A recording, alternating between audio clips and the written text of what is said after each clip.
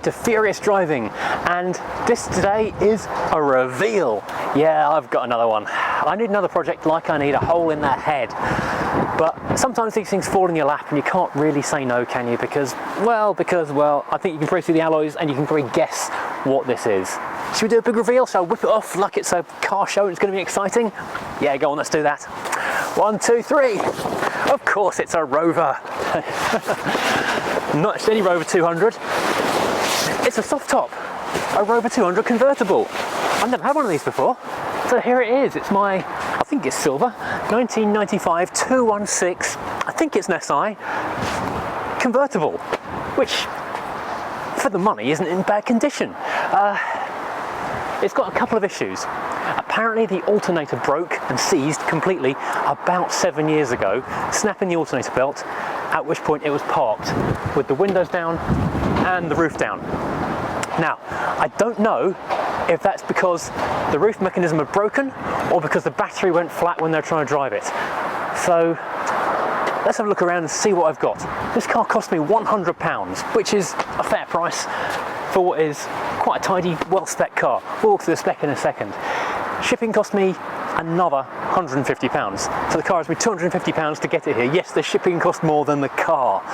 It was quite a long way away, to be fair, and it was a very good deal on Shipley. I've already bought a battery because I can't do anything without that. That was another 40 odd pounds. So we're into it for about 300 quid so far. I quite like a convertible in the summertime. You've got the blue sky, the birds tweeting, the sun and up there, the wind in your hair. Well, maybe not me, but I like a convertible, but I don't know if a really convertible is for me. So I think I'm going to get to a point where it's MOT, drivable, hopefully the roof working, and flip it on. Then I can put some money towards the Rover V8, the Mercedes engine, one of the other many projects.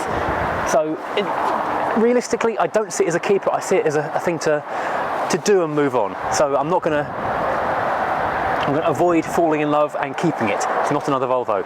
So here at the front we have got the facelift front bumper, which is quite smart.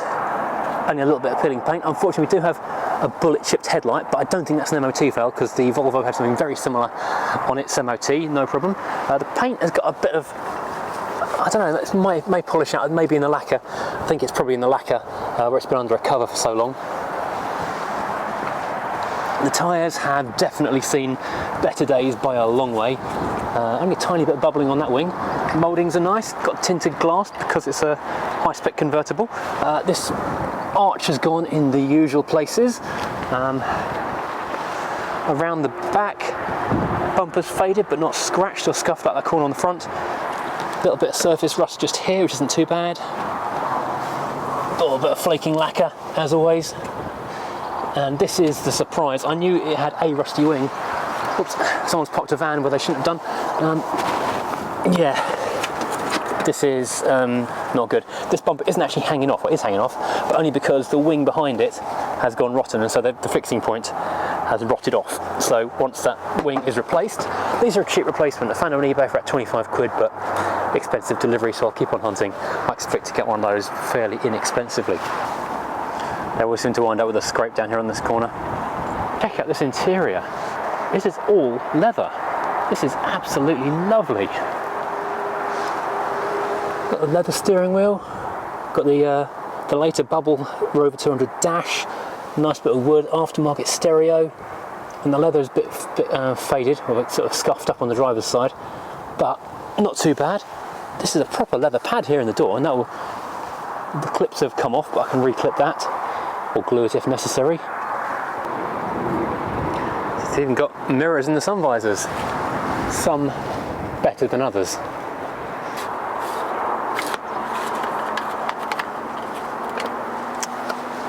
Got some glue on that one. Here's the biggie. The tonneau cover is quite nice, but the hood is wedged down. I can't get into the boot at the moment, so I can't tell if I can even manually raise this, which is an issue. And the fabric looks like it's probably okay, but the frame looks really manky. So I don't know if that's probably not a positive thing.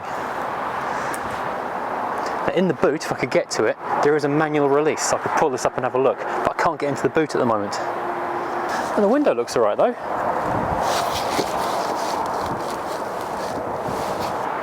Here's the question, do I save this car or break it for the parts? Because the more I look at it, the more I think is wrong with it.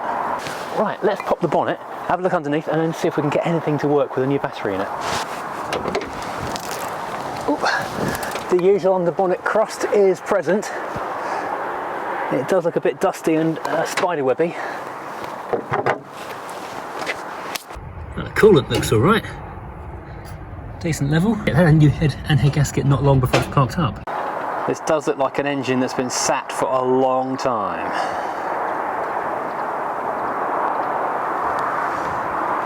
So here's where the battery was. I did take the battery home.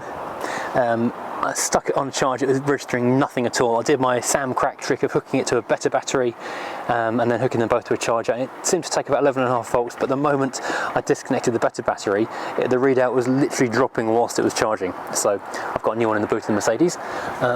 Look at this thing, look at this, this is terrifying. It is dead, it's just blowing in the wind, but I want that nowhere near me. That's horrible. Weird mould on this pipe here, lovely. And here is the busted alternator, which is seized solid. It's a little diddy battery. I'm surprised how tiny the battery is. And I thought it looked small when I took it out of the car. I thought maybe it was the wrong one, but this is the correct battery going by the number plate. And I'm not going to do any kind of resto work on it today. I'm just literally trying stuff to see what happens. That's weird, even the courtesy light's dead. Let's see what state the oil is in. Ugh. Oh, it's got half a dipstick. That's super helpful. There is a bit of scribble on the timing belt cover which says 57908, so we'll call it 58,000 miles, which I think will be the last time the timing belt was done, and it currently has 82,000 miles. So it's only 25,000 miles on this timing belt, but it is quite old, so we'll see. We'll think about changing that, we'll see how we go. Apparently the head gasket was done not long before it was parked up, so it had a head skim as well. In fact, looking at that, it looks like quite a clean deck under there, so it may actually have had another timing belt since that, so it may even be newer than that. What do we think the chances are of the remote working after all this time? Yeah, as I figured, 0. Okay, let's try the lock. Oh, central locking works. That means maybe I can open the boot. No. No. Why can't I get into the boot? If I can't get into the boot, I can't get into the manual override for the roof. Now in theory, you're meant to be able to turn off the immobilizer using the key in the door on a Rover R8 series car. So insert the key into the lock, turn it to lock. Okay, let's unlock. I hold for 5 seconds. 1, 2, 3, 4, 5, and some elephants. Turn the key to unlock position the required number of times.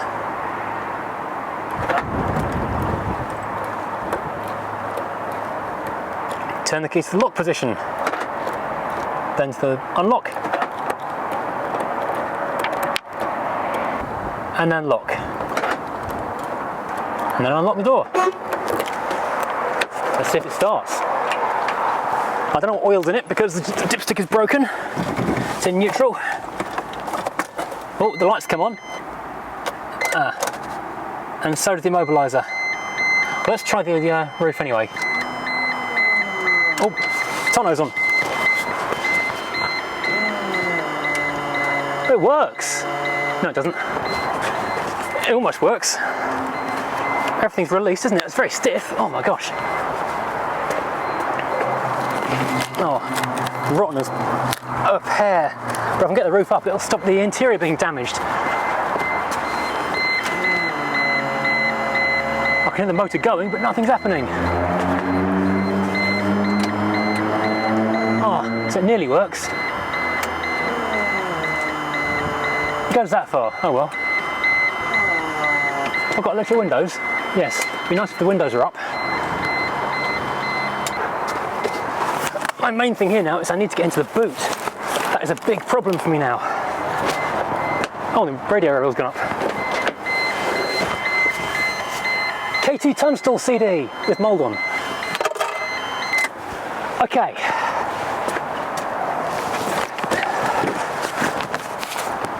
So I'm going with the hood is broken and needs replacing no matter what.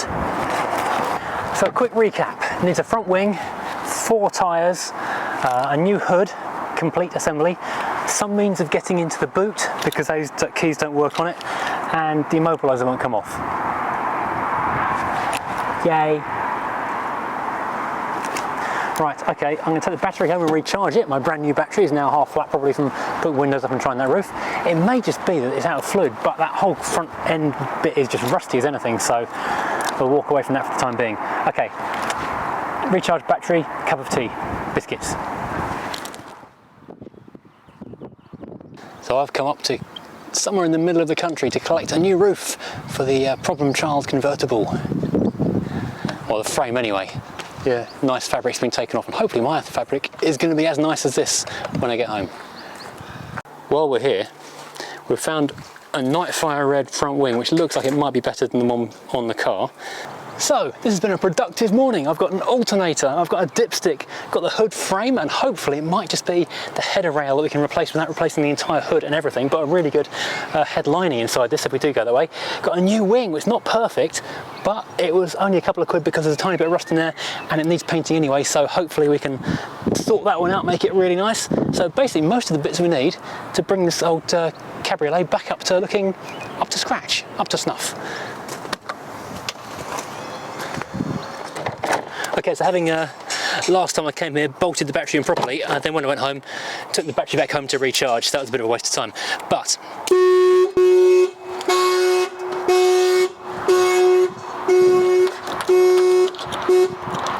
well, the horn didn't go last time. I'll see if the key just turns this time. No, do still need the immobilizer code. I saw this bit of plastic here on the side when I was here last time, and I did not know what that was. I spoke to the previous owner. It turns out when the car broke, when the alternator seized up all those years ago, the RAC guy came out, checked the oil, and somehow managed to snap the dipstick off. Thankfully, not in the tube, it's here on the side. So now I've got a new dipstick. I'll quickly check the oil before I turn it over. So here we have, a new, not broken dipstick. Whee. See if there's any oil in this car at all. Yeah, there is. It's bang on the line. It's quite dark and horrible having been sat around for so long, but at least it's got some in there. I'm not going to run it with that though. I have brought an oil filter with me, so I will change that. Now first of all though, let's do the Cody thing in the door. Just double checking I'm doing this right. So turn the key clockwise, lock in position and hold it for at least 5 seconds. 1 elephant, 2 elephant. First digit, turn the key fully as far as it can go anti-clockwise. So I'll do that now. Second digit, turn the key fully as far as it goes clockwise. Anti-clockwise. Fourth digit, turn the key clockwise again. Turn the key to unlock. Cross my fingers, and yours too.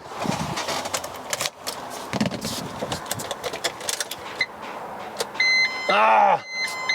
Damn it! That's bad news. Okay, let's do it one more time. No! Damn you, car. I'm not quite sure what else I can do about that, to be honest, because I've tried the code that came in the book, I've tried the code the guy sent me who had the car before and had it written down elsewhere, and neither of those two wants to play. So, next option is to replace this and get a new key fob, new remote key, new MEMS, and code it to the car, which is a bit of an extreme option, but if it's the only thing we can do to get the car going, we might just have to do that. The other problem I've got, I kind of confirmed, is that because the key isn't working in the boot lock, that's the only way in. So what I'm going to have to do is take the back seat out as well, because I can't get the boot open and I can't change the hood without, I can't manually override the hood to lift the hood without getting into the boot of this car. I was going to change the oil, I should change the oil as well. That's really annoying. The car is seriously fighting me now because the tyres are flat. I can't actually get a jack underneath it. That's very, very, very, very, very, very, very annoying. And because the engine doesn't start, I can't drive it onto a block of wood, which is very, very, very, very annoying. I might come to hate this car quite soon. Oh, forget it. I'm taking the battery home again, so if this car gets towed away and scrapped, at least my nice new battery's safe. I'll have one more look at the boot and then I'm going to go and have a cup of tea. Unfortunately, it does look like this car has had exactly the same problem as every R8 I think I've ever seen, pretty much, in that someone has missed the jacking point, which is the larger solid lump of metal just there, or the big lump of metal immediately behind it, and just jacked it up on this seam here, which is like where the sill and the floor pan meet, which does the cars no favours whatsoever. Right, okay, so this is the only access to the boot and also the only way of accessing the hood as well. So let's try this as much as I can, giving it any kind of sensible wobblage. This is a genuine Rover key with a wobbly bit in it. I can hear the lock turning, but it's just not doing anything, it's not releasing, which means I've got to get those seats out. Those seats don't come out. So it squabs out, backs out, crawl through, release the boot. So welcome to Project Easy Flip. This is the car I will have turned around in a week and making a quick tidy profit for summertime. It's going well already. When I first got this car I was thinking there's a good chance I'll break it for the part. This kind of dark grey leather would look awesome in the Tomcat. I think I can use that in the coupe, sell the rest of the car to kind of pay for itself, and I've got a free leather interior. But then I saw the car and thought, no, it deserves a second chance. Now I've kind of spent a fair bit more money on service items, new hood frame, a spare wing, all that kind of stuff. I'm kind of committed at this point, and I frankly should be committed, because now I'm sort of struggling more and more. I'm thinking actually it would have been a far better idea just to steal the nice leather and stick it in the Tomcat. Never mind, we'll see how we go. But the first video has gone down really well. It's nearly 10,000 views since it went up yesterday, so I'm absolutely astonished by that. Everyone seems to really like this little Rover 200. Well, no, that's not entirely true. Half the people watching it think it's the best thing since sliced cheese. The other half think I should have scrapped it already and broken it for parts. The thing is, though, there are only, under 300 of these left on the road. Maybe I'm exaggerating by saying 300, maybe it's even less than that. They are just minuscule numbers. It's too good to break. People are saying it looks rotten, it looks terrible. Yeah, it's dirty, but the interior on this is actually way cleaner than the interior on my Tomcat was when I got it. And the rust in this is actually far more minimal than the rust in the Volvo. And everyone has really taken the Volvo to their hearts. And I thought the Volvo looked good on the outside, but it was pretty crusty underneath, as we all found out. This one, though, I think it's the other way around. It looks pretty awful on the outside, but underneath it should be okay. So I think from that point of view, I think we're pretty much safe. It's not a breaker. I've spent money on parts. It's decided we're going to make it go. Now, secondly, I keep getting a lot of repeat questions and comments in the comments, which I've been trying to answer as much as I can, but I'm finding I'm answering the same things quite a lot. So first of all, it's not a breaker, it's too rare. Second of all, it's not that rusty really. It looks bad, but we'll figure that out. Thirdly, EKA code. Yes, the EKA code, which is an electronic override code for the Immobilizer on these, is a 4-digit code from Rover, which you put in like an old-fashioned key in the door lock safe thing. I was using it correctly. I just didn't want to show you the actual sequence because it would have given my code key away, or key code away. So that's why it's truncated, and some people thought I was doing it wrong. It's because I didn't want to show you my actual number. What else was there? Yes, I didn't have a battery for the key fob because I only had the car a few days and I'd not been to any shops, and I wasn't making a specific journey out to a supermarket just for like a watch battery. Turned out I had one in a drawer after all. A brand new Duracell. It's a CR2032, I think, if you're actually after one of these. So I can now try resyncing the key fob. And lastly, which a few people have very helpfully commented, which I didn't realise, if you're doing the key in the lock thing, you have to have the bonnet shut or it won't work. So right, first of all, let's see if this will open and close the doors.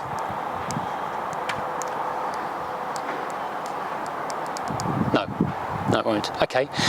Second thing was syncing this is basically you mash the lock button repeatedly.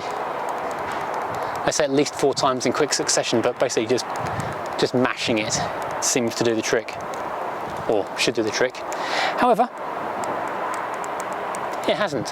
Which brings me to the next point. Why didn't I take the battery out of the Tomcat's key fob and use the battery for that in this key fob? Because that is as rubbish as this one is, and I haven't had a battery in that fob for years because it just doesn't work. Right, okay, let's give the Immobilizer doohickey a go with the bonnet shut now. Does that make sense? Yeah. So, as has been suggested by a couple of people as well, I have also been chucking a bit of electrical contact cleaner into the lock as well. I will lube it with some proper lithium lock grease when I'm done.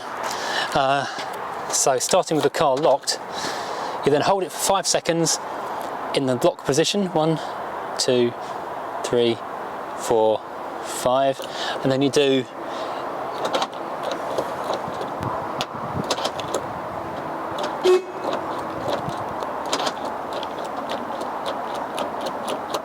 right. See if we don't get the immobilizer this time. No, we get the immobilizer this time.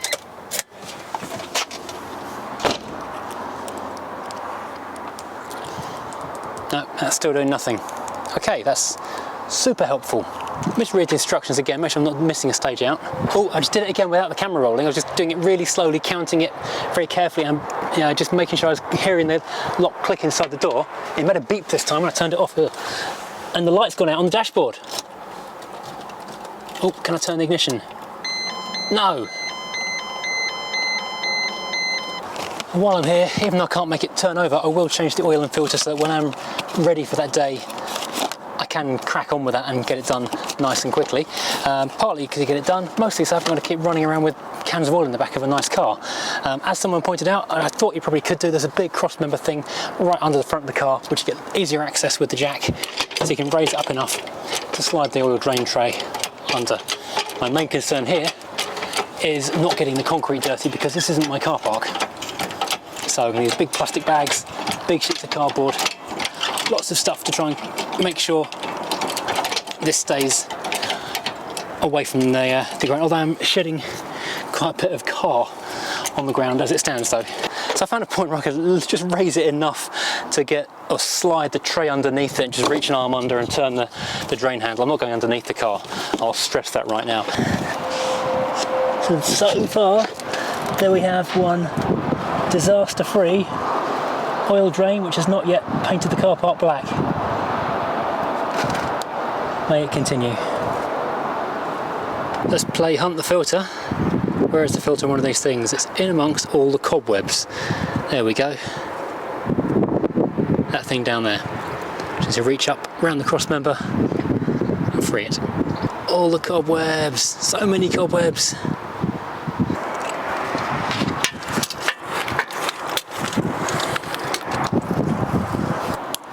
Always remember to put a little smear of the new oil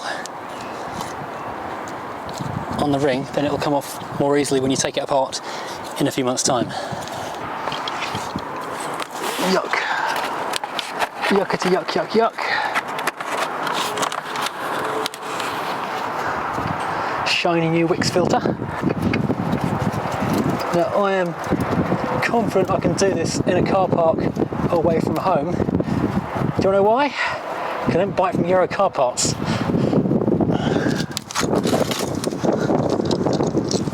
It's only going to be done up hand tight, so just tighten it until it's as tight as your hand can do it, really. That kind of makes sense. There we go. Oil filter. Just put some fresh oil in that in a second.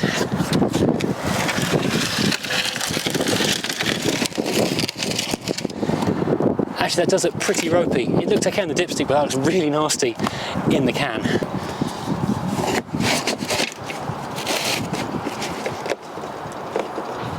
Now, this particular task of draining the waste oil away into a container is something I would file under things I hate more than pretty much anything else in the world.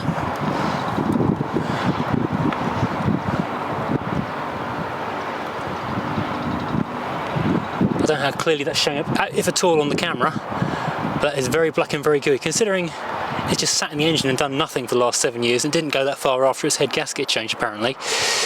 This doesn't look particularly nice.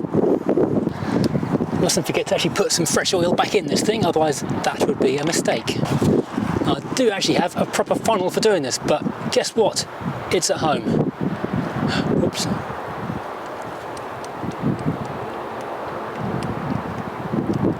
Apparently it takes 4.5 litres of this stuff. 1040 semi-synthetic, according to the Rimmer's website. But now I've got an actual dipstick in it, I can double check that I've got the right level in a moment. And I was going to change the cam belt today as well and do the alternator at the same time, just because, well, doing both at the same time. But I forgot to go and get a new water pump. I forgot to add that to my order, so that hasn't arrived yet, so I need to wait for that to arrive. So that will be in one of the next videos. Alright, let's give that a minute to drip down.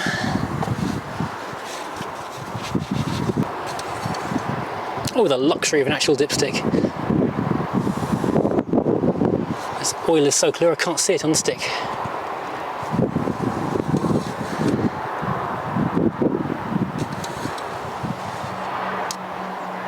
I'm pretty much smack in the middle. I'll give it half a litre more in case the car burns it. I think we're pretty much good to go there.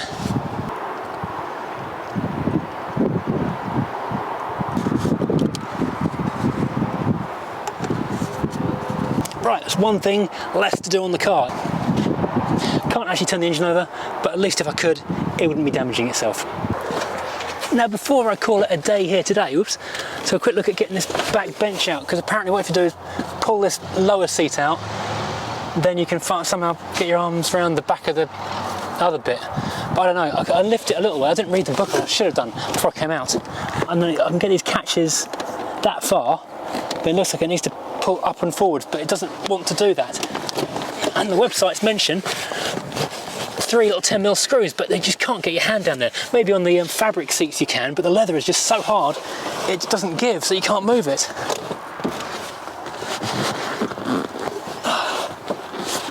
So I'm going to have to read the book and come back.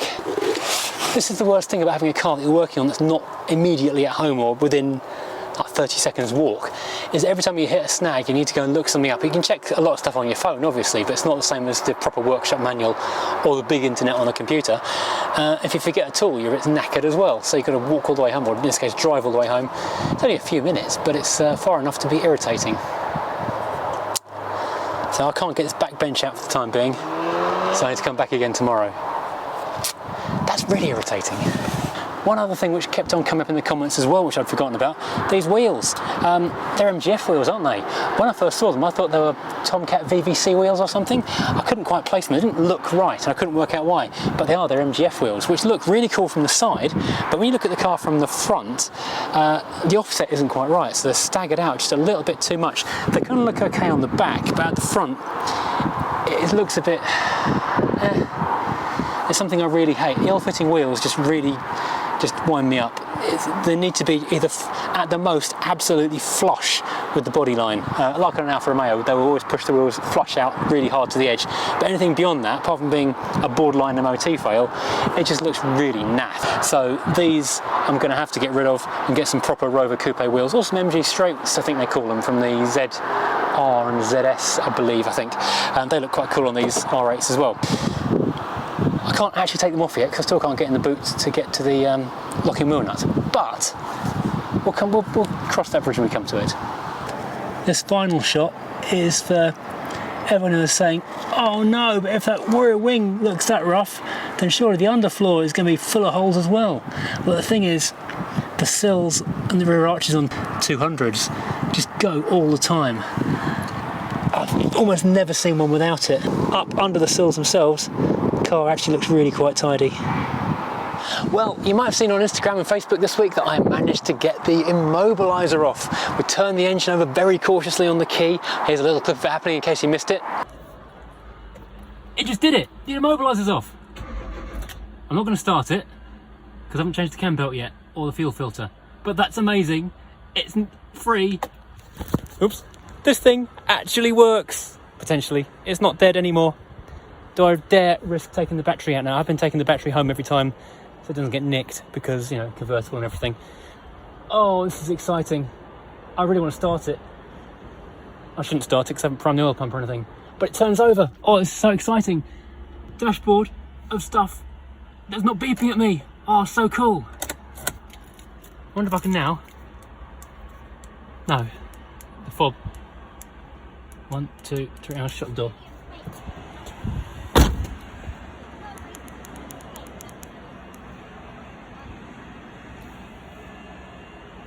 Mash, mash, mash, mash, mash, mash, mash, mash.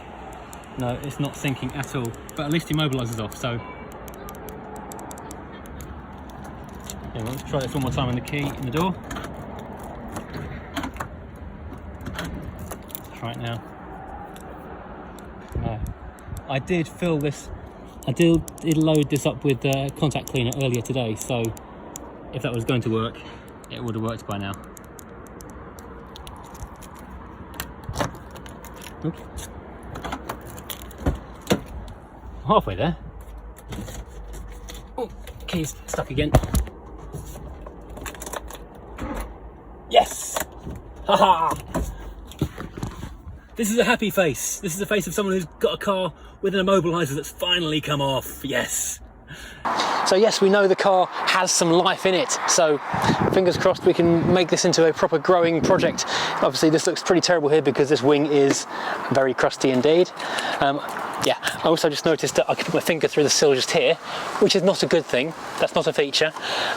So there's a bit more welding than I'd hoped for, but now we've got a potentially functioning engine. I've been and got, well, you know I had already, all the timing gear, cam belt kit, alternator belt, used alternator, fuel filter and a water pump, and obviously some antifreeze, because today I'm going to see if I can quickly change over the cam belt and then we can see if we can fire this thing up.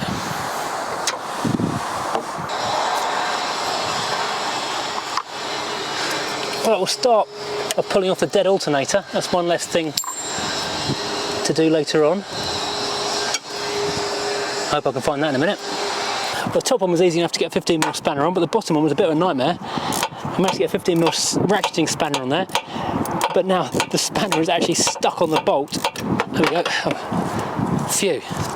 Finally it's off and it's welded in there. So if ever you are stuck in the situation where you've got a bolt stuck in a spanner that won't come out, what you can do, find a socket bigger than both of them, put the spanner with the locked in bolt over the socket, find a smaller socket that will fit through that particular spanner, and use a hammer or similar to knock it out. So I've now got a free bolt at last. This is beyond infuriating. I have not got an 8mm socket, so I cannot undo the timing cover bolts, which means I can't start doing anything else at all, which is quite annoying, I can assure you. It's very, very irritating indeed. So I'm going to have to go home and get an 8mm socket, which is kind of half an hour, 40 minutes wasted. Not happy. So after wasting a good half hour, maybe even a little longer, looking for the right tool back at home, I've now got an 8mm socket that I can take the timing cover off. Right, so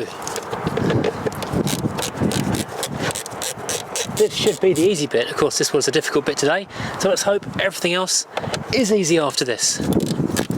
That's how it's been marked up quite neatly for me in the past. Well, fortunately, it turns out this thing doesn't have locking wheel nuts, so I can get the wheel off without getting into the boot.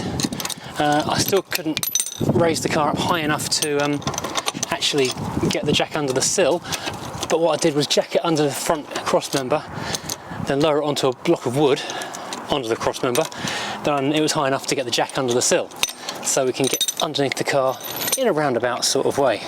Interestingly, it's got little Rover dust caps, which are quite cool. Let's save them for the Tomcat. This is interesting, because everyone on the internet and me think that these are MGF alloys because the offset isn't quite right and the style, which looks like MGF alloys with these little hex head studs in them. But also everyone says that the MGF has got a different PCD in terms of the nut pattern, the stud pattern. But unless these have been drilled out, they seem to fit on quite well. The timing belt itself, the old cam belt, looks in pretty decent condition. So better safe than sorry, as they say. Now, what I'm referring to here, I did watch a couple of YouTube videos on this. This is the 200-400 series repair manual, the dealer manual, so it does give you all the details of everything you're meant to be doing. I need to be lining up these timing marks. A 22mm socket on the crank pulley. I can turn this until, whoops, too far. The inlet and exhaust manifold, timing wheels are lined up. There's an arrow on there, lining up to a line just there. There's white marks, Tipex marks that someone's put on the car previously. And there's also some green marks up here that he's put on there, helpfully. A white mark there, green mark there, green mark there. So the last person to do this marked this up quite comprehensively, which is nice. Now to go and get my locking tool. So there's just a simple little block of aluminium that goes in between the wheels, so the wheels now can't turn. So the camshafts can't go out of whatever position they're in. That's the right position forever now. The book doesn't really tell you how, but it just says to remove the 3 bolts and tensioner bolt from the power steering pump, which is down here behind the engine. I've got 1 out so far. It's an 11mm on one end, 13 on the other. It's also really hard to reach. But fortunately the bolts aren't particularly tight. Ow, ow, ow.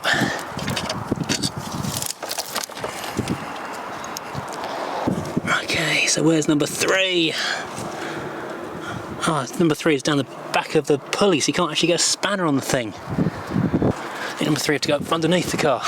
It's on an axle stand as well as a jack, so don't worry.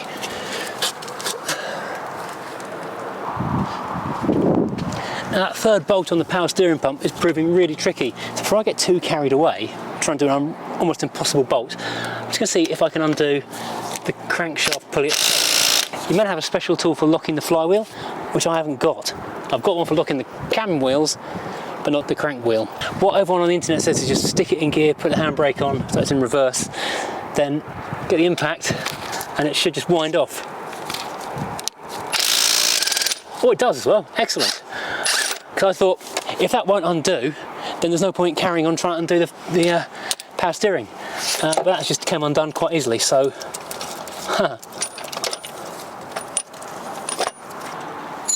Now one thing the book has skipped mentioning is I've got to take the engine mount off as well. So I need to lower this car down a bit and support the engine from underneath. Right, so the car is supported on the axle stand. The engine is supported on the block of wood under the jack. So I can now take off this top engine mount. Well, really annoyingly, I cannot get the bottom bolt out of the power steering pump, which means I can't get the lower half of the timing cover off, which means I can't undo the tensioner. So I'm basically knackered for the sake of a 10mm socket, which I haven't got here. I've got a 10mm spanner, but that won't do it. So I'm gonna have to go home and come back another day because it's now 5 o'clock and I'm needed home from, well, about half an hour ago in fact. So yeah, it's going well.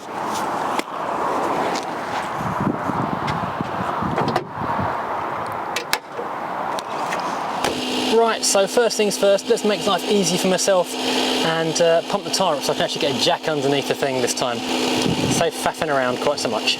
Well, I'm back at the Rover again. It's a couple of days later, and regular viewers of this channel may think I have absolutely limitless patience. When anyone who's watched me battling the W123 will think that my ability to cope with any problem is boundless and I will just keep on persevering. Turns out though, when I'm not at home, I've not got tools, I've not got a fresh cup of tea, I do have a finite amount of patience, and the limit, it transpires, is 2 forgotten spanners and 1 stuck bolt. Which is why Chris here is now finishing this job for me, because I've absolutely had it with this. If you're in the Kent area, you can look up K Smith Mobile Mechanic on Facebook, and I'll put a link in the description below, and he'll come out and solve problems that you've given up on as well.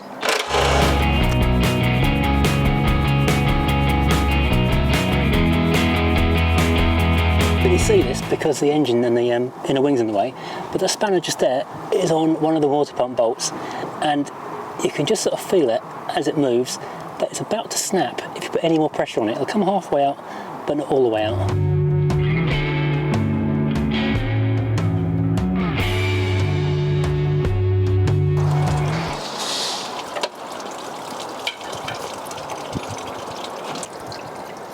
And there we have one old water pump, which we assume was probably working properly, but who knows. So someone really waded in with the gasket gunge on this one. Instant everywhere gasket. But I am very glad we are doing this job now and putting the water pump in, because look at this. This is basically 90% water. This is homeopathic antifreeze here. There's a sniff of antifreeze from the previous change, but nothing worth writing home about. I made the right decision letting Chris take over, because not only was the water pump bolt so stuck it almost sheared off in the engine, which for this particular car would have been game over, part it out time.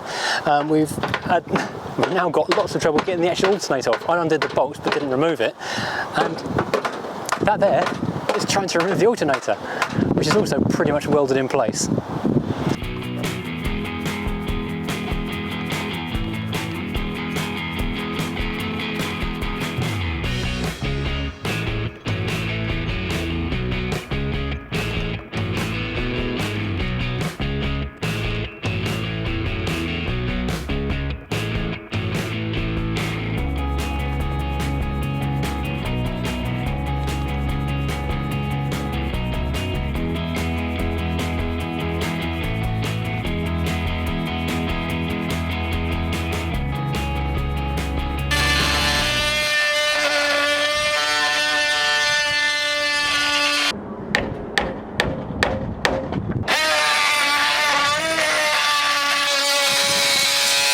I don't think I can stress quite how glad I am that I got someone else in to help me out here, because right now, what we found has happened is not only had the top bolt for the alternator rusted in place so completely that even after wheeling it for ages and soaking it in WD-40, it wouldn't come out. So what Chris is trying to do at the moment is actually cut the alternator off the old bolt, which I couldn't have done because I've not got a cordless saw of any kind that would deal with that.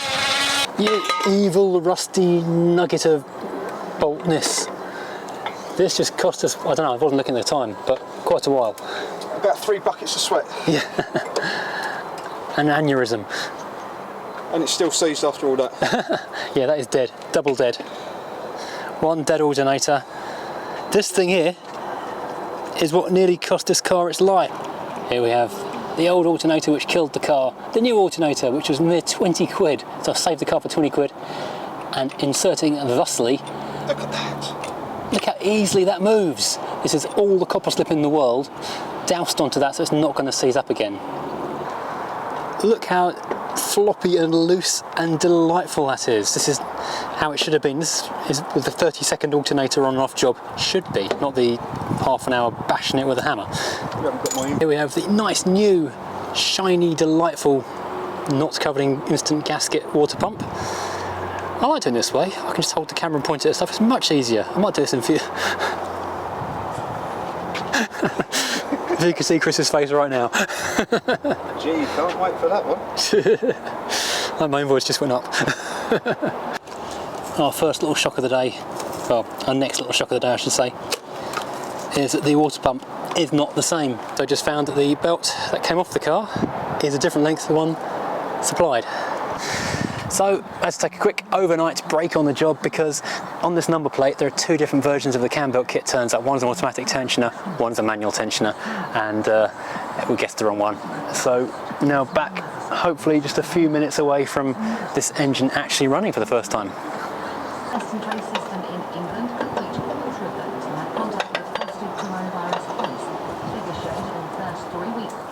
Other thing we were looking at to make sure everything's ready to go, fresh fuel filter in there, so we're not pouring gunky old, well, we will be putting gunky old fuel. It's 7 years old in the tank and there's half a tank of it, but might catch some of the lumps.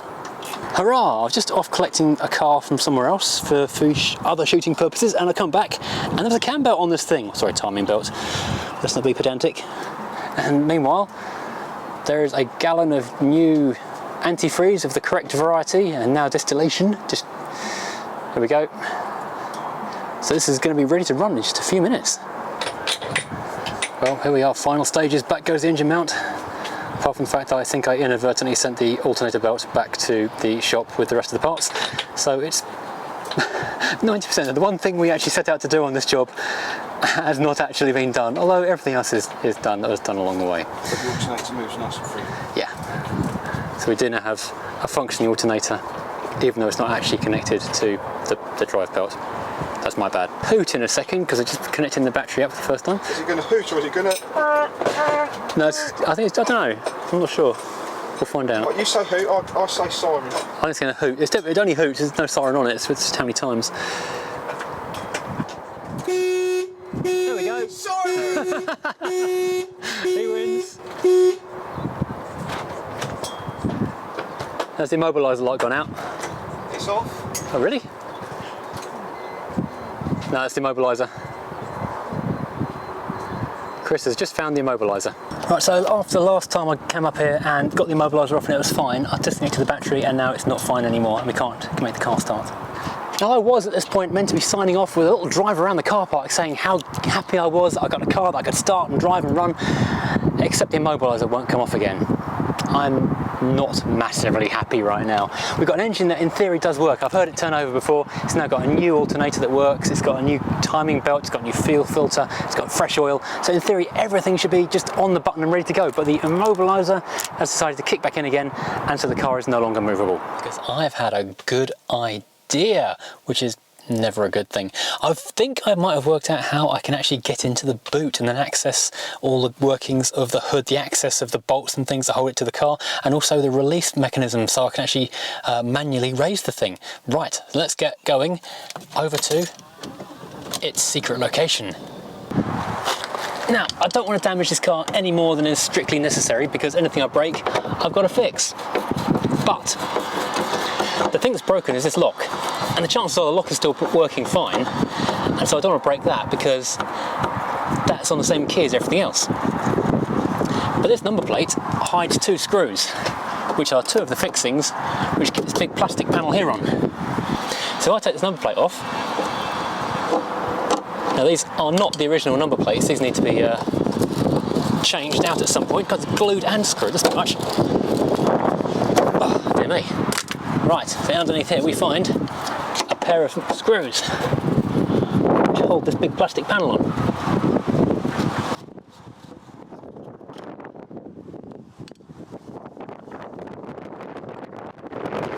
In theory, this should look out for the little clips holding this together now. They should break off as I'm going to force it, but I can glue it back on again. Aha! Oh god, it's going to break just there. Look it. If I can get a drill behind there, I can get the tape cutter through there and access the lock. So it almost came away cleanly. It cracked this bit of paint here, but it was pretty badly scratched up and needed painting anyway, so when I do the wing, I'll do this as well. Right, so luckily I managed to get down to screw fix moments before they shut, so hopefully this will do the trick.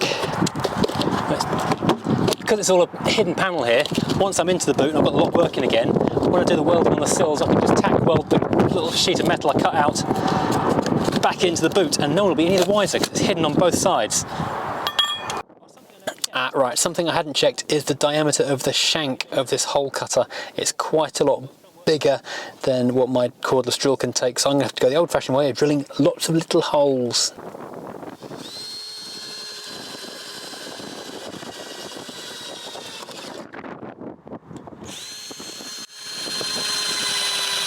I guess I'll do it the hard way and drill a lot of holes until the thing falls out. Hopefully the drill itself will stand up to this.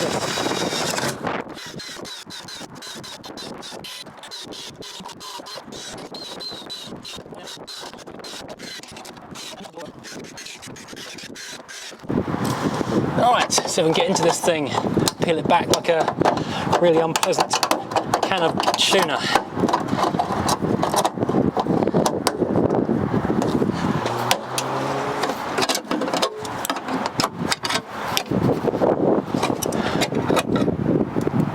Aha, now we have the boot release, which isn't doing anything. No! I thought I'd have more access than this. I can see the outer thingy of it, but I can't move it far enough. Oh! Can't actually move it far enough to do anything. Damn it. I really wish I brought tin snips with me now. Well, let's see if I can get any movement on this thing. Yes, I'm in. Hang on. Let's try this on the key now. It might just be jammed up or just frozen solid. Yes, it works. No, it doesn't shut at all now. Oh well, it's one or the other. Might need a new boot. Oh my god, look at this mould! Now let's come back to the mould in a second, and the subwoofer. But first of all, okay, so we've now got a release cable that is set to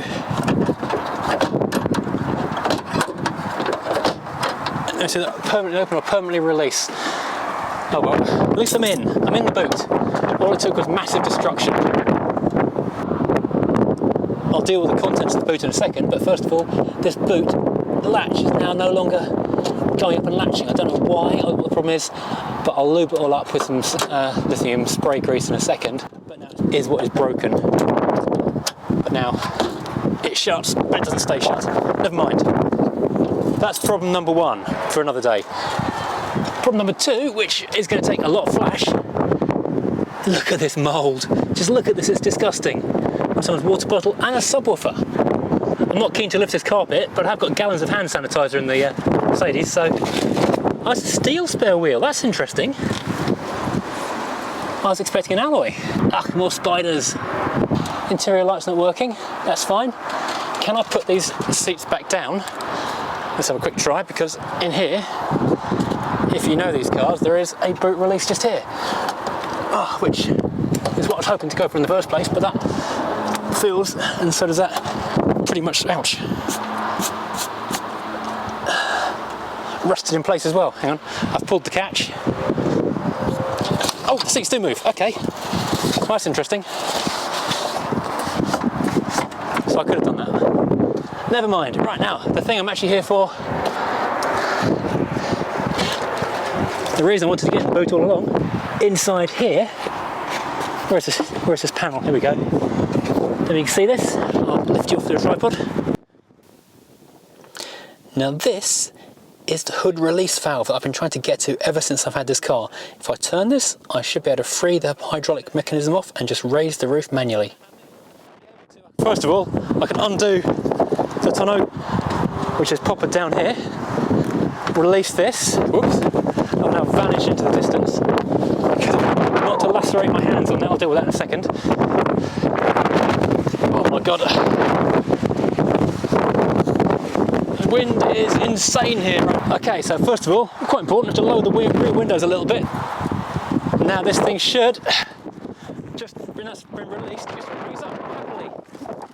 Or just crumble in my hands, because that front rail is destroyed. Oh god, that's still not exactly coming up easily, because I have sprayed this with some kind of lube. Oh dear me. Look, it comes up no hassle. Oh.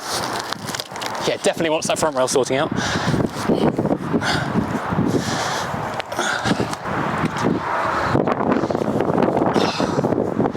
It'd be really nice to be able to put the roof up and not worry about the car being under a cover and, you know, the cover blowing away.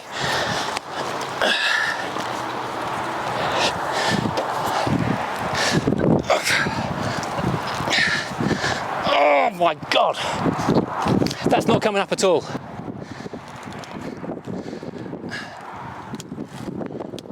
This thing's raining rust everywhere.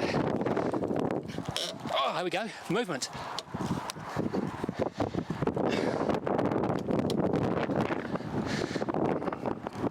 Oh my god. Oh, Jesus.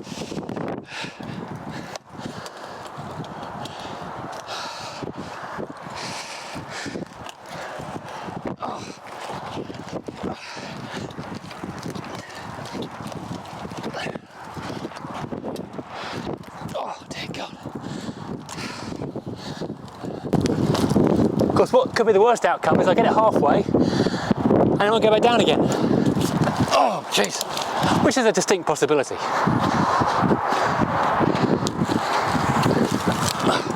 Oh, I'm going to pause here and show you this. Now, the thing that always fails on these is the header rail, which is, I'm going to call that quite significantly failed. Right, this handle should actually be attached to the roof rail by a couple of bolts here, and when you undo the front header rail, it comes with it, but not anymore. That should be in, yeah, one piece. Yeah, this is not special. No, that's not going to work. That's going to have to go down again, be unbolted, and thrown in a skip.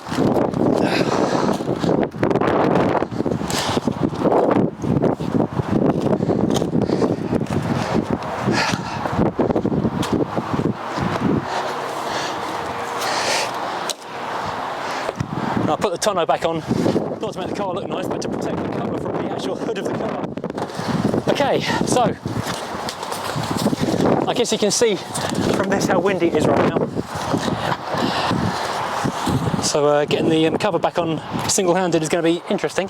Right, I will have to peel this rather lethal looking bit of metal back in. Let me get close up for you.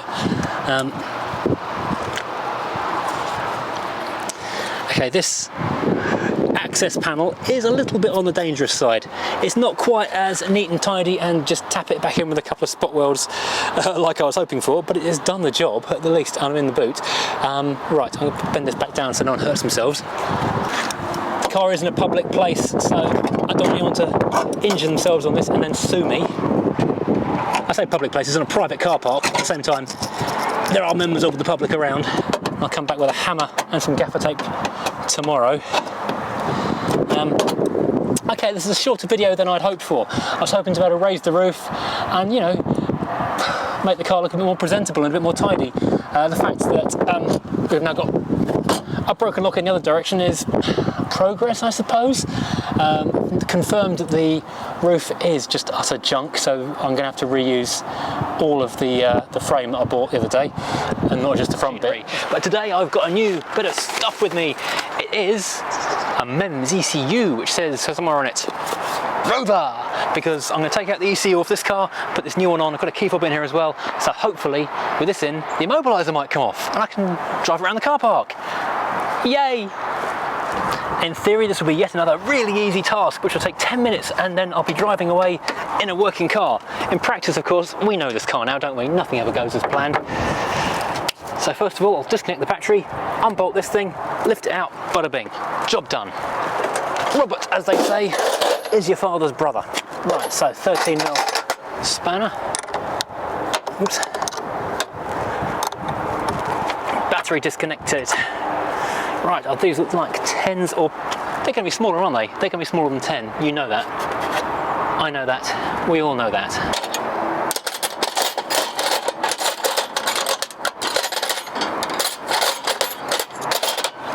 I have a 7 and a 9, but no 8. This is a little bit infuriating. Ah, I have the right size socket. Phew. Right size socket. This is lucky. This has been knocking around the house for about a week. It's moved from the kitchen to the living room to my bedside table to the key cupboard by the front door, and I literally thought I'm going to chuck it in this toolbox this morning so I don't forget to put it back in the garage, and it's the right size for that socket there. That is a big relief.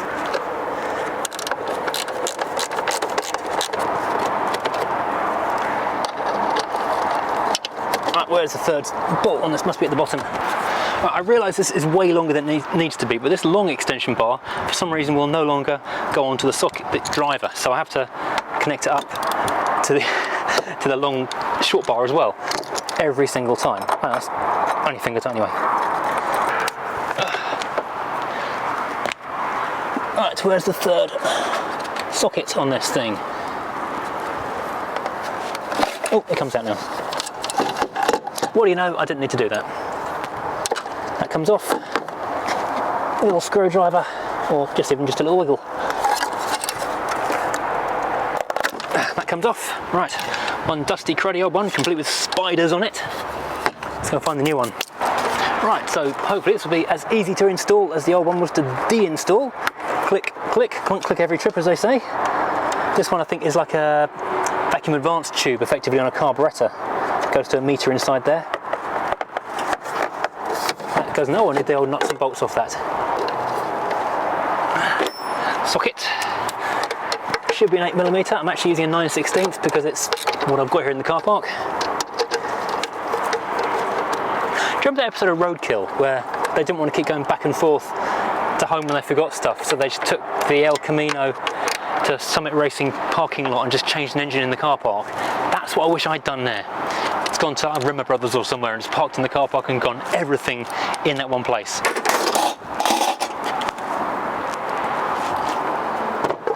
I won't reconnect the battery just yet, but I will put it back in so I don't lose it. Right, so that was the MEMS fitted. This is the 5AS, which is the other bit of the alarm system I need to be changing, and those two are linked, so when you change one you have to change the other. I believe it lives up underneath the dashboard. Now, interestingly, I just noticed that there's no bottom bolt on the old MEMS thingy-majig, so that's interesting. And secondly, I've just noticed there are damages to these little screw turns. So someone's had this off before and someone's had that out before. So I wonder if this car's had an issue with its alarm and immobilizer in the past. Now, somewhere underneath here, which I don't know if I better show you or not, should live the old MEMS. I expect you can't see this because it's virtually impossible to see, but up in there, oops, spider webs, yuck. That thing there, which I'm trying to point at, which is behind the fuse box is the 5AS. Right, so I think if I take the fuse box out, if I can find the right side socket, hang on. Right, the fuse box is free. Do I have better access? No! How does this thing fit on? 2 brackets either side of it, so how can I actually reach those things? Oh, the plastic. Okay, let's see if I can get anything onto them. There we go. Where's the video light on? I can't see it. Ow. This is unpleasant.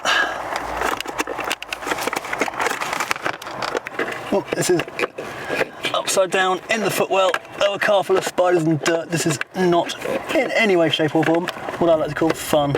Why do I do this myself? Why don't I concentrate on my photography channel? I haven't done any videos on that for ages. I have way more fun doing that. I like taking photos. I'm good at that. I'm rubbish at fixing cars.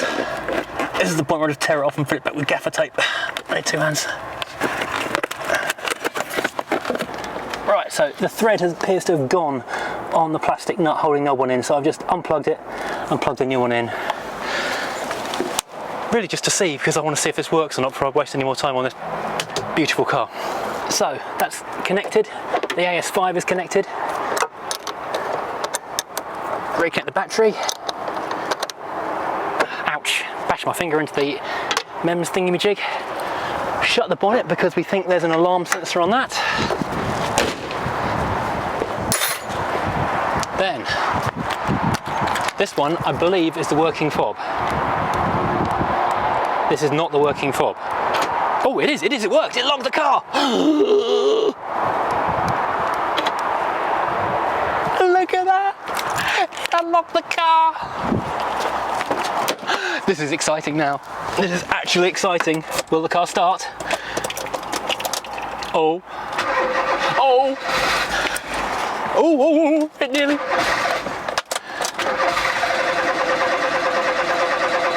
Come on, baby. Mine's got 8-year-old petrol in it, or 7-year-old petrol in it, so let's not go crazy here. Nearly. I wish I reconnected the alternator now.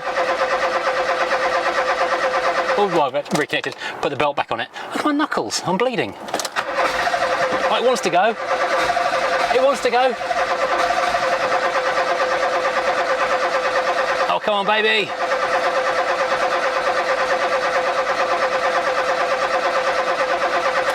Why won't you fire? This is so close.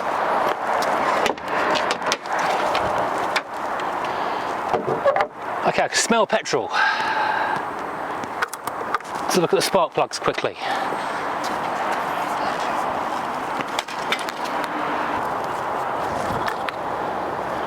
Okay. Can I reach a spark plug here? Oh, God. They're a long way down, aren't they? And look at it, crusty on top as well. I don't think I've got anything to reach that. I didn't bring spark plug spanners. Bother.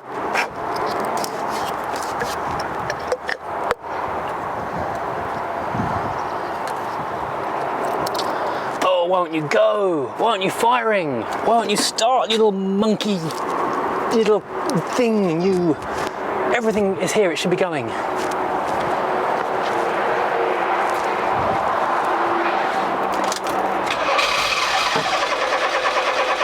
It wants to go, doesn't it? Oh, it's alive!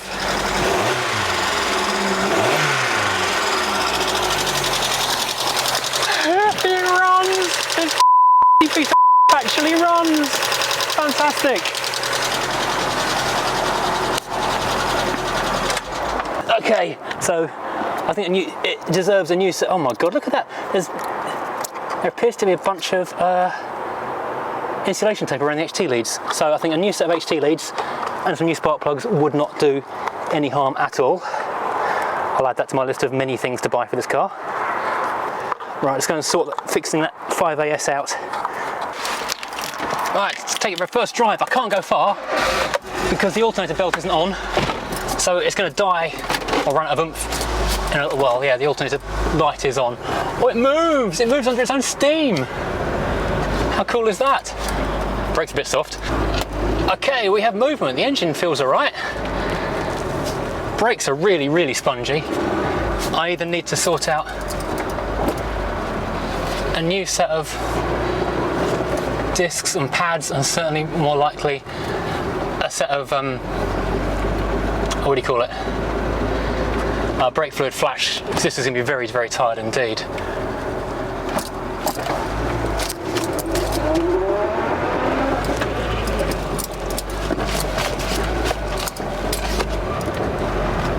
But it drives. It actually drives. I am super excited by this. This is major progress on this ridiculous, stupid project. People were asking if another update would come soon, and guess what? Here it is. The car is alive. It's not stone dead piece of crap. Okay, it's just a mildly rusty piece of crap. Let's just turn this around here.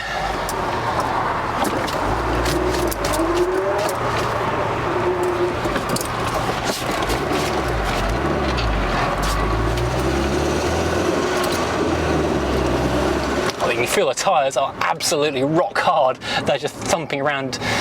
You can tell they're going to fall apart fairly soon. More than about 10 miles an hour. Oh, fantastic. This is good news. This is... Now, let's go try something quickly. With the engine running, chugging away, let's take this off.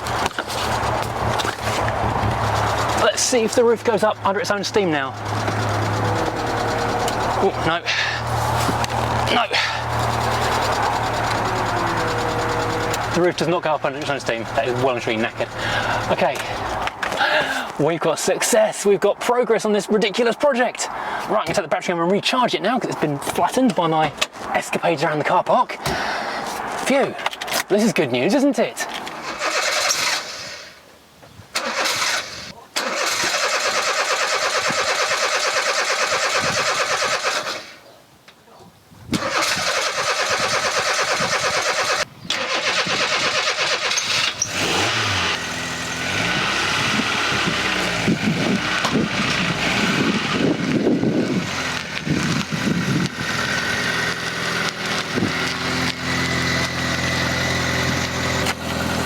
Mercedes may have sucked the soul out of the weaker car.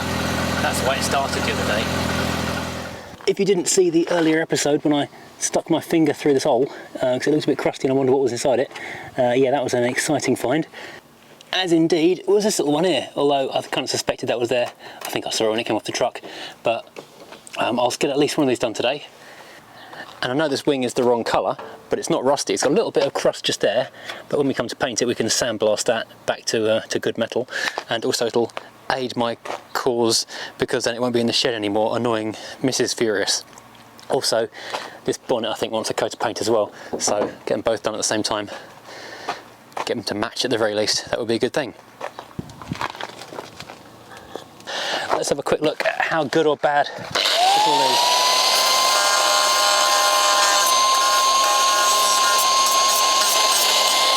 Doesn't matter if I damage that because it's coming off. Oh, dear me. Well, turns out it's actually a bit more extensive than I was hoping, going all the way down to there really. I'm going to have to take the wing off so I can get around the front of it. I was hoping to keep the wing on as like a guide to the shape of it. So there's only a couple of bolts hold this wing on. There's two here in the door shut, one at the bottom, one at the top.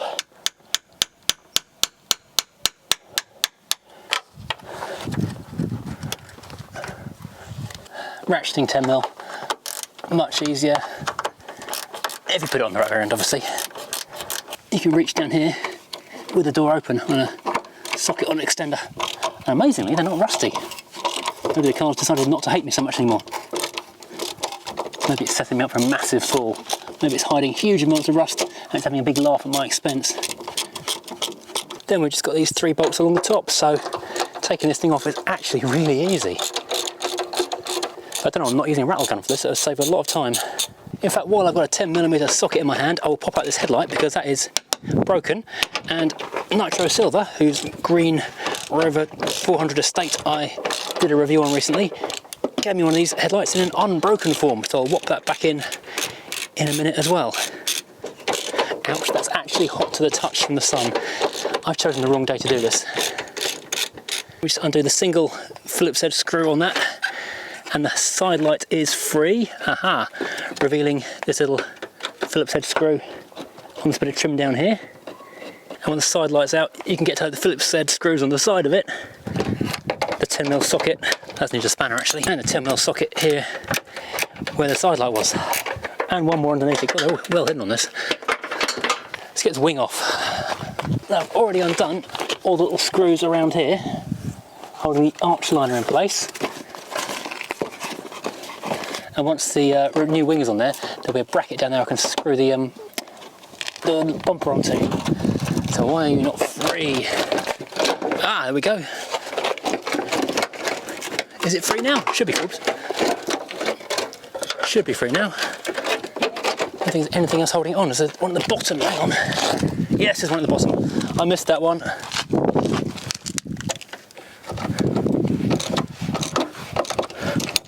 Oh good, that one broke off. Of course it did. And what do you know? More for the scrap pile. So my scrap pile's gonna be massive after I finish doing this job. That inner wing actually isn't too bad, to be honest. Okay, that bracket is too bad. That's absolutely horrendous. And that bracket is also what holds the windscreen washer fluid up. I didn't realise that. So this bracket here should have been holding the washer bottle up. So up here so you can fill it up. But it's not. It's flapping down there. That's why the wing was pushing out so far, because of the weight of that water bottle. Now before this wing goes on properly, I've got a little bit of rust removal to go just there, down there, just in general. And also, I was a bit worried this was part of the car. But it's not, as my first inclination was correct. This is actually part of the wing. So this car was apparently fitted with a blue wing and then parked underwater. Right, okay.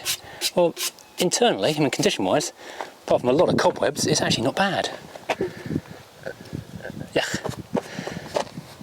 So yeah, that's pretty solid 90s Rover just there. All this lot just fell out of it, including some bird's feathers and leaves and God knows what else. That was all up inside the arch liner.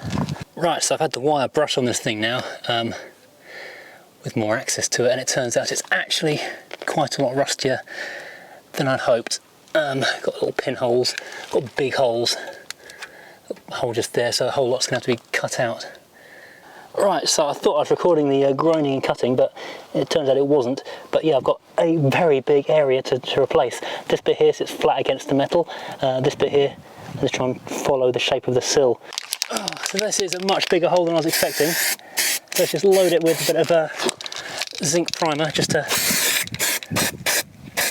stop it from rusting anymore while I procrastinate.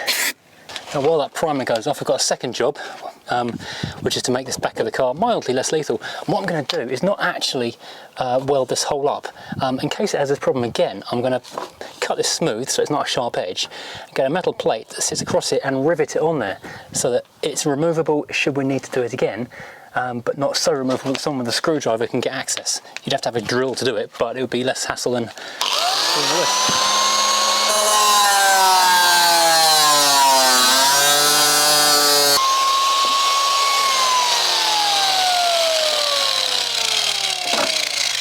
Right, so the terrifying serrated edge, which is really quite dangerous, is now no longer part of the car.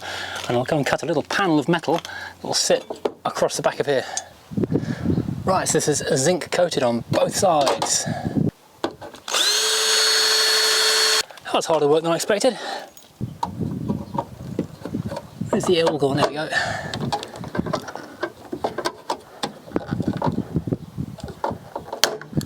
There we go. Let's drill a couple more holes and we're done.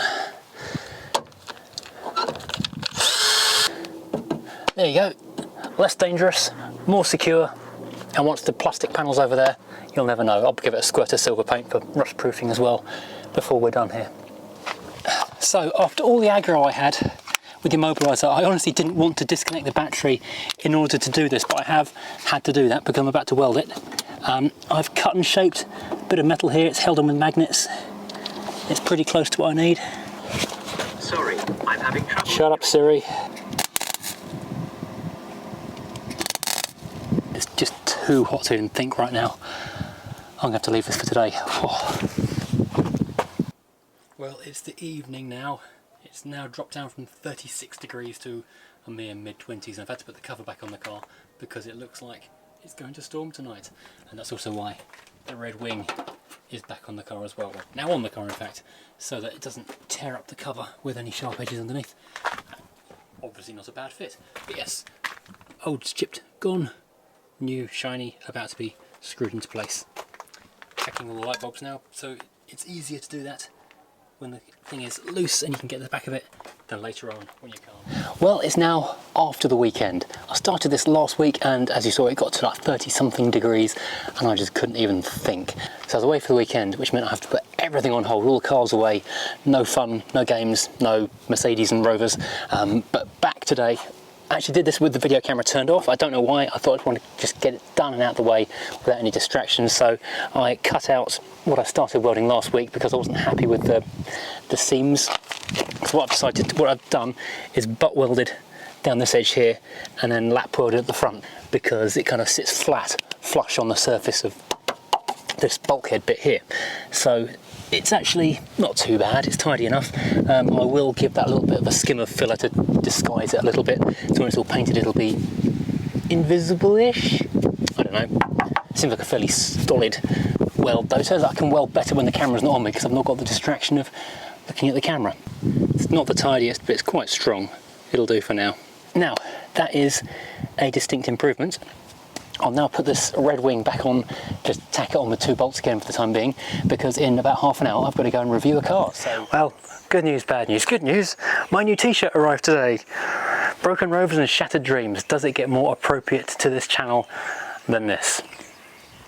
First of all, a little point of order, I forgot to include some footage in the last video of this car. How is it here? Where is the Alpha? What happened there? There's a little story as to how that happened and how I basically had to make space for this car to be here by something else not being here. And let's watch that now. So now the Rover of Doom is leaving its parking space of despair. Please start. Hopefully leaving its parking space of despair and bringing up the property values around it.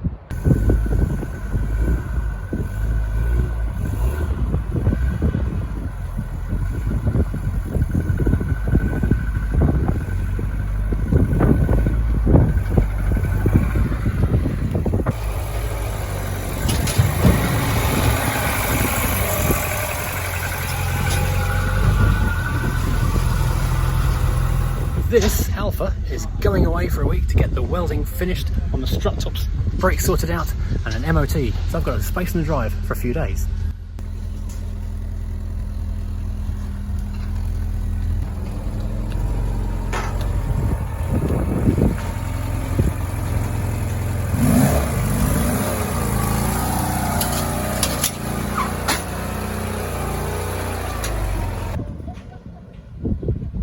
Okay, so that brings us up to speed as to how there's a Rover on my drive and an Alpha not on my drive. I'm probably acquiring a big bill as we speak. In a few minutes, I'm expecting the arrival of someone you guys know as Nitro Silver, the Rover Whisperer, who's going to give me a hand fitting my hood frame on the back of this car, which will be a good thing because I can actually put the hood up and it'll not be quite so exposed to the elements. But then typically this car was this car, and I just went to move it forward, nice and simple, so I can start preparing the easy bits and pieces. So it's a nice, quick and easy job for him to help me out. And guess what? It wouldn't start. Crank, crank, crank, crank, crank, wouldn't go. I noticed this earth strap here was boiling hot, so I thought, I know, I'll just clean this connection here. So I unbolted it, heard lots of clicks and buzzes, cleaned it all up, bolted it back on again, and then the remote release wouldn't work. Great. Did it on the key a couple of times. And then what do we get? The beep, beep, beep, beep, beep, beep of the Immobilizer of Doom. So that was making me very happy indeed. But fortunately, after leaving it for 5 minutes, then disconnecting and reconnecting the battery, the Immobilizer has gone off again. I was on the verge of setting fire to it at that point. But it's still just cranking and cranking. So I've just, instead of preparing for Nitro Silver's arrival to do my roof, I'm now troubleshooting why it won't start. And this is very black, but not very petrol-y. Doesn't really smell of petrol at all, so I suspect either the fuse, the relay or the fuel pump has just died on me. Great. So yeah, that's all good news. So also these plugs look pretty tired, so I need a new set of plugs in it. I'll return to the car not starting in a minute. First of all, I'll start off with the easiest thing on this entire project, undoing these 3 bolts here. Slacken them for the moment. I'll need to move the seat forward, that's helpful. Glad I got this thing.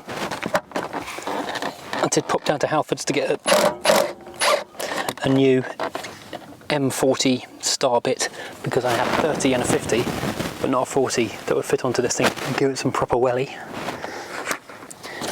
Now the tricky thing is this bit of string down here, which is not connected to anything. Okay, that's no longer a tricky thing. Because there's a little wire hook on the bottom of that, which has to hook into something at the bottom.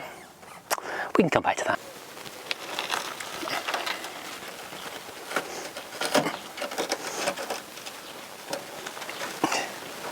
Not the best. Then there's a tiny, tiny circlip which is just begging to fall into the bodywork of the car, never to be seen again. It was a proper unlucky Alf moment. I was just thinking to myself, this one's really putting up a fight. I bet I'm going to drop this. And I dropped it. So here, underneath the weather strip, which I've just taken off, are a number of Torx bitted screws which are corroded until they look like they've been on the Titanic. So this may or may not scupper putting this back on. That's the guard dog going out. It's just going to round off. This round.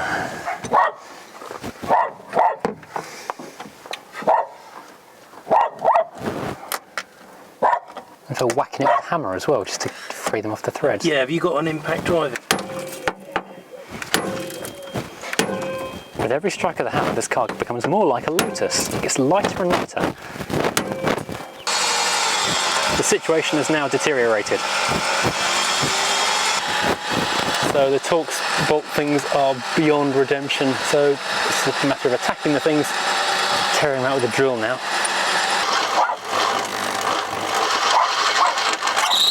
Oi!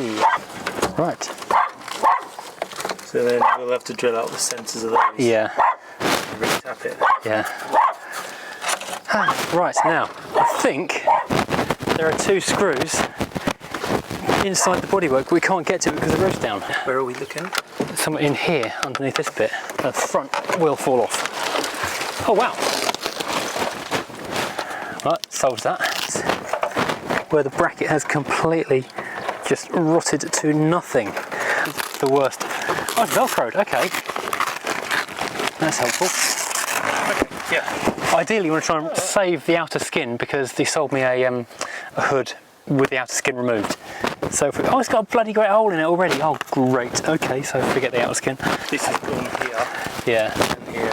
This is gaffer taped over here, and it's also split completely around the back of the glass. I think it's rotted. Yeah, I think you're right.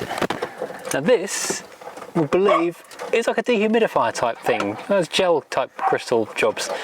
I'm going to say that didn't work. So, 2 drill bits and a hammer. We still can't get this one blooming Phillips head screw out, which is all that's stopping us from getting the entire hood mechanism off now, released free. 5-minute job. Yeah, 5-minute job as always. These are the other 5-minute jobs around the back. Free of everything. Oh, the stroppy thing. Okay, that you should better reach down and just unhook. It's like a wire U-shaped hook. Oh yeah. Got it. Cool.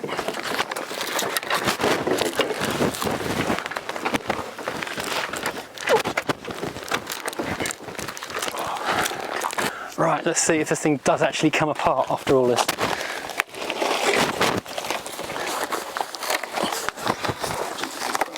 So, oh, there's more gaffer tape on here. This is not going to work, is it? That's knackered. That's landfill. There's not even any way of recovering the outer skin off this. Oh wow. Oh my god. Well, there's no point in trying to save the outer skin off this. Have it. Look at that. This is, this is gone. This is so gone, it's not even funny. There's no getting ill off it. The only thing worth saving on here is that rear window, which is zipped in. Everything is missed. Well, someone might want it. So this is where the old one lived. I should probably get a vacuum cleaner. That is there's no rust on your rear deck, is there? No, it's funny, isn't it? It's all really quite solid. Staining. Yeah. Actually, yeah.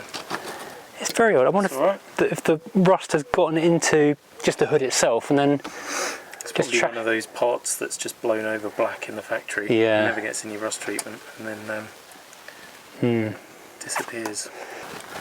Oh, cool. Oh, is that more rust? That wasn't so good. What was that? Carefully decanted loads of rust into your cardboard box and then spilled it into your boot. Now we can empty the roof into the bin. No, look, that's my standard welding from straight from the factory. And as James just said, no seam sealer, but hardly any rust at all. It's just staining, isn't it? Yeah. TV magic goes the good one. Oh, stuck. Now, what is where? Good enough. Easy. And there are 3 big Torx head bolts. Trunnion-y bar thing push through. Hey! With a spin actuator. If you want to put it that way, yes. Tiny circle it. Yeah. And mine is somewhere in there though. Wow. Yeah. That's never coming out. God damn it! How they expect you to get that in there? I don't know. You might have to do this because I can't. Oh yeah. I'll just leave it off for the time being, and I'll keep it somewhere safe. Because I've left it with its. yeah. Are you just going for mid-range on this and you'll adjust it afterwards? Exactly. I don't think I'll be keeping this one, to be honest. This has not got a skin on it, or it's going to come off at a trimmers, and the trimmer's going to have to put a new one on. Yeah, I'm not going mega tight. I've loosened off the pump, so this should be manually doable. Ooh, exciting.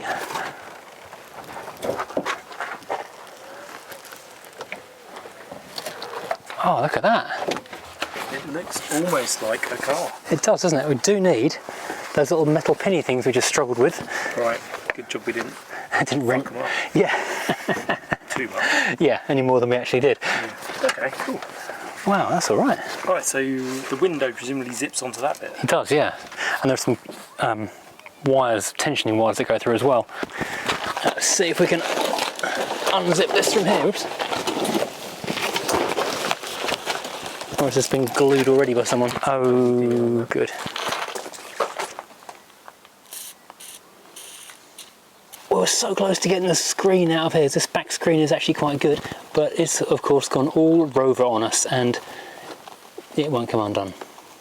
So we've now got a functioning roof. Well, sort of, although it's only the inner cover and quite nice headlining, but obviously no back screen because that's over there, stuck in there, and the outer cover, which I thought was going to be good, is complete junk. I eventually freed off this back panel, but looking at it, it is so rusty, and the fabric around the window isn't that special either, so I guess I'm in the market for a new window. In fact, the entire new roof, forget the window, everything, the whole bit, everything, all of it. So now we're trying to troubleshoot why the car won't start, and starting with the easiest one, trying to get through this little access hatch under the boot floor to get to the fuel pump in the top of the fuel tank to see if there's any voltage getting to that and see if that's what's at fault. I do like this whole method of getting someone else to do the work while I film. It makes life so much easier. We haven't talked about my bill. Ah, I gave you a cup of tea, didn't I? It does look like it is the fuel tank there, doesn't it? Or does it? Should we drill a hole in it? See if we can sniff it. No, because the drill bits are all dead. Right, in which case, swing and a miss. So where's that go? That's ABS sensor. Ah, yeah, okay. Yeah. This is what I was trying to do to get into the boot, but obviously you can't do that. I'm putting the seats down first in order to get into the boot. So the trick is to lever the screwdriver back very hard indeed. The thing is that, I mean, that's come from the hood. But... Yeah. Well, there's no fuel tank under here either. No fuel pump. Just lots of rust off the hood. At least I can hoover this out now. Ah, that's frustrating. So no idea where the fuel pump actually is. Maybe I can find that clip as well. Okay. Yeah. While I'm looking underneath there. So, looking at this in the cold light of day, I say cold, it's not even 9 o'clock yet already, it's actually painful to be outside. What have we got? Well, we've got a roof which actually functions really well, although it doesn't actually have any kind of outer skin on it, so there's no weatherproofing. Great. We have a car which will no longer start. Great. So, let's have a quick analysis of where we are at now. This hood is what I was hoping to reuse the outer skin from, but when it was down, the bits I could see look quite good, but this is just dissolving. There's literally nothing worth saving. There's literally nothing worth saving on this. I thought about trying to take the cover off and just sort of laying it over there to give some weather protection, but it's just going to do more harm than good. The inner headline isn't too bad, but it's just too much aggro to take it out. That's all bad. So, this inner insulation lining is good. The headlining on this roof is actually excellent, so that will take a little bit of a clean up, but then will look beautiful, so that's all good. There's lots of that going on. Right, so there's three options really as to why this won't start. First of all, it could be the fuel pump has failed. We did look into that on the previous video when we found there's a nice little access hatch under the back seat which we took out, and the access hatch isn't above the fuel pump because this is a convertible. It's different. The other most likely option is that the fuel relay has failed, which means it's not triggering the fuel pump in the first place. But I haven't really got the testing equipment to test one because this car hasn't really got a very up-to-date or modern kind of OBD port you can plug in and diagnose, so it's a little bit of guesswork on that one as well. The third thing that could be would be the crank position sensor, which is easy to diagnose because you can unplug it and it's a simple ohm meter test. You can plug your test meter into the back of it and into the cable that goes to it and figure out pretty quickly whether or not it's the thing that's broken. It's also cheap and it's relatively accessible on the back of the engine. No disassembly required. Before I started making this video, I thought I'd try and do a little bit of pre-diagnosis, that if I needed to go and buy some stuff, I could buy it and have it ready. Pop the bonnet, had a bit of a rummage around the back of the engine, and what they say is that the cam position sensor is on the back of the engine, below the inlet manifold, and kind of just above or around the area of where the drive shaft goes into the gearbox, more or less. And you can't really see it either. So I put my hand down there, kind of worked out with the torch roughly where it was, and found the wires going to a sensor in that position. Bingo, I thought. And then it fell in half. So even more bingo, I thought. I've just solved the problem of my non-running car. It's clearly the cam position sensor. I went and bought one. It's £25, so it's a little bit of money, but not the end of the world. But I knew I needed it because it had broken in half, and then the car would start. Guess again. So I unbagged my new sensor, had a good look at it, unscrewed my old sensor, had a look at it, and you couldn't really tell the difference because the old one had kind of fallen in half, so couldn't really tell if they were different or the same or not. But as I looked underneath the bonnet and got ready to insert the new sensor in place, I noticed there was a different number of pins on the plug for the old sensor to the new sensor, which is kind of annoying. And then I heard the glugging noise. What I'd undone wasn't the cam position sensor, but the speedo sensor, and all the transmission fluid was now falling on the floor. It didn't start straight away, which is kind of weird. It took a moment to think about it and then fell out, and waited until I was walked away so I could lose a good litre or so without really giving me a chance to fix it. So I quickly put the old one back in, plugged the hole, and then went off and bought myself a new speedo position sensor. Fortunately, the bottom half is one bit which goes into the gearbox with the drive wheel on it, and the position sensor is only about 10 quid off eBay. So I've now refitted that. There might be some mobile phone footage of that happening, I'm not sure, because I also seem to have lost some footage of all this as well. So this has gone really well this week. But now I appear to have a working speedo sensor again, although I can't test it because the car isn't going anywhere. Now, because I'd opened the bag for the cam position sensor, I couldn't return it. There's a label on it that says you can't return it. So I had to fit it, and fitting it takes as long as checking it, so nothing to lose. So I did that. So this really is the crank position sensor, as opposed to the other thing which I took apart, which is the speed sensor. Right. New crank position sensor. Let's see if this works. How's the battery flat? Oh, for Christ's sake. In case you weren't clear on that, that was a no, it doesn't start. Now you might think it might take a bit of influence from this one, which is parked in front of it and starts every time. In fact, this one's so reliable, I've got nothing to say about it for the time being on recent videos, because I've just pulled out the garage, just driven it. I've done like 200 miles in it this week so far. Learn a lesson, take a hint, Quentin. The next obvious thing to check is that there is fuel coming through the filter. Because if there's no fuel, it's not going to start. I can maybe start working out where the fuel is stopping, or not starting even.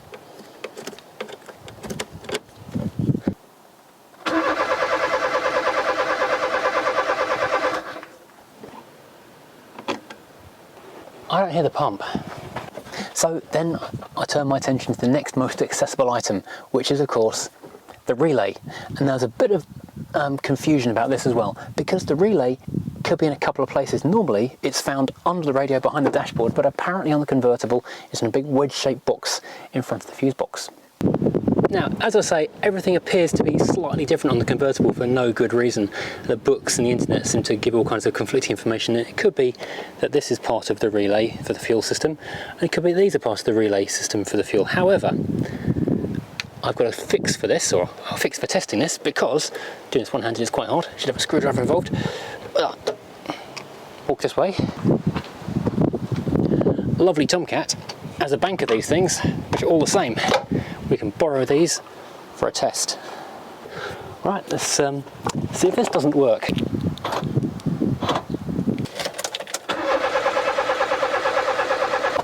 That appears to have made no difference. Now apparently convertibles are different, which is great, and the fuel relay is somewhere inside this big module here. One of them. I'm sure it won't make much difference, but I have doused this in electrical contact cleaner as well, just to, I don't know, get any spiders out. So I took it off and tried to work out how to test it, because testing it isn't very easy. I was able to test the individual relays, and what I found was on some there was a clicky, and on some there was no clicky. Clicky, no clicky. So I thought, aha, bingo, I fixed the car. So off to eBay again, another £15 plus postage, and we're now, I think, up to date. I don't think I need to say any more in exposition. I think I can carry on. So, in recap, I've lost the footage, the car doesn't work, I've replaced a sensor I didn't need to, replaced a second sensor I didn't need to, and now I'm about to replace the relay. I think you know where this is going, don't you? Well, here we are a few days later and a thing has arrived in the post. I was going to fit it last night, but it was pouring with rain when the guy dropped it off.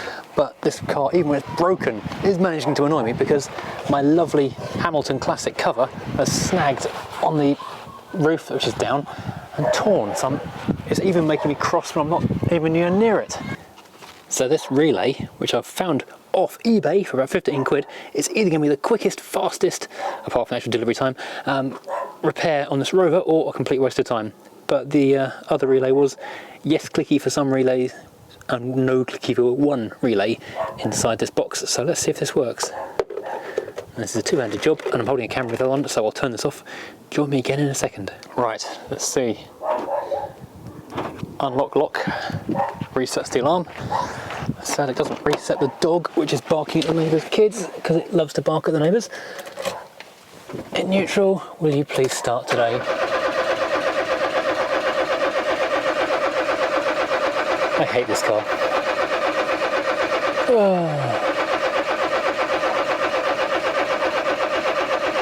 I really hate this car.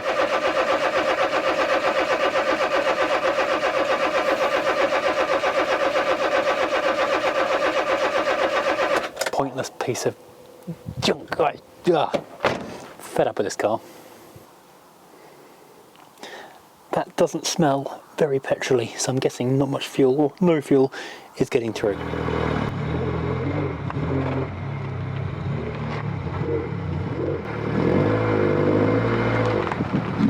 Today's episode is brought to you by the letters P, M, and the number 200, because that's what a fuel pump costs for this £100 car.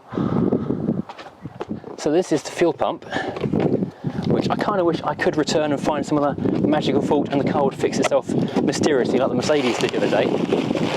Because this is £178 plus VAT, so about 210 quid. Yeah, so that will sit in the tank, I guess that way up.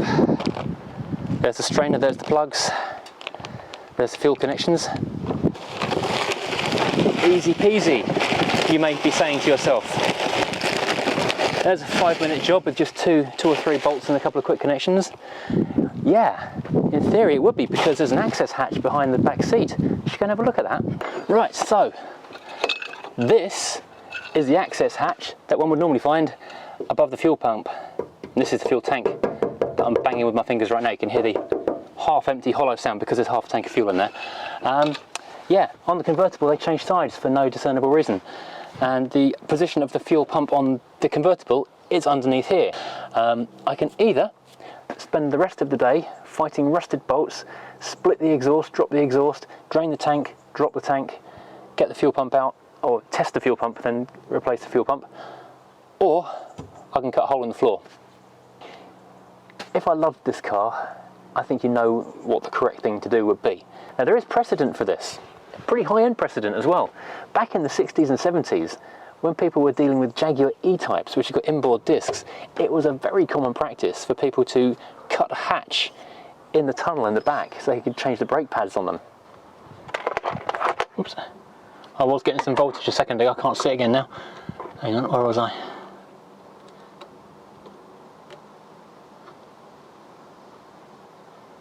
I was getting a pulse of 6 volts. It seems to have stopped again now. I'm getting 6.5 volts off these two just here. Nothing off those two there. I think, well, it's getting some voltage, so I guess it must be working.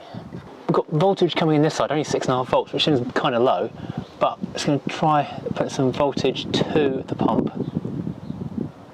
See if anything happens.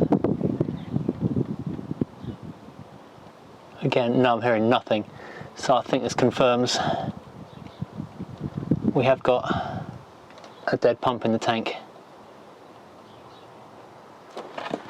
And I did just test this on the test meter, and there is over 12 volts coming out.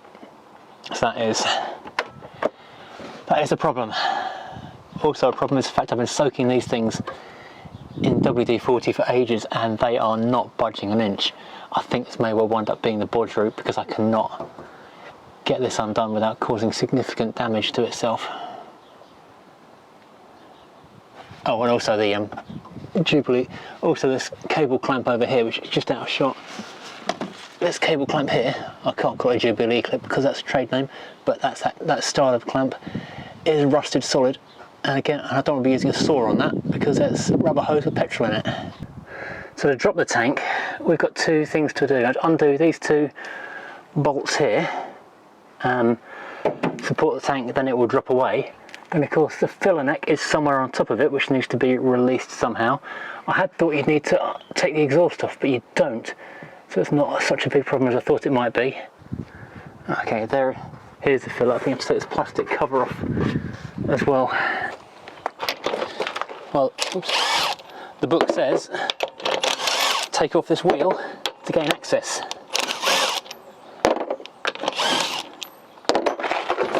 Oh, drum brakes, kind of basic. Doesn't give you much access. Not sure what the point of that was.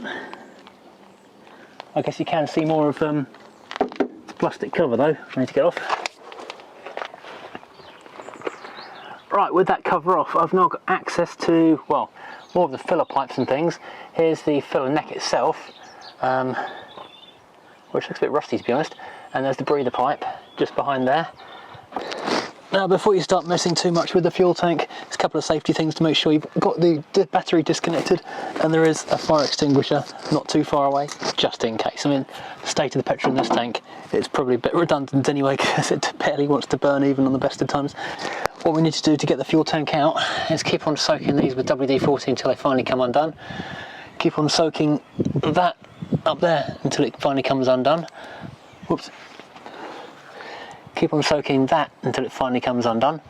And support the tank, big bit of wood, on the trolley jack, and we can lower it down and change the pump.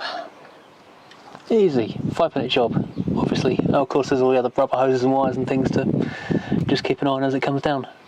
5-minute job, we're done by lunchtime. And oh look, the back box has got a hole in it. Because of course it has.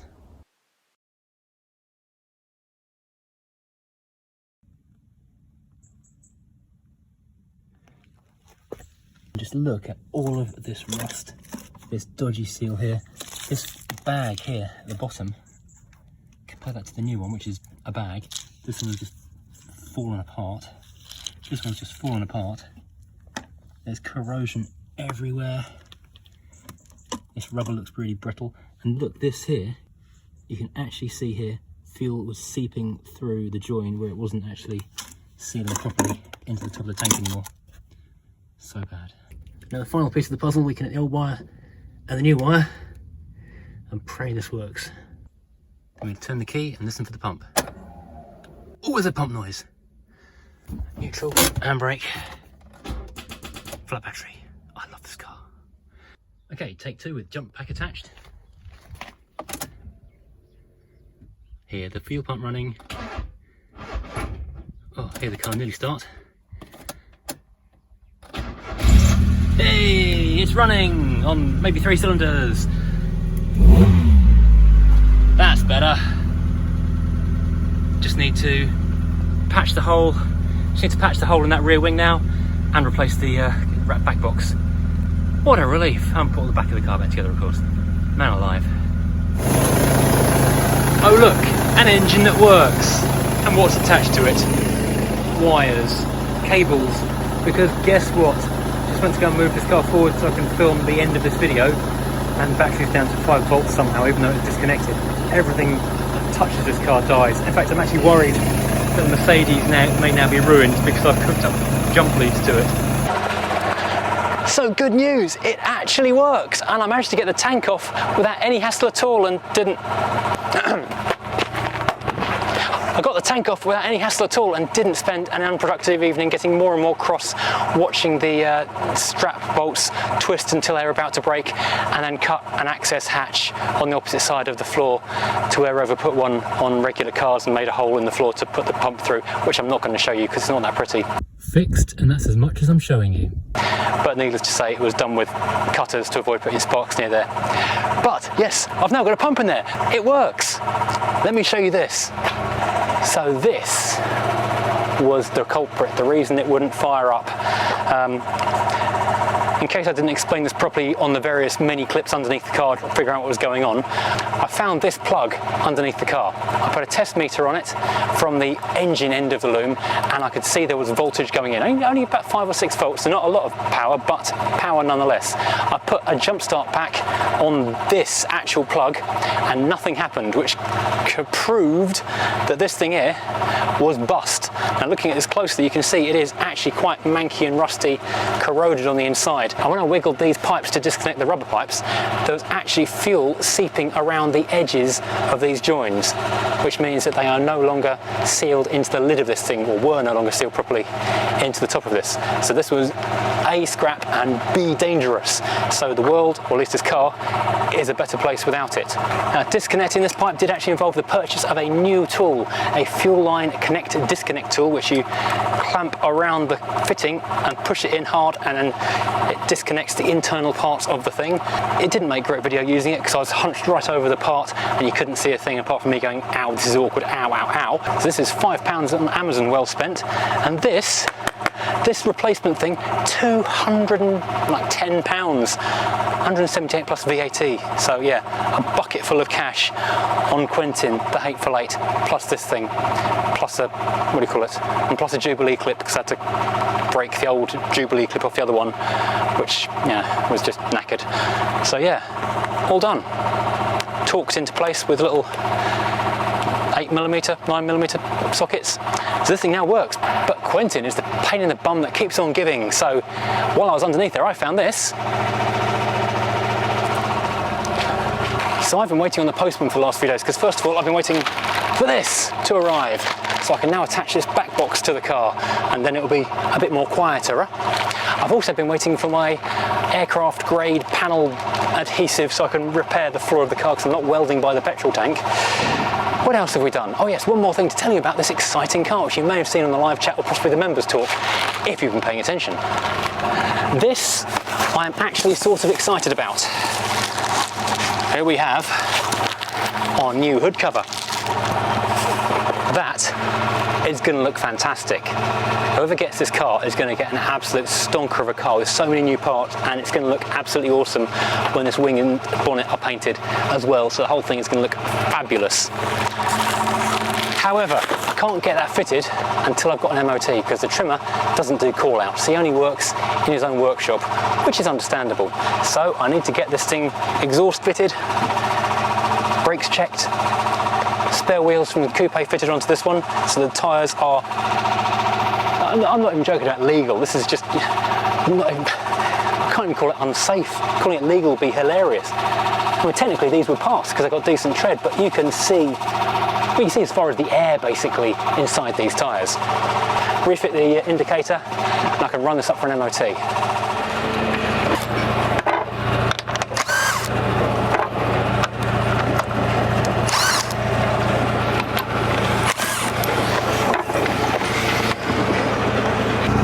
It looks like some water may have got through the car cover and into the boot. I'm just guessing here, mind you.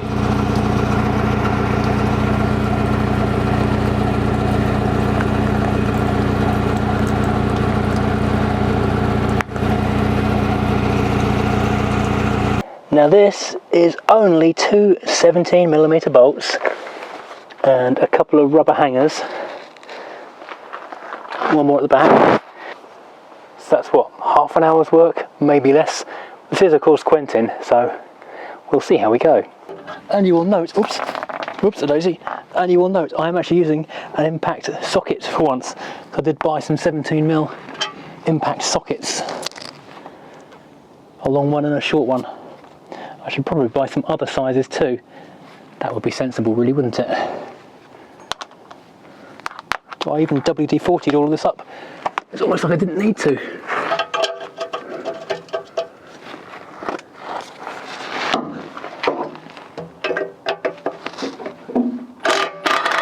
Oh, come back. Wow, that was far too easy. Why is this going okay? I don't trust it.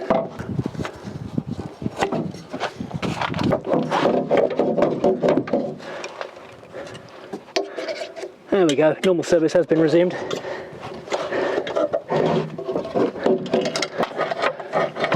Ah, ouch. So we go. One, rusty crusty, very, very fusty. Don't even need a screwdriver to go through this, but show how bad this thing was. I'm kind of hoping the rest of the boxes are in better shape. So now, here we have a shiny new one, which has got different hangers to the one that just came off. I've just realised. I wonder if it's close enough to not notice. Well, this is what you get when you spend £20 on a back box from eBay.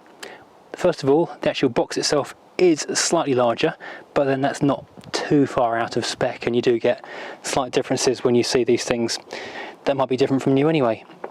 However, this is where it gets interesting. If you look at the tailpipe end, the original one that just came off the car, one hanger. If you look at this one, two hangers.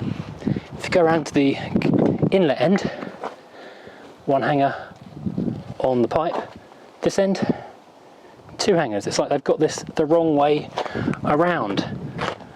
In fact, looking at the position of that pipe, and then around here, this pipe and this pipe, it's kind of like they've welded the inlet and outlet pipes the wrong way around. So partly the reason this video was delayed for about a week was because I was waiting for this to show up. Why on the live chat and things at the weekend I was saying I'm waiting for parts. It's because I've been waiting for this exhaust pipe to turn up. It's a week late and it's turned up and it's wrong. So even though Quentin nearly did all right, Quentin finally struck again and I can't fix him. So this needs to get sent back to where it came from on eBay. Great! Thanks, Quentin. Just when I thought things were going well, things are never going well. Bumsy. Come on, Quentin.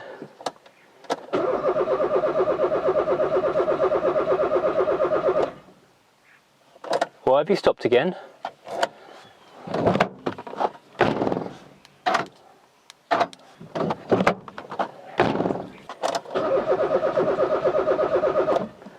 I can't hear the pump again. I don't believe it. I cannot hear the pump yet again. Every time. I need new wiper blades. Every time I think this car is going to be okay, I can get on and do some stuff and progress the project and finish it. Stupid car. Earths again then. Oh, I really thought I'd be driving this car around the block today. Dropping it off at the garage or something. Right, okay, last time it was this. It was a bad earth just here. It's not got a great earth. God, you can actually just pull the battery straight off. I'm gonna get some like metal tape or something to tighten that up a bit more. So I need to start undoing a few earths, cleaning them up and putting them back together again. Good fun. Good times, as someone else on the internet says.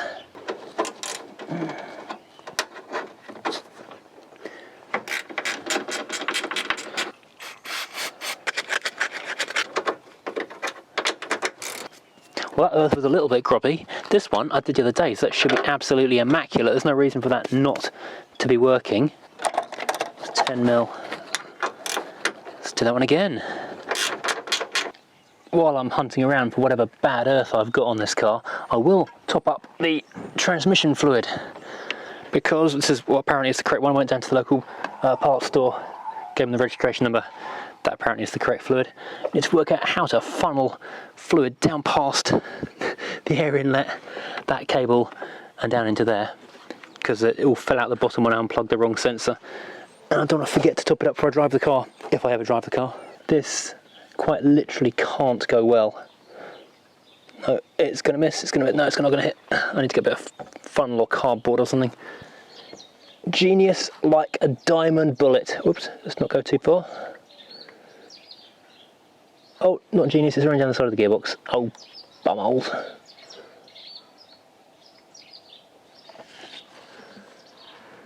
Nearly genius, genius-ish. Borderline genius. Well, some went in the gearbox, which is better than none going in the gearbox. This rag is not very absorbent as far as transmission fluid goes. Next shopping trip, buy more blue rag. Ugh. Well, I didn't spill too much, so that's not too bad. I need to clean up the little dollop just there from the dirty rag. But now it's Popmaster, so I'll join you in 10 minutes. Well, I'm going to have to drag it forward so I can get underneath it and check the earth down by the, or the cables down by the fuel pump. This is the first time I've used the Volvo as a tow hitch. I'm hoping it'll go well. Fortunately, my neighbour, who often parks across the entrance to our drive, is out at the moment, so which one am I doing here?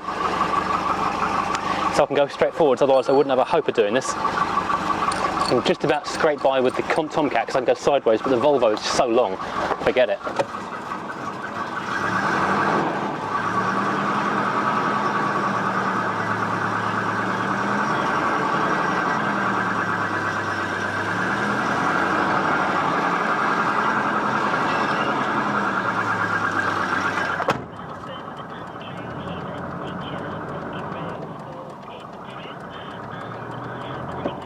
Right, with the exhaust off, it's actually quite easy to reach through and see this connector which goes to the front of the car, so I can then stick my test meter into those pins and see if I can get any voltage or not. Hold on.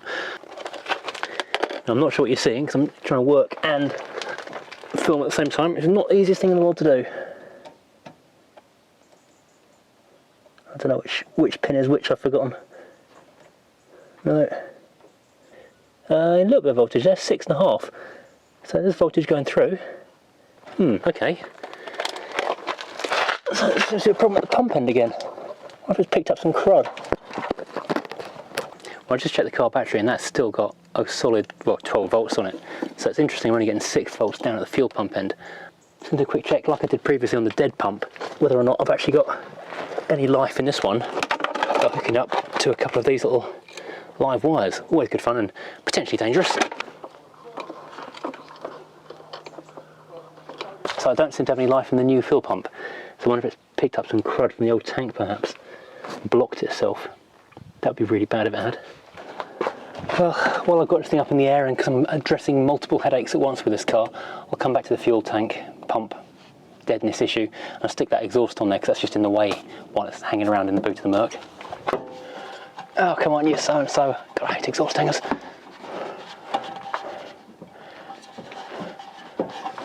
Right, one kind of halfway in.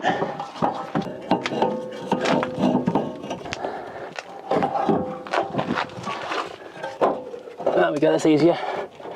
Should have done that one first round. Oh god, exhaust hangers are the worst.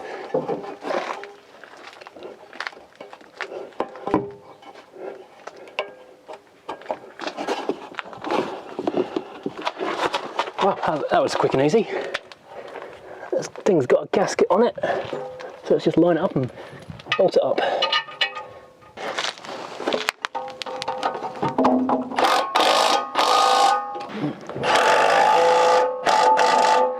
Three ugga-duggers tight, which I think is pretty tight enough. Now normally, I'd now start the engine and make sure it's not blowing. Obviously with this car, that's not an option. Now the other job I've got to do on this corner of the car while the car is in the air is change the wheels over, or change this wheel over anyway, while it's on jack, because these tyres on the Coupe Tomcats original 15-inch wheels are, are they 15s or are they 14s? They're 15s. They are significantly better condition than the MGF tyres that came on the car. The MGF wheels look really nice, but those tyres, oh, they were sat for 7 years, static, and time has not been kind. The cracks are like the Grand Canyon. They are ravines. Too dangerous even to drive a couple of miles up to the nearest MOT station. So I'm going to borrow the Coupe's wheels until we've got an MOT on it. And once we have, then I'll look at buying some nicer, newer tyres. But I'm not going to risk buying any in case they say something like the car is condemned, can never be driven on the road. Because let's face it, it could happen. And for anyone who says I'm not using an impact socket on this, I know I'm not using an impact socket on this. I thought I bought a 19mm impact socket. I've got long and short 17s, but I can't find the 19. I think it's either in the lockup with the Rover 2000, or I didn't buy one after all, I'm just imagining it, which is a possibility. Well, I know it's sitting crazy high right now, but these wheels actually look really quite good on this car. I might leave them on there. Right, so I'm going to use the theory that if I leave the car long enough, eventually it will start.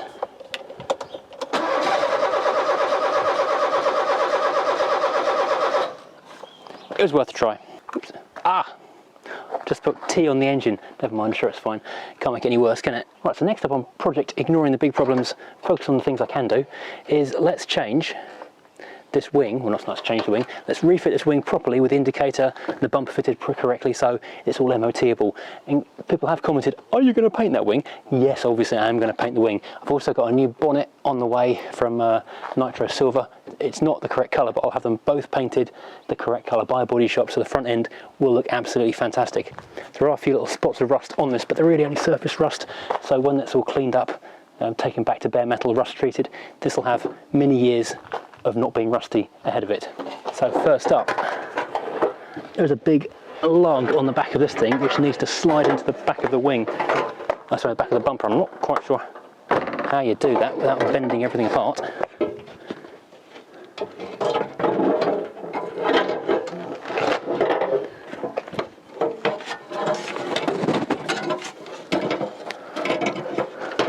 That's it, that's in there, excellent.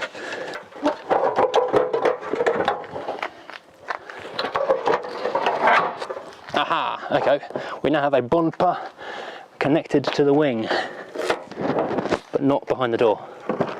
Being scratched. There we go. Right, let's bolt all this stuff together. Look at that, my mug matches the wing. Right, I was going to say, yeah, if I now just need to figure out where all these go because it's been weeks since I took them off. That one needs a spanner.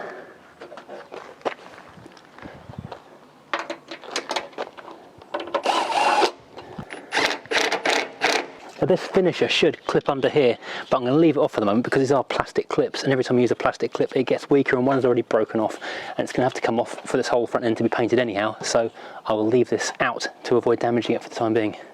So it's just a little cross point screwdriver, a Phillips, to tighten that one in there. And while I've got the jack and all the tools out, let's change this other front wheel for the coupe rim. So they're both 15s, I thought they were, for some reason, I thought one was a 15, one was a 16, but they are both 15s. But these are 185 wide, and these are also 185 wide. Why does the offset look so different then? while I'm here, so look at the brake pads. They're pretty much worn out, to be honest. Don't know if you can actually see that on this, but there's about 4mm or 3mm of pad material left. Not really very much, but enough for it to drive and be okay for, well, certainly do a few hundred miles on that. It's due a change, but I'm not going to rush out and do it immediately because obviously we've got bigger fish to fry at the moment. Once it's got through the MOT, tyres and brakes can be done, assuming it passes, but I don't see why it won't.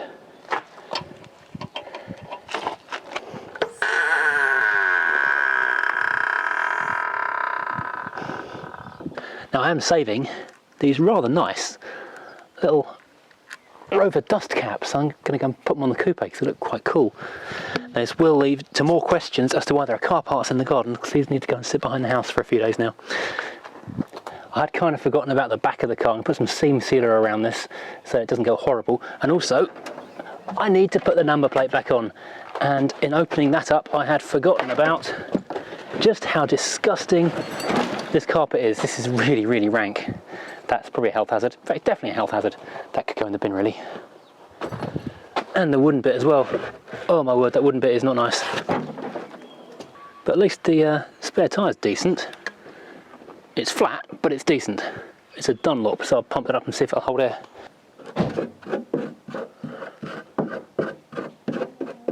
I thought I'd hit record, but turns out I hadn't. Again, sometimes that red button's a little bit fiddly. I've just used a bunch of Sikaflex 252 to fill in the black broken mounting points that bolt through to the other side of the boot lid, so that this will bond, or not just there it isn't, just bond on to the panel. Because the way this thing works, the glue is starting to work now, so I won't pull it off and reshoot it. Behind this panel here, for example, where it's flexed in a circle, there are 6 black plastic mushrooms, the fat end glued to this plastic bit here. They go through bolts through the metal. A friend up north, I think in Manchester, has actually got one of these in the correct colour that said I could have. We were going to exchange it at a Rover event that I don't think ever actually happened, or I didn't go because of lockdown and things. So I would repair this for the time being, and then when the time comes that we can actually meet up again, assuming I've still got the car, we can exchange that part and I can fit that undamaged one then. These aren't the original number plates. I don't really like the red line around them, so I think I'll get some nice new ones made up for it. Do you know what? I actually kind of think I prefer it on these original wheels to the MGF wheels. The MGF wheels look really nice, but I don't know. So this is potentially the last obstacle to this car getting an MOT. I'll ignore that bit. But this is the last obstacle to this car getting an MOT. So let's peel this off a bit so we can get access, grind all this back, probably pull this panel off if I can without breaking it. And yeah, get that ground back, maybe tack up a bit of stuff on there. I actually really like these because they're a lot less aggressive and destructive, so you can have a go at the paintwork without damaging the metal surrounding so much.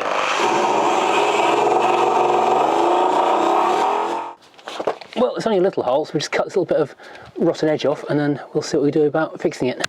Well, that's quite a neat little hole. I just need to cut a little bit of cardboard template, make something that kind of matches that.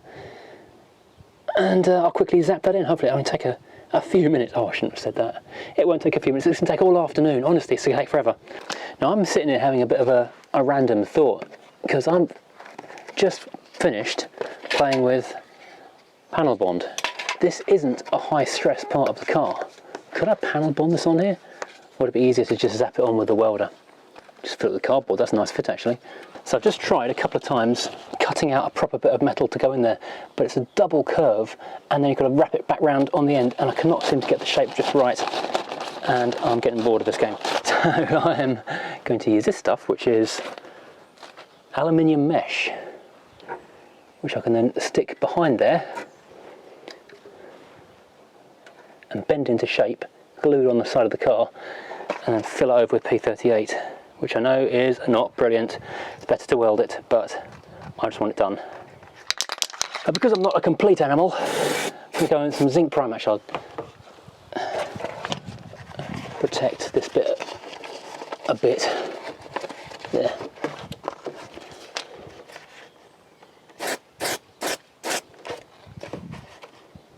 Yeah, zinc prime up in there, so at least that's all not going to rust. So let it dry for 5 minutes, and I'll go and bond this in. It's a really awkward shape to do. It sort of starts in, comes out, and goes straight down and curves in again, and there's like a fold over on the back of it as well. So I've coated that on the back with a bit of zinc primer as well, so it should avoid rusting. And got it clamped onto the door shut thingy inside there. The catch, that's the word.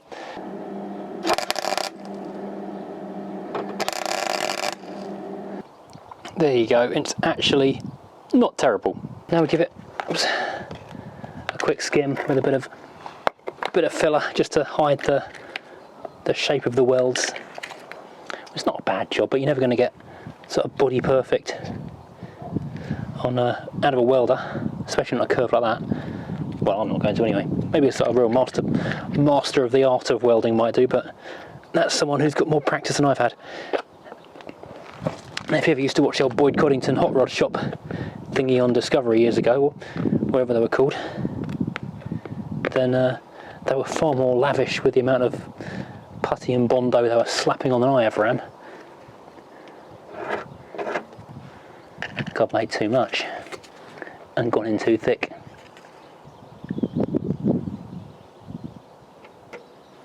I only want a light skim, and yet I've dumped on a couple of kilograms of the stuff. Damn! Ugh. Okay, I'm going to leave it there, let it dry, and sand it. That was a waste of filler though, because I've mixed up an absolute ton of it and barely needed a fraction of it. Fool, you fool! Now, next up on my list of things to do isn't so much for the MOT, more for my own benefit of mind, peace of mind, the car not being icky. It's the cleaning the interior, because this is a really nice interior on this car. This is the SE specs. We've got these beautiful leather seats, we've got the soft touch bubble dashboard from the R3, these nice door cards with the leather inserts. It's all very, very nice, but man, is it scummy. Now, fortunately, I do have sponsorship on this channel from Diamond Bright, so rather conveniently I've got hold of some leather feed and cleaner and some interior cleaner, so I can have a stab with these rather good products at resurrecting this interior. And as well as that, I've got some carpet and upholstery cleaner left. There's not much of that can left, unfortunately, because I'd like to do the carpets too. I need to get another one of these cans. This is left over from doing the Mercedes and I think the Fiesta as well. Have a go at doing the boot carpet, because that is disgusting, but might be savable. Right, let's crack on. First of all, I'm going to hoover this thing. It gets manky. Before I do that, I'm going to pick up all the screws that go in various places around the interior, which I've forgotten where they go because I've taken so much of this car apart over the last couple of months. I have no clue where they go anymore. So I'll put these somewhere safe, and also these somewhere safe, and then try and work out where they go later. This wet and dry vac thing I picked up at Tool Station for dirt cheap to do the Fiesta wet and drying with.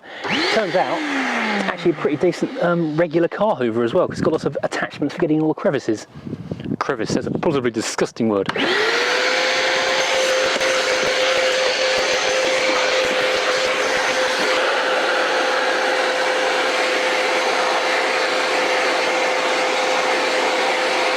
There you go, before on the carpet and after. It scrubs up quite well, apart from that little hole just there. Well, that was a marathon hoovering session. A couple of observations from that. First of all, for 50 quid on special down at Tool Station, this is an absolute bargain with an amazing ability to pull crud out of a carpet. Secondly, for a car that was covered for all those years, there was a startling amount of leaves in this thing.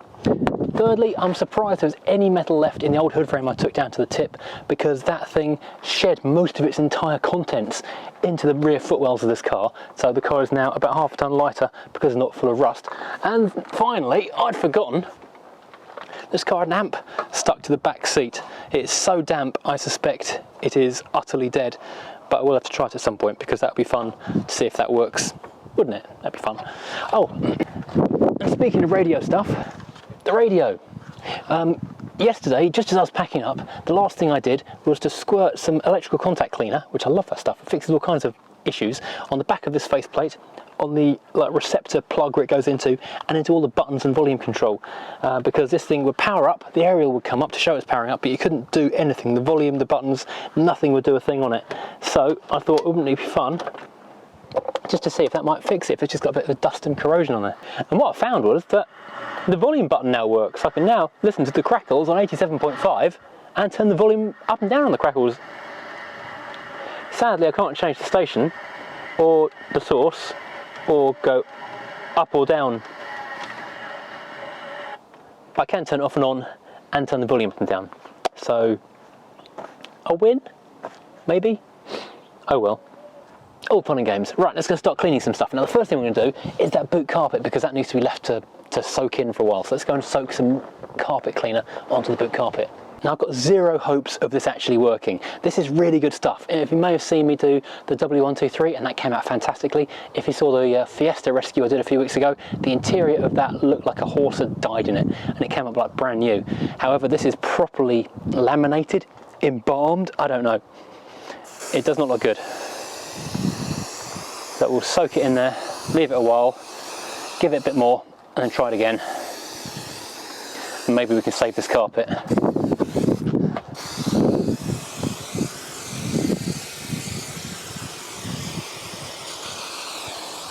This can's nearly empty, unfortunately. I used loads of it on the Fiesta. Oh, I need to get a couple more cans of this so I can do the front footwells, because they can see like muddy footprints kind of ground in, but I think they'll come up really nicely. Right, let's leave that for a while. Go into the doors. Right, let's start with these door cards. They are properly grim. This is interior cleaner. Again, I've used this on the Fiesta and the Merc W123 and they've both come up really well. So I've got high hopes for this. Let me just bring you in closer to show you this. This door card is just disgusting. It's been sat for so long, the damp has got to it, it's kind of gone a bit mouldy and grim and horrid. But I'm confident this can come back quite nicely. Once we've got the dirt off, we'll get the leather feed on that. Oh, it smells like oranges, tangerines perhaps. Let's get up inside these door shuts as well, because that is where the mould lives, breeds. You can use this on carpets and fabrics as well, so I will. It's basically safe on everything. Oh, look at that, it's coming up nice already. Oh, look at that, that was a brand new cloth. And that's only the arm pad bit of the door. Oh, man, that is really coming up well. This might take a couple of goes, to be honest, just to sort of soak all this years of fetid grime out of this car.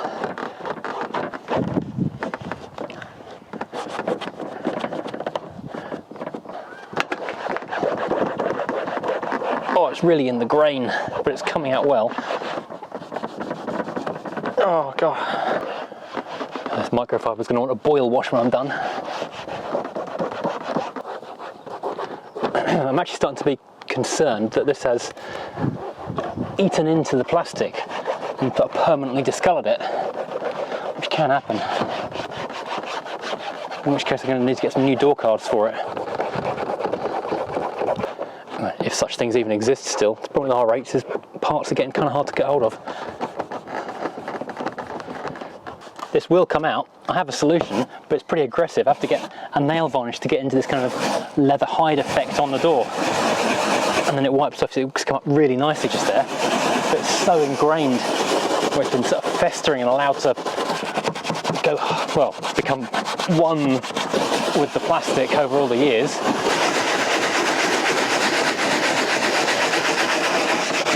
And so, off it comes. Oh, there's still a bit more in there to come. But mostly, off it comes. But that bit there, that's come up like new.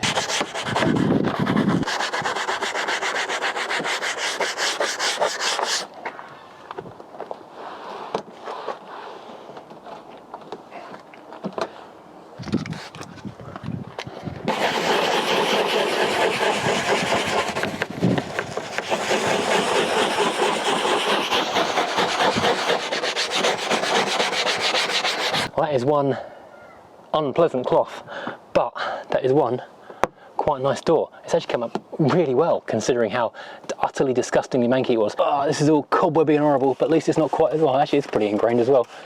Let's start on the driver's bit.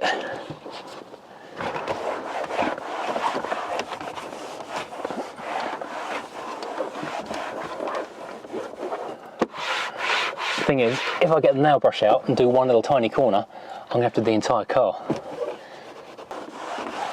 Now I think actually this tan colour is the correct shade. I think looking at the door cart parts compared to that, this is actually not discoloured, this is actually the colour it is. Just make this thing look presentable. Now while I'm doing this, I can talk to you all about the fuel not starting. Yeah, lots of people have suggested lots of things. Generally people are saying it's a bad connection or it's a bad relay. And the handbook, the instruction book, suggests that the relay is up under there somewhere. But I've had a look for it and it doesn't appear to be on the convertible. It seems to be the big sort of triangle-y shaped thing I changed under the bonnet. I did meet someone who's a mobile auto electrician the other day, and I think I'm going to give him a call and see if he can come over and have a look at it for me. That'll be the quickest and easiest thing to do, just to get it done. Unfortunately, this surround was cracked. I've not even tried looking for one yet, so I'll have to see if Rimmer Brothers have got one, or if there's one on eBay or something. Also, this side over the airbag area, that's all kind of pretty heavily discoloured, so I need to dive back in with that nail brush, I think, on that.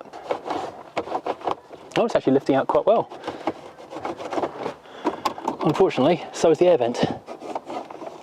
The camera's in the wrong place to show this, but the cleaner is actually lifting a film of brown slime, which I'm just wiping away. And the dashboard is coming up incredibly nice. I need to go and get a clean rag in a second. Oh, sorry, clean microfiber. It actually looks really nice, apart from that broken bit. So the radio is apparently dead, so I need to go and get a new one. I actually quite like the idea of having a proper Rover radio in it because it's got the audio controls down here.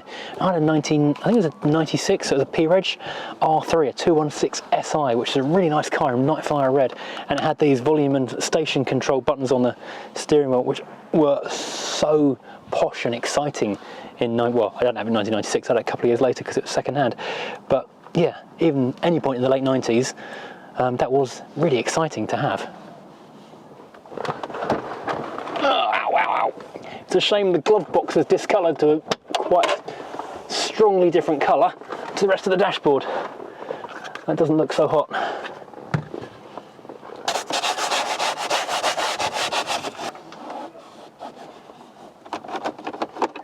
Oops, there goes a bit of the air vent.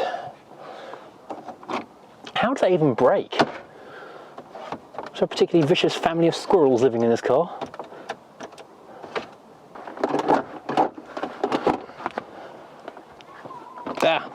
Another thing I need to do is this hinge, the armrest lid hinge has rusted up and snapped off, so no need to replace that. I think if I just get some WD-40 or whatever, soak that in that for a bit, then that'll hopefully become lubricated enough that I can panel bond that all back together and save that.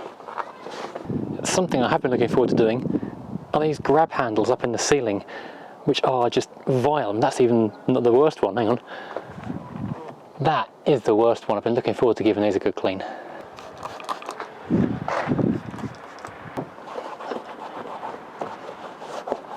Wow, that came up really well, instantly as well. Wow, look at that. Probably even can't get any because it's silhouetting against the sky. That is so nice. Even did the crossbar thing, rollover hoop. Compare that with that. That is world of difference. I've been looking forward to doing these lovely leather seats as well because they are just so nice on this car. Much nicer. The mouldy grime is just lifting away. And that is kind of the selling point of this car. It's kind of what I initially got this car for. I was thinking I'd take the cream interior and stick it in my coupe. But then I didn't want to have to bother changing the whole bubble dash over. Now once I've gone over this with the just basic cleaner, I've got the leather feed and clean, which will give it like a second dose of cleaning and make it all an awful lot nicer as well. And the other thing I need to go and do is get some leather dye so I can fix this corner here, which I've done on other cars before and it's come up really well. Just need to get the leather soft and fed first of all because this is proper leather.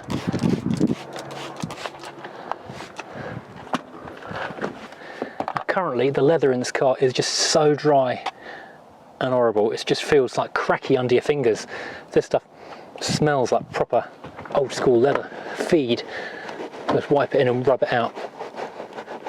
And this will go in and soften the leather, feed it, clean it. The important thing we did first of all was to vacuum all the grit out of it, so it's not going to scratch the surface as you rub it around.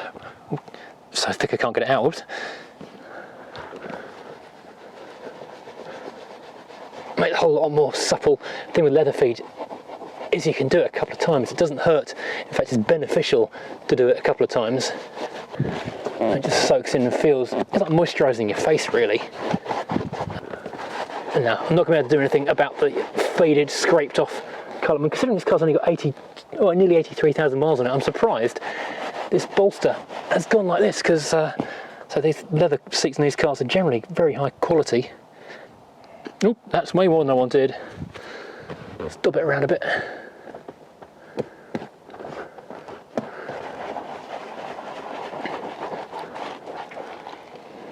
Well, my ultimate in terms of what I think of production car leather quality is Alfa Romeo. They always do the best leather, and you know their seats just feel amazing. Even years and years later, they feel so soft, and they don't really wear very much either.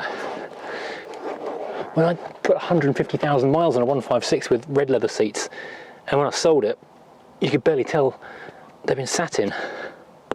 I did just pop off this door speaker cover because the fabric's coming off, so I can just pull this round tight and glue it to make it look nice and fresh again.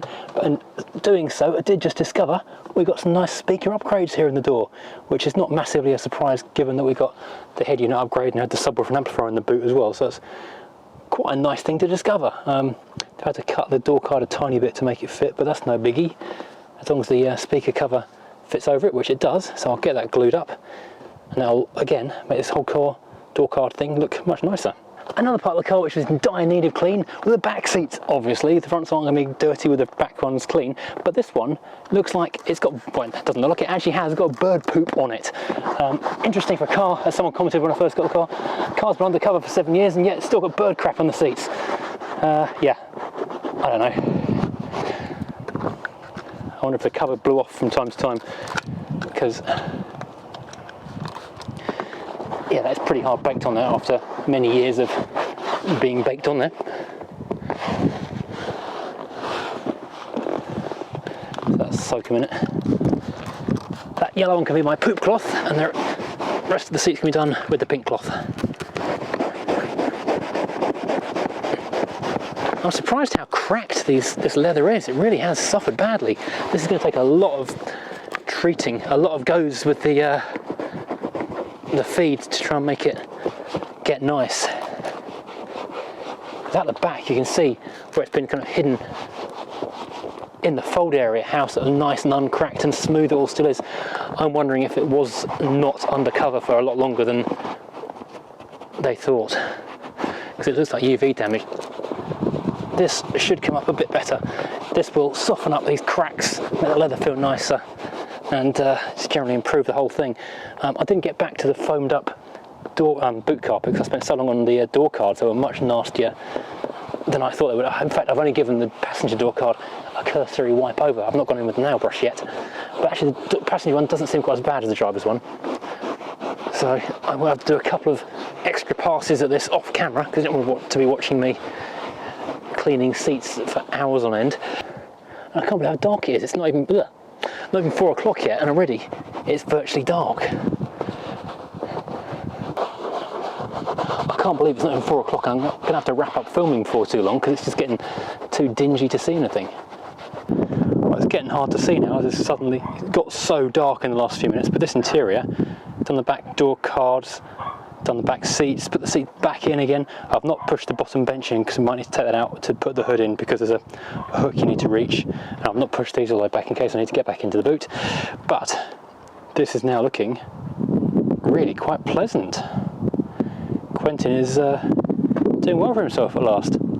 Right, 2 more things before we lose the light completely. This was meant to be an MOT pre-test, so let's make sure lights and horn and things work.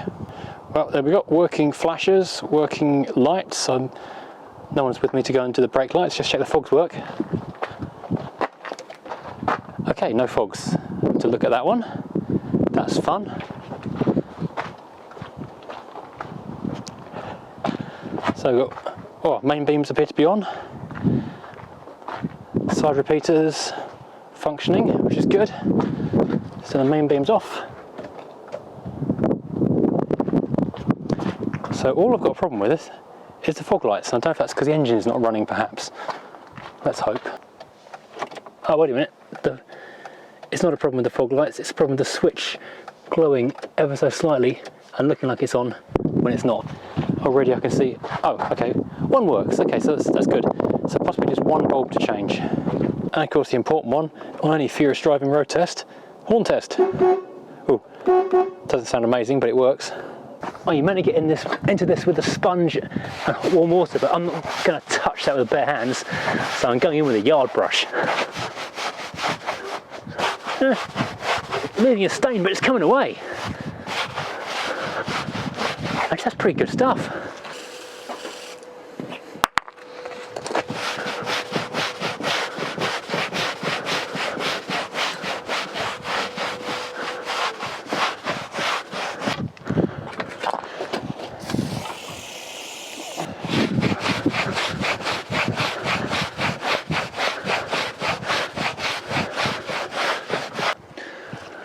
Well, would you look at that? I was about to say, I think I've saved this carpet.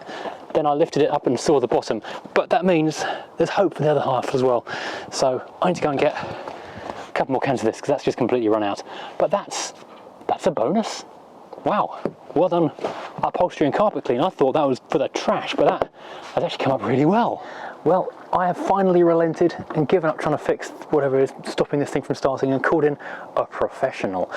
Vince from Gandalf Electrics is currently underneath the car checking the wiring to the fuel pump, but he's also been checking out this. He did turn up yesterday and start looking at it, but the rain was just so hard we had to call it and come back again today. However, he did notice the weak spark on this thing, which was something I hadn't actually sorted out when I first started servicing it. If you cast your mind back to when we first got this car and started this stupid project, we did so much to it. We did the cam belt, we did the alternator, we did all kinds of other service stuff, but we never actually did the distributor and spark plugs because it started and because we were being distracted by bigger problems. And he noticed weak spark, so I have just had a delivery a second ago, just before he arrived in fact, so I didn't get a chance to fit it. New spark plugs, new distributor cap, and a new rotor arm, and more importantly, new windscreen wipers.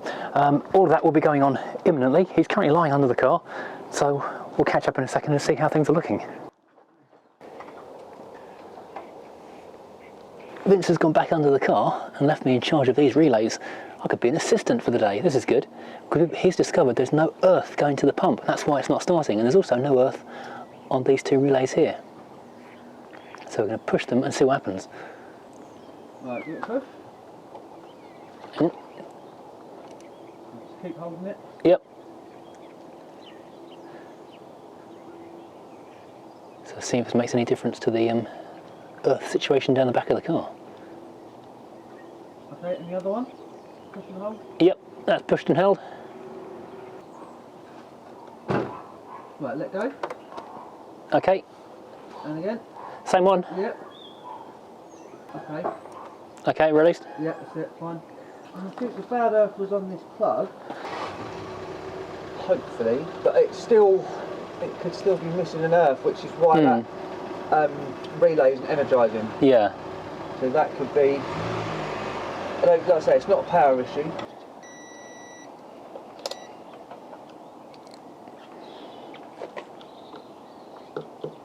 So yeah, bolt drop test. It's a way of testing if you've got a good connection. I was explaining the continuity. Yeah. No, not really ideal for testing cars. So we've got one probe, got the multimeter on bolts, and then we've got one probe on the body earth, and then I've disconnected the earth to the battery. So most people would probably assume you're not going to get any reading when you connect them two together. But we're going from earth to earth, and you've got 12.6 volts. All the multimeter does is tell you a difference in voltage between 2 points, and there's always people assume that there isn't 12 volts on the negative side of the battery, but what's on the positive side is still on the negative side, so you've still got 12 volts here. So yeah, essentially the power comes in and out of the battery. Just testing the point between there and there, bad earth. If I test it on that, you'll have nothing, 0 volts, which means that connection is then good. If I put that back on there, you'll then again, nothing, 0 volts, which means it's a good connection. Right, breakthrough and not a breakthrough has happened. First of all, we've identified the reason there was no earth on this unit down here, because these two bottom relays weren't getting any earth on them. Bit of process of elimination, and thank you to Ashley who sent through a wiring diagram with some colours on it. We found a bad earth at the back of the car, which is now solved. However, even though there's now 12 volts to the pump, it's still not actually running. The battery is a bit flat, but that should be 12, but it's gone down a bit, but that is voltage directly to the pump that we're seeing. And an earth directly from the pump. So the earth, and so the positive and negative are both perfectly good to the pump. If one of them wasn't working, if there was no earth, I'd get no voltage. If there was no power, I'd get no voltage. But when you crank, pops up 10 volts, and that's only because the battery's running a bit low. But yeah, positive and negative is there, but the pump is still not running. Potentially got a dead pump then, a dead new pump. Yeah, that potentially could have been to do with wiring issues. It's unlikely, but yeah, unfortunately it is. Yeah, I've also given the pump a little technical tap. So, percussive maintenance. Yes, yeah, yeah, but it's still nothing. So I'm going to assume that it's a duff pump. Just taking the pump back out again. This is the new pump. It's only fitted a few weeks ago. So we have a solution, and guess what? It's a two-parter. First of all, it was the fuel pump again having failed, which is odd to say the least, but I wouldn't have found that first of all because there was also a bad earth. One of the earth blocks I had a look at and wheeled was still a bad earth, so it was a combined thing. So I could have fixed the earth and kept on looking because I wouldn't have known that the fuel pump was broken, and I could have replaced the fuel pump and it wouldn't have worked because the bad earth was there. But Vince managed to diagnose exactly where the fault was in the end, and we've now taken the fuel pump back out, as you can see. So I'm going to take it back to the shop and see if we can get a refund on that, or an exchange item, because they shouldn't fail that quickly. Right, so here we have a new pump. They have exchanged it, whoops, they've exchanged it down at JR. That's 215 quid of new pump. Before I go to the trouble of installing it in the car, I'm just going to plug it into the loom behind the exhaust pipe and check it does actually fire up. Make sure there's no other problems that haven't been found. I said the Vince, the auto electrician, Gandalf, the company name, he did find there was an earth problem in the engine bay and there's an earth problem down here in the back of the car. So there were two problems plus the broken pump. This car is just a winner, isn't it? So once again, I've siphoned all the fuel out of the tank.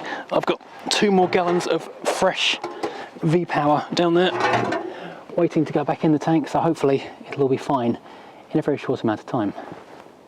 I'll leave you now while I climb under the car and try and find that wire. Right, I've managed to lean underneath there, plug it in. I do need to jack it up now so I can wrap lots of insulation tape around the plug, keep it waterproof and cable tie it all out of the way so it's not going to snag and cause trouble. I was meant to change the rotor arm and distributor cap over the weekend, but I got waylaid with the V8 instead. But it was running anyway, so I'm sure that'll be fine. So now, the moment of truth. Ouch, ouch. Keep bashing myself on the door mirror of the W123, which is also being neglected under here. So let's see if this works. Oh, come on. Would you believe it's got a flat battery now? I don't know why that wasn't cranking over. I've plugged in this auto wet capacitor thingy, and it was showing 12 volts on here. This is now fully charged, getting ready. Let's go and see if we can crank it this time. Whoa, 10 seconds. That doesn't normally include an obstacle course. Nearly.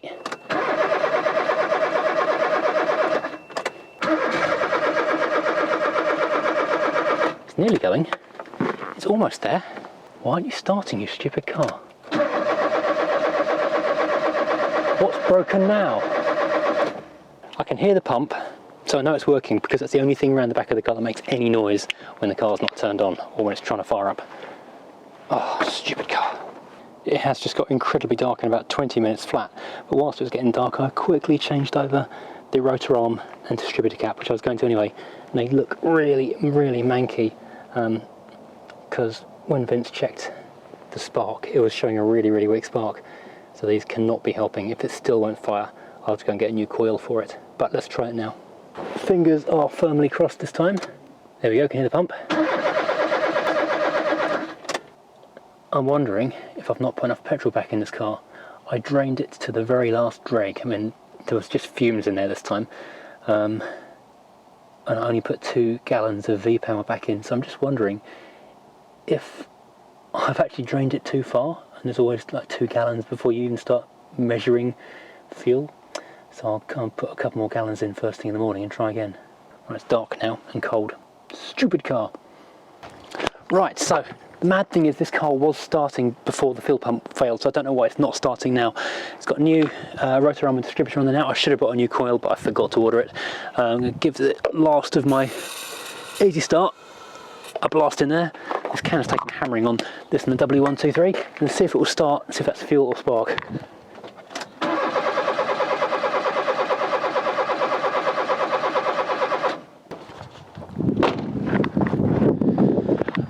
Okay, that's spark, so probably the coil's failed. Let's try a quick spark test. I think I might have just solved this. Boy, is my face red. You know how it was absolutely pitch dark when I changed the rotor arm and distributor last night? And I was working by the light of a torch. What can you see that I can see that tells you why this car's got no spark? It's gone from a weak spark to 0 spark. Yeah, that's the king lead. There's a lesson there about working in adequate conditions, not in the pitch dark. Right, 19th time lucky.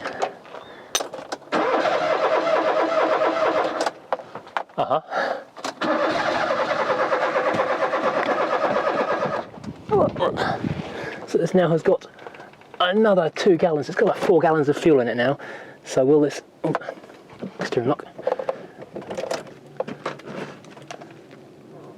Fuel gauge still isn't moving. Okay, that probably means in that case that the plug isn't in properly.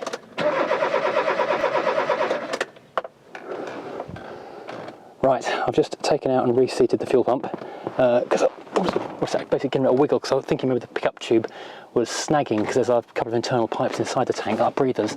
Let's give this a try. Yay! First time. Right, let's turn the key again once more, just for the novelty value of it. Hooray, it's alive, thank goodness. There you go, success, a running K-Series at last. Of course, this is also the first time we've seen it running with the new exhaust pipe on it, because it got pushed back into its parking bay previously.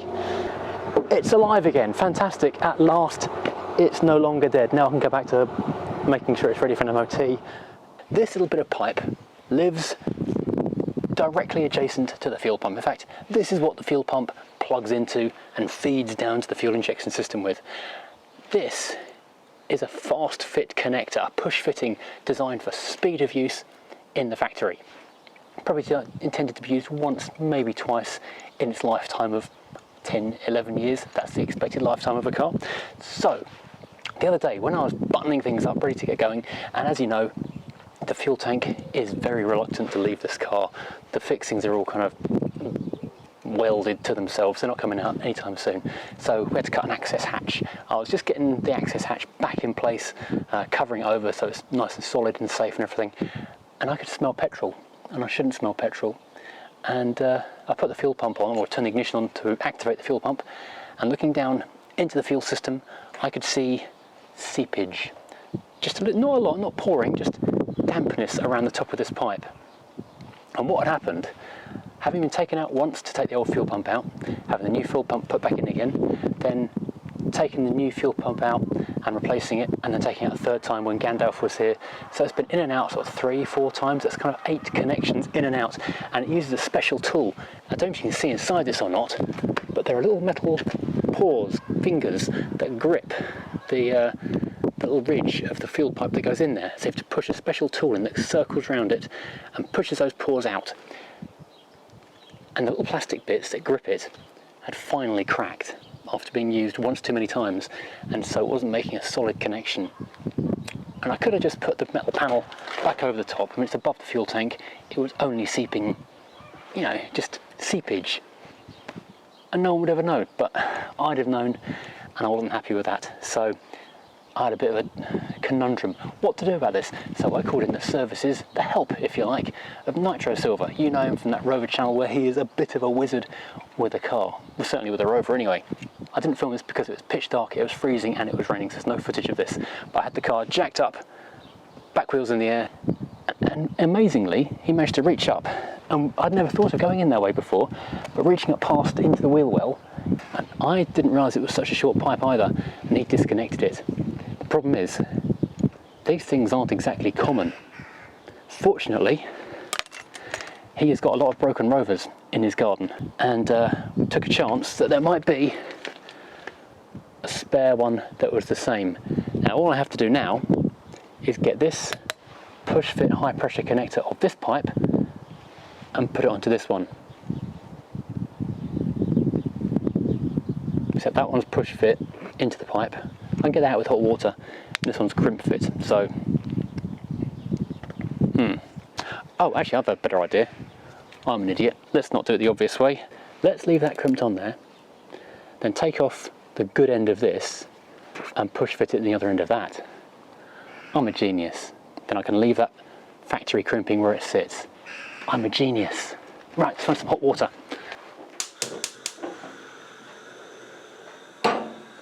This is probably our oldest saucepan, so when I get in trouble for this, I'll be in less trouble than if I used the newest saucepan, the nice ones. There's logic here. I'm doing this wrong. Oh yuck, that's disgusting. I don't need to boil this end off, I can just cut it off because I'm not using it again.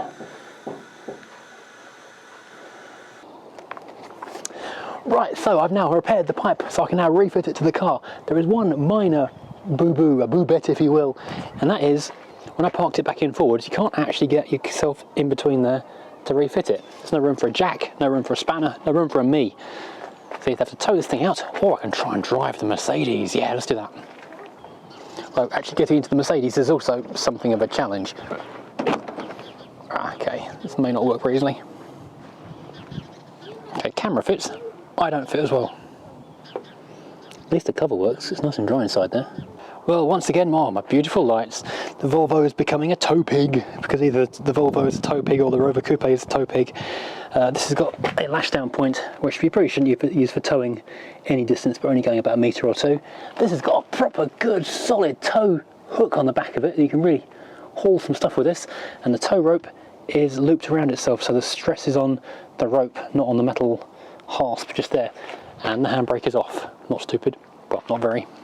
Sometimes people say, rather unfairly I think, I'm sort of copying Hubnut stuff, but in this case I think I was there first, towing cars up and down the driveway, one project car hauling another one. Hopefully I won't break any cars' bums like a certain Mr. Seabrook did the other day.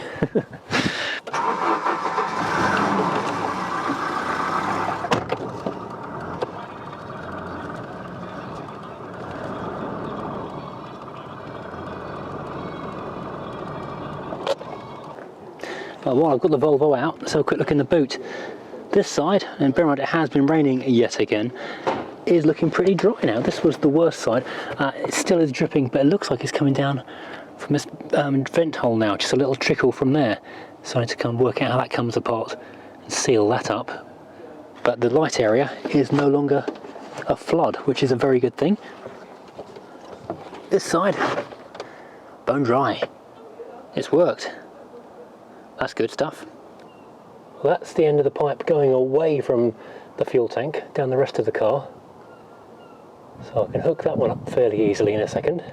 So last night I was working quite late because I was struggling with these pipes, well this pipe in fact, and these quick release, quick fit clips, they would not quick fit onto that. So I guess there was a slight difference in size between the one that came off and the one we thought was the right one. So in the end I had to get some new, I had some new luckily, of the right size ethanol safe Gates fuel line, and using the boiling water, teacup technique, managed to get those over the, there's like a lump on the end of the pipe, I've forgotten the name for a second. So that fitted on and it's held on nice and tight now. And so here the moment of truth is, pipes are connected, so now we can go back to, a functioning, a functioning Rover 220 towards... Yeah, that sucks. So, I don't know why, but it's now gone from a car that ran but had a tiny little fuel leak to a car without a fuel leak, and I can hear the pump buzzing, to a car that won't start. So I squirted a little bit of easy start in here, and the thing fired up and ran quite happily on the easy start. So I'm going to disconnect the inlet from the fuel filter just to make sure fuel is actually reaching this far down the car. So I can hear the pump still. So the next step in my investigation, I'm working backwards. I can still hear the pump running, so I've disconnected the rubber tube pipe thingy at this end, so I'm letting it hang loose. Just going to fire up the pump, see what happens.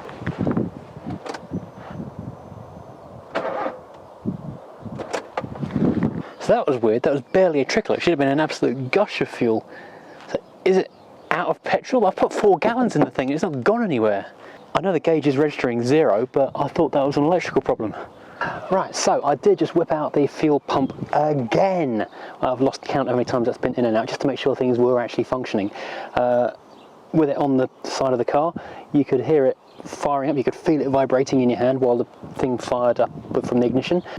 I physically moved the fuel gauge sender, but it made no difference to the gauge on the dashboard. So either the gauge sender is broken on the new pump, which would be marvellous. So the old pump, the pump didn't work, but the sender did. With this one, the pump works, but the sender doesn't.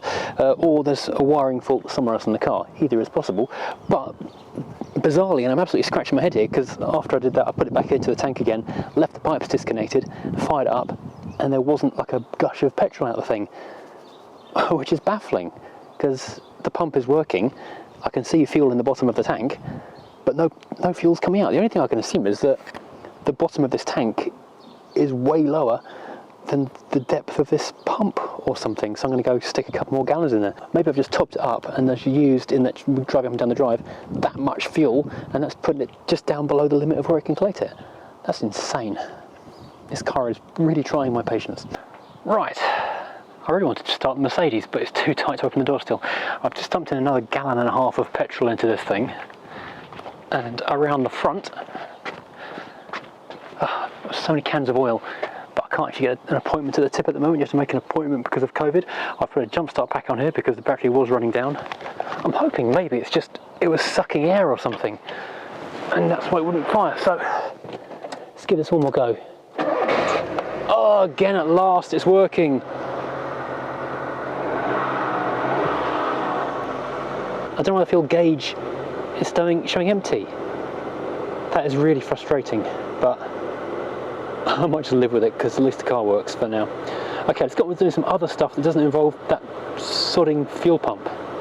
Right, now the car actually runs again for, I don't know, whatever reason it was. Maybe air in the line? Could it just be air in the line? It took so much cranking it killed the battery, and then the battery needed a boost to suck more fuel through. I don't know. This car hates me, but hopefully it'll start to love me soon, because now I've got some bits and pieces, which is what I was actually planning on doing this week. Lovely viewers sent through to mail time, post bag, whatever you want to call that, a new rear number plate plinth, a hopefully working Rover radio, which I'm hoping will just plug straight in and look at the business in the dashboard, and a couple of wiper blades, which I actually bought down the shop, down the road. Now the reason I'm changing the number plate plinth, which is in the right colour, saves me getting that painted, super handy, is that when I first got this car, I had to break in, I had to tear the old one off, cut a hole through the roof because the mechanism had locked solid, and I had to manually, shove the whole thing across. And I did try and panel bond it back on, but that didn't go so well, because that meant it was just sticking out ever so slightly proud of where it would have originally been. I couldn't get the key far enough into lock to open the boot again, so I had to pry the thing off again. I'm also going to get some new number plates, but not today. So first of all, let's fit the new plinth, which is a really easy fit, thankfully. It's just a few 8mm bolts, and we are laughing.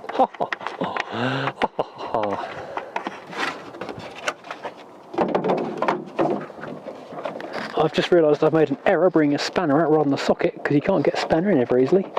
Might just about get away with it though. Let's hope. Where are the keys? Let's see if that works. Can I get in far enough now? Just. Do need to crank that in quite a way. I definitely need a socket. This is way too tight. Oh no, I can just about do it. Bendy-ended spanner to the rescue. Now, when that's tightened in, can I use the key? Yes, I can. The key works. Huzzah!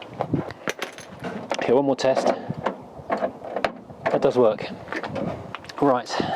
Let's really hope this does work. Boot shut. Boot not shut. Yes! Okay, so that's now smart and beautiful. So I'm just going to nick the number plate off here. This number plate is really horrible. So I'm just going to glue it on with just one or two of these sticky pads. It's a shame to even waste 2 stickers on this thing. But I haven't got a new one yet.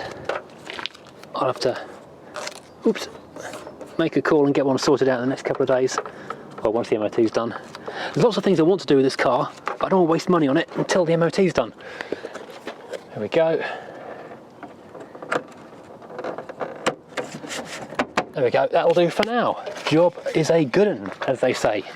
One job done, tick. Thank you, Matthew, for that. That's a big improvement. Now let's have a look at this radio, which is absolutely dead, unfortunately. So put the camera down there. Sorry, it's going to be a crappy angle. I know someone moaned about that in the other video. Tough noogies, I'm afraid, because there's no other way around it. So using the old 2 screwdrivers down the side technique, we've levered this radio free. Let's see what kind of plugs we've got in the back of here. Oh, we've got pre-outs, of course, because I had an amplifier in it. Just get these little tags up. God, I've fitted so many of these things over the years. The various cars. Always change the head unit. It's like the first thing I'd change on a car when I bought a new one. Doesn't matter about breaking it. This radio is basically scrap. I just don't want to hurt my wrist. Put my hand through there. Antenna out, and that's that. One scrap radio. That was looked like quite a decent radio once upon a time. Okay, so what plugs have we got on here? Oh, okay, big Rover plug. And this is, that's a JVC plug just there. Going into, okay, the standard ISO DIN things. So I need to go and get a Rover adapter for using a Rover radio in a Rover. How mad is that? Ah, and that's the trigger wire for the electric aerial. So thank you to channel member or Patreon Simon, who sent this through to the mailbox address. So thank you much indeed, Simon. That's very, very kind of you. I have had a quick check online, and these do appear to be available from eBay and Amazon for only about £4 or £5. So I'll have to get one of those ordered. Pretty won't turn up till after Christmas now. If anyone's got one, then do get in touch, because that's the kind of thing that would be extremely handy to get hold of. Save putting money in some Chinese retailer. Save.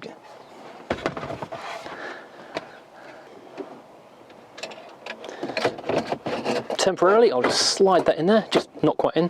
That looks actually quite nice, doesn't it? That really quite suits the dashboard. That will look quite nice. Thank you, Simon, who sent that in. The other job I was planning on doing was, once the engine was started, which is now, was putting the hood up and greasing all of the greasing all of the joints. Just push the button. Up comes the roof. Even though it hasn't got an outer hood on it.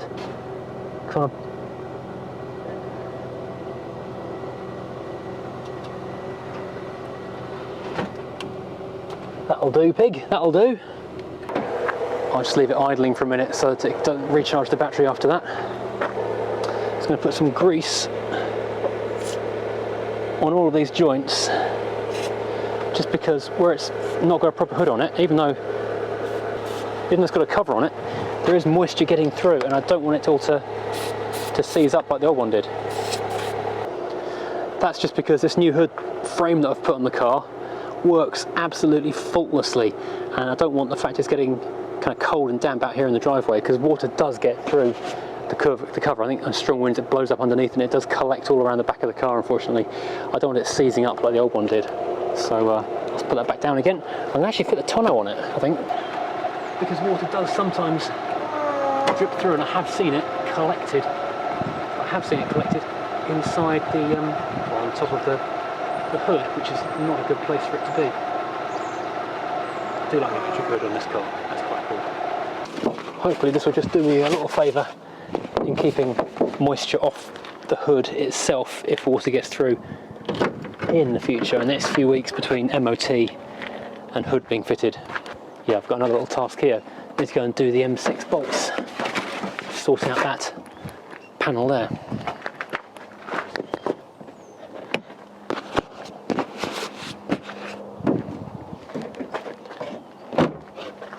Now this isn't getting into MOT stuff, this is getting into making the car more pleasant to be in. This is not ideal. Yeah, I don't know how that broke originally, but it just kind of got worse and worse just by looking at it.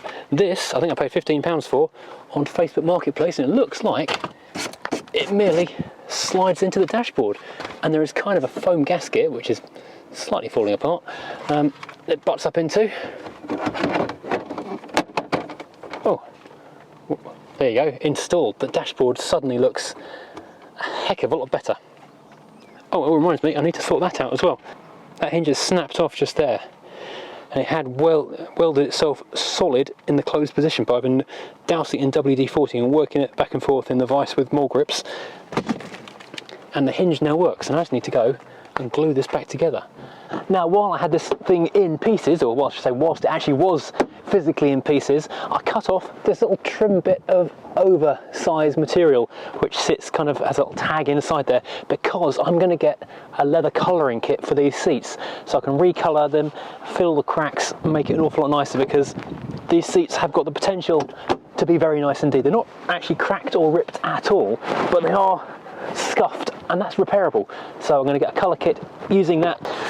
Right, so let's do a quick clean up job on this gaiter here. Ooh, what's that from? Oh, broken plastic.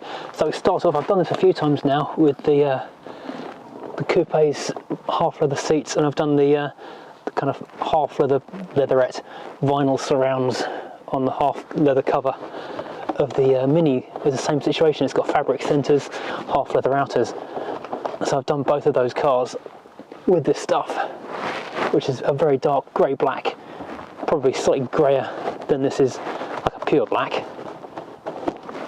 In fact, I'll need to get one of these kits for the Alpha, because there's a tiny, tiny weeny bit of scuffing on the driver's seat of the Alpha, which I could do with just tidying up. It's not a big deal, but it would certainly improve it. So that's alcohol cleaner, which gets all the grease and dirt off. Then we go in, it's really simple stuff to apply. I'll give it a little shake. Leather colorant, not black currant, black colorant, and just sponge it on. Simple as that, really. And don't let it fall over on the carpet, because it will ruin the carpet. The dye may have dyed in this, it's not really dyeing it black at all. Or the pigment may have settled to the very bottom, because it's not really doing very much. Oh yeah, you can feel the pigment at the bottom of it. Let's give it more of a shake. This is quite old now. I forget how many years, it must be about 4 or 5 years old, I reckon.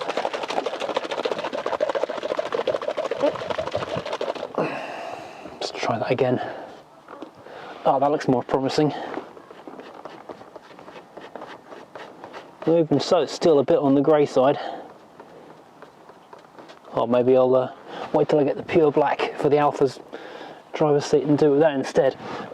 That'll probably be a bit more of a better result. At least if it's not bright white, it's a bit less obvious that the surface is gone.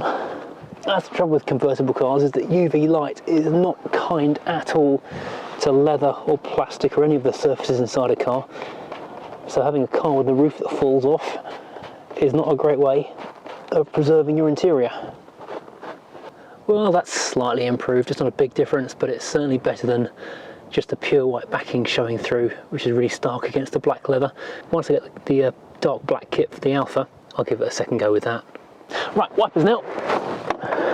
Right, this one has definitely seen, better days. Try and work it out. Apparently this is easy to fit and high quality rubber. We'll be the judge of that in a second. How does it all come out? More for the metal scrap pile. Ever growing as always. My God, it is windy today. I'm trying to hold my back to the wind so that you can actually hear the microphone over the gale. It is absolutely blowing a hoolie through here right now. Oh, do you know what? They actually are quite easy to fit. Who knew? They're quite hard to open the box when your fingers are completely numb though. Been out here about 15 minutes, not even that probably. I already can't feel my hands. Work out which way around these things go before you snap them into the wiper. But what do you know? Well within the Trade Descriptions Act, that was easy. 3 minutes into the video, 2 jobs done. This is amazing. This is very unlike furious driving. Next up, and this seems like a completely pointless waste of time, but I've got to take the spare wheel out. Not because I want to have a look at the spare wheel, it looks like an old Dunlop with pretty decent tread, but it's flat. Hammering it is. Oh, come on. Oh, it's freed it.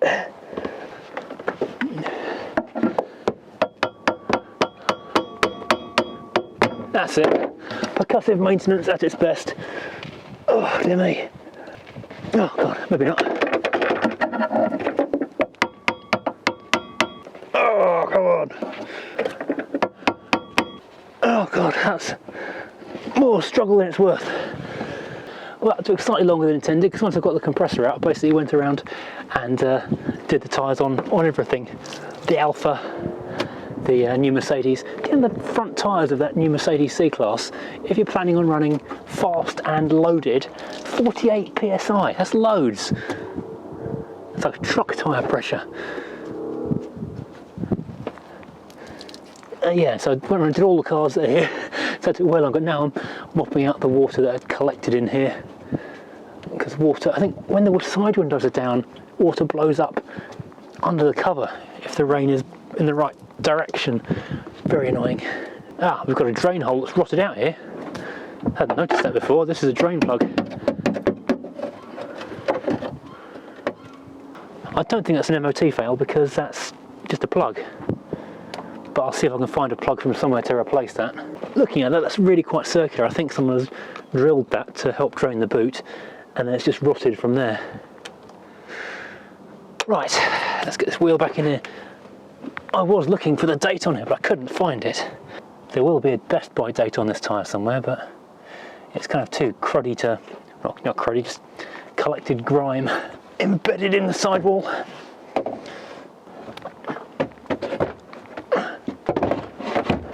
And before I screw it back in there, I'm actually going to put some copper slip on that because that was an horrible task getting it out. And the next time this comes out potentially could be if there's a puncture and you don't want to be stuck at the side of the road and not able to get a spare wheel out. That'd be really no fun.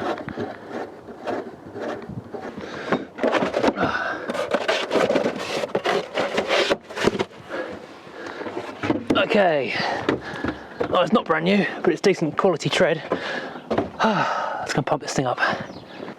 Next up is something people thought I wasn't going to bother doing, but I am. This is putting a new floor in here, and it's surprising. Well, first of all, it's surprising I actually touched that with my bare hands because that is utterly disgusting. It's the kind of thing you touch and then want to wash your hands and then wear gloves for everything you ever touch ever again in your life. But it's been on the ground for a long time. I'm actually going to make a bigger panel on this because this is a bit meh, really, isn't it? It barely covers the padded bit, and I'd like a nice flat floor across the entire floor. So I'm going to go big. So there's an additional 21 centimetres towards the seats, and I can make it, I'll continue the width of it, well, the same width as the end actually, 65 centimetres, so I can do a 21 by 65 over there. And that can be that little extension on that bit. And these side parts, they can carry on an extra 25 centimetres from that point.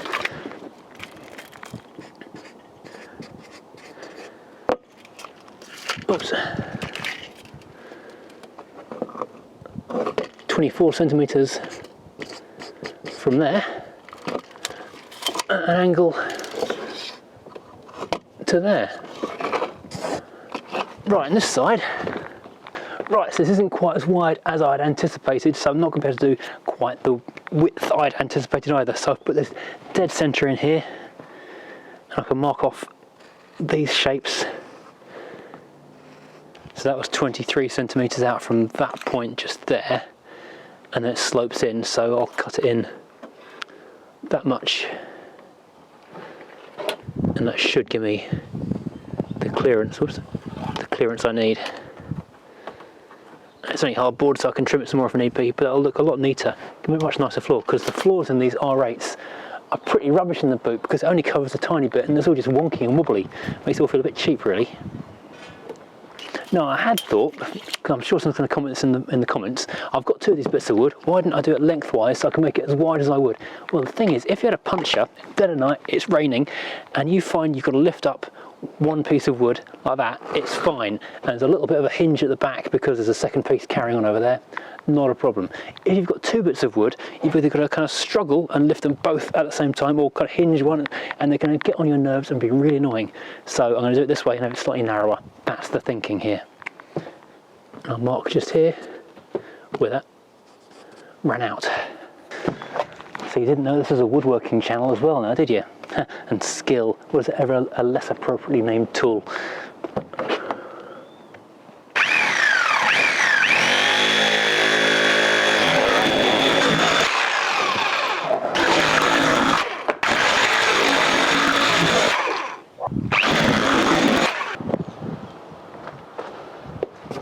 Right, let's go see if it fits.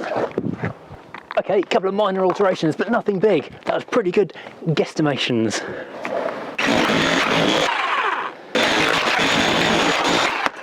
Nearly there, just need to put a little trim of this bit here because that little corner catches, and make a handle in it. There we go. Just need a finger hole really, and that's that side done. Now, the little other bit. Okay, version B, it's hard to lift. I need to move this up a little bit. Well, this is virtually the right width, so I'm just going to take this bit here, which is about 11 centimetres, plus the extra 20, so that's 31, and cut it off straight just there. Easy. Oh, that's actually quite tidy. I'm not unimpressed at that, and that hinges up. Whoops, I'll put this in the right place. This hinges up, so the spare wheel is still easily accessible, and I'm going to make a gaffer tape hinge when a gaffer tape isn't massively professional. It does solve everything. Unfortunately, I've run out of gaffer tape, I've just realised, so it's on my shopping list. Always buying more gaffer tape, more brake cleaner, and more cable ties every time we go to the store, because you never know when you're going to need some more of it. So I'll just make a gaffer tape hinge both sides of that joint there, and that'll be solid. And that's quite a nice big boot floor. Now, where's the carpet gone? I cleaned the front quite effectively, the back still looked pretty grim. Oh, it's bent down out of the wind. And someone said, why don't you just jet wash it, in the comments? And I replied, yeah, that sounds like a pretty solid idea actually, so I'm going to jet wash it.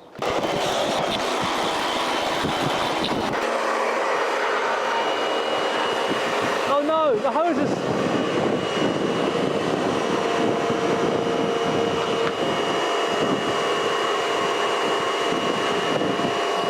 From a leak. This isn't good.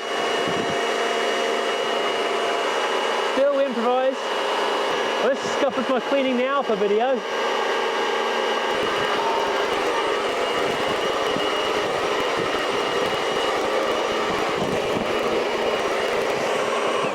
Well, apart from that bit of old hardboard, which is well and truly baked in there, that's come off pretty good actually. The mould's all gone.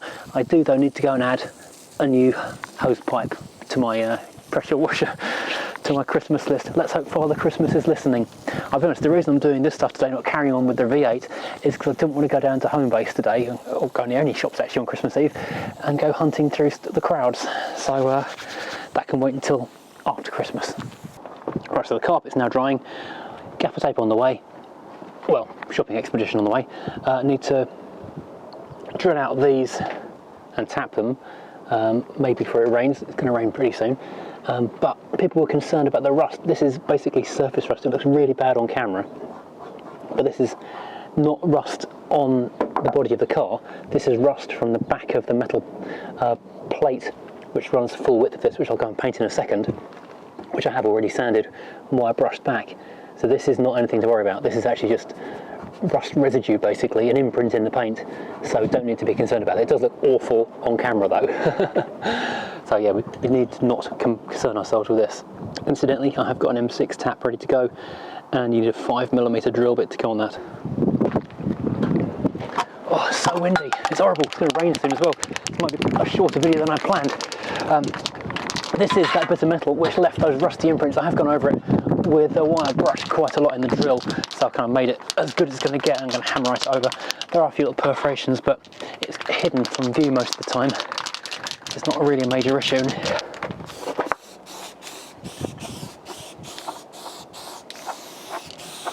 Because it's parts like this that mean cars like this stop being viable and don't get restored and get broken, because once these are rusted out and gone, there is no replacements for them. You can't buy these parts anymore apart from breakers, and pretty much all the cars that have them on, they've rusted out on. So you're kind of screwed. You've got to just save whatever you've got and make the best of it.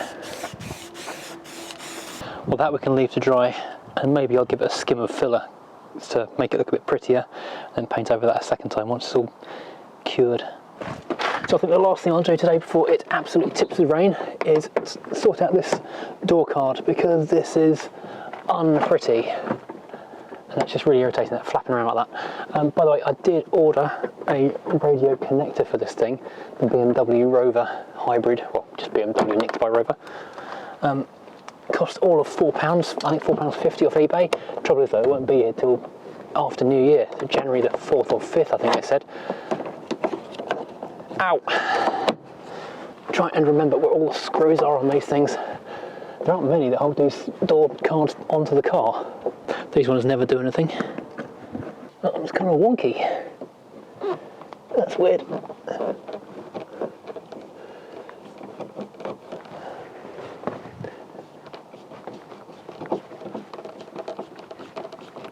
Well, at least just this one little one to get out, which doesn't want to come. A little jeweler's screwdriver did it in the end. Don't think the camera's rolling.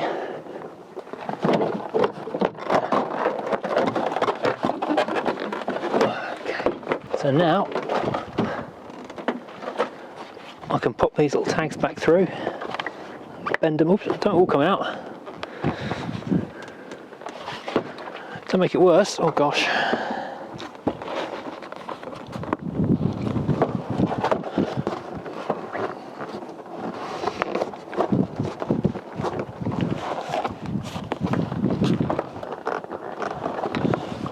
So what I'm doing, I'm not really narrating this very well, is I am bending the little tags to just slide through the holes as it offers up to the door. So we've got all of them coming through there, oops, into the right places. Now, in case you were wondering, I have not had my driveway gloss coated. It's just been raining all morning and all night and all yesterday and all the day before. I just had to wet vac out the back seat area of the car again. I've not put the bench in yet. I won't until it's ready to get the roof fitted.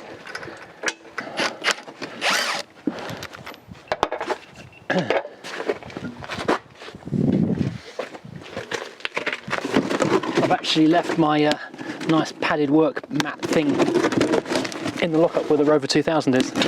So the auto dock box is coming in extra handy. That's something dry to kneel on because it's very cold and wet and horrible. Now I'm wondering if I'm going to need the heat induction tool. And by wondering if, I mean wondering when.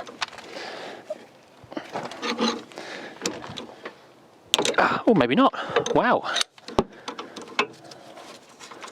Quentin, I'm amazed. Just slacking everything off before I begin. Blimey. For a car that's been parked for 7 years under a sheet, that's astonishing. What's not astonishing is the amount of cobweb and crud in the calipers. Ugh, dearie me. And before we go any further, I will say there is an axle stand as well as the jack. These are both the Draper heavy duty 3-ton things. I'll put links in the description below. These are proper solid items. Is opening the top of the reservoir, just having a quick look in here, and it actually doesn't look too bad. I was expecting it to be murky and horrible. It's actually quite clear. I've only got a one-person hydraulic pumping bleed kit thing here, which is pretty rubbish. So what I might do is when I go for the MOT, just ask them to flush and bleed the brakes for me. That'd be a lot easier and less hassle out here in the cold. And I've got my big persuader bar, and that is actually coming off really easy. Wow, I did not, well, I expected that kind of grime, but I was not expecting that level of ease. That's astonishing. Let's find something to hang that off there with. Oh, I haven't got anything better than that to tie it up with, so it's going to have to just balance there for the time being. Let's get these pads out, because they look like they've welded themselves to the discs over time. Yeah, they are pretty much gone. Yeah, that's had a few miles left in it, but not many. Right, let's do a reverse ugga-dugga on these ones on the back.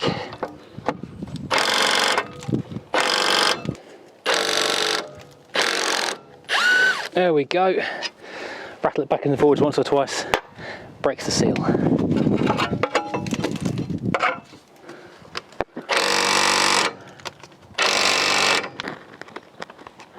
Gosh, that one is tight.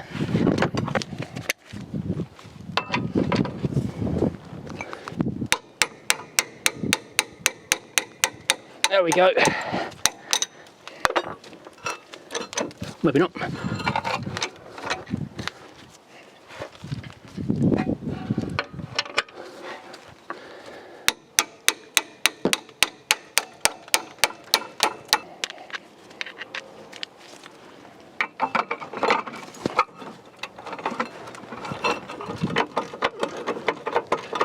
Wow, that was way too easy. What? No, I'm not going to say it.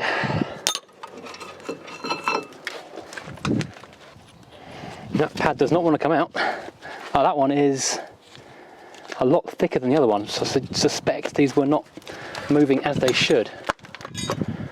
Right, let's get a wire brush and clean this thing up and wind this caliper back inside a wee bit.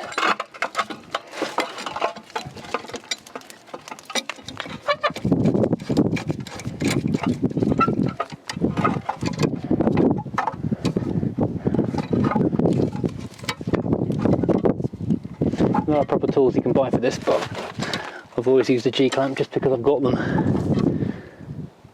Be careful not to go back too far as always. I'll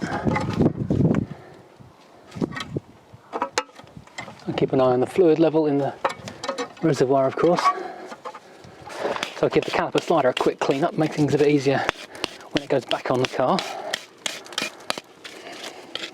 If nothing else, get the cobwebs off. Now, can I get these screws undone? No. I need a bigger screwdriver. Ah, good old impacty gun. This thing is really good because it's got quite a delicate throttle on it. You can start it off very slowly and work up to full power. So things like Phillips head screws, which thread out, just strip really easily, you can build up to the full whack without destroying the screw. Oh, it's not copper slipped on, I don't think.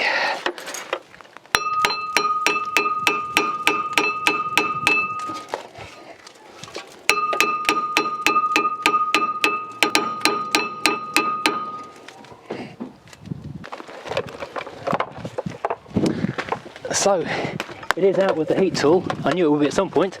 I just didn't expect it to be for a brake disc. I've never had a brake disc that wouldn't come off before. This is entirely new territory for me. I've had wheels that wouldn't come off. I used to change a 2012 Mini Clubman over to winter wheels every year, and some of the wheels back in obviously at the end. And that, even with lavish amounts of what do you call it, copper slip, would every year just weld those wheels onto the hubs, to the point that I had to use big chunks of wood, jack the car up on one side so one wheel couldn't go anywhere, and use like a wind out type of scissor jack on its side to physically push the wheels off every year. But I've never come across a hub welded to a disc. This is a new level of disasterhood. Try and get around all four corners, or all four areas. If you've not seen one of these devices before, they are absolutely fantastic. It's like using a blowtorch or an oxy torch, but far safer and far more controlled, because I can put my hand on the back of it, and yeah, it's actually quite hot, but it's not going to injure you badly. As opposed, it's not going to set fire to the car. Just be a little bit careful near sensors and things because of the electrical field around it, but you're okay with ABS kind of stuff. If this hadn't welded on, I would actually be done and putting the wheel back on by now and onto the other side. If you're just using a single bolt with this thing, it is very quick indeed. I did a job on the Rover Coupe one time when I first got this. I spent 2 solid days on one pinch bolt at the bottom of the strut tower, and I couldn't do it. I'd run out of ideas. Used this, done in 10 minutes.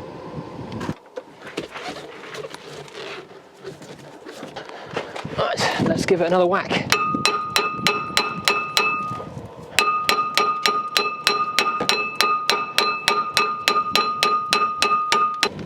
Never seen one like it. Ow, I'll give you a clue as to, or hint as to how hot this just got. I accidentally brushed against one of the the stud things there. It melted the rubber and just branded me like an Indiana Jones at the beginning where the guy picks up the thing. Ow. There we go. Off. So, although it's worth remembering, this device stays fairly cool. The metal parts you're looking at do get hot. That's a bit of rubber from my glove and a bit of my skin, which I just had to run inside and pour cold water on, because that really hurt. Also had to go and get some coffee to get over the shock of that. I'm not using the ceramic cups today, I'm using the Furious Driving thermos mug because it's so cold out here. A regular cup of coffee would be cold in seconds. It's actually really icy out today.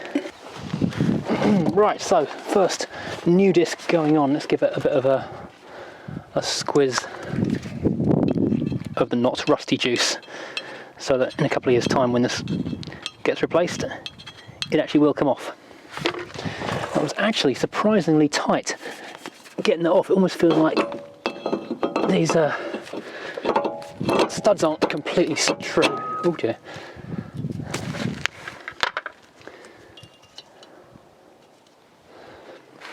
Hopefully this will be a fair bit quicker going back on than it was coming off. It was quite easy coming off, apart from that last bit, which is a bit of a pain. But that Red X disc there, perfect fit, no problemo. Let's pop this carrier back on.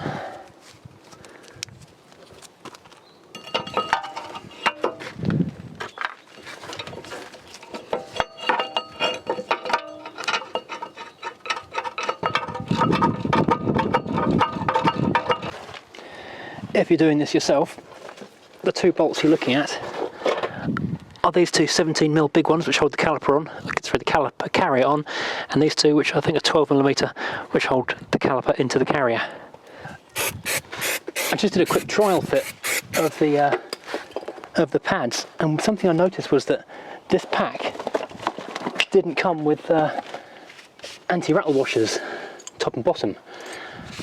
And when I refitted them with the anti-rattle washers that came off the car, the rear pad would not move at all. It was properly wedged in there. So I wonder if these were incorrectly fitted or incorrectly spec'd for this car, and that's why the rear pad was not worn and not being used, and why the brakes weren't very good. So I'm going to rebuild it without the anti-rattle shim, top and bottom, when it's got the anti-rattle shim here to go into the caliper itself. But we shall see if that makes a difference.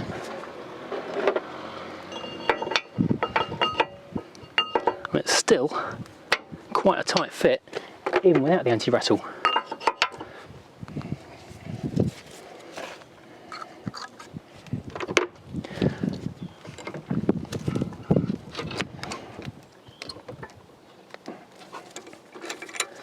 just need another millimetre or two just to get over the new pads, just to wind in a tiny bit more.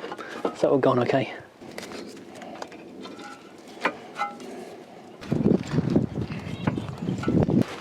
Right, now the fun and games of making. Oh, that's not in there. Damn it! I thought it went too easy. There we go. That's it. Now, oh damn! The fun and games of lining up these bolts on the back. One down. Just squeeze it all tight together into the right place, then it will go in.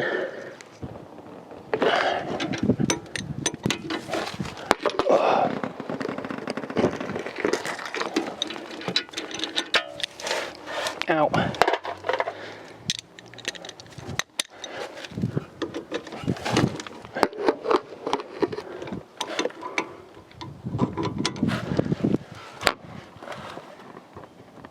Done.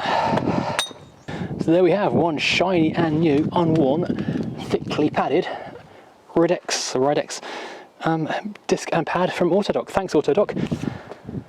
Now I just need to go into the other side. Hopefully that won't put up quite such a fight.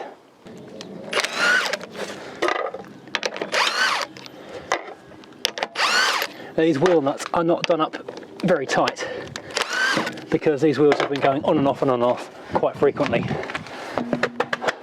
But did you see how quickly and easily that new stuff just went straight on there? Perfect fit, no hassle, done in about a minute and a half compared to taking off. So I won't make you sit through the entire thing again.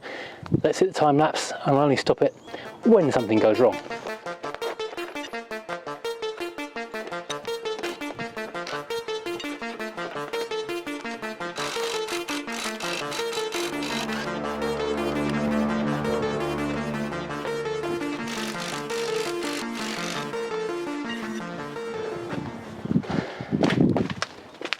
I'll bring you out of time lapse for a second because this here has the same set of anti-rattle shims top and bottom, which are thoroughly wedged into the caliper carrier.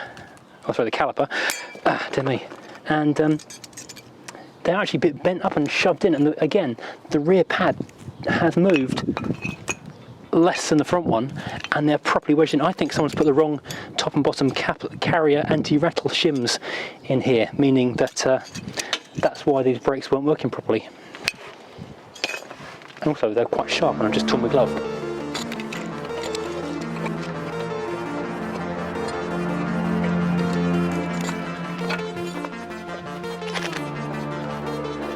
Well, got our first snag. It wouldn't be too far away. There's only one screw holding this disc in, as opposed to two on the other wheel. And this one doesn't want to come undone. So back to our old favourite, Mr. Heat Induction Tool. Right, this screw is just rounding out. It's not doing anything and it's knackered. I'm going to destroy it and then go get another one.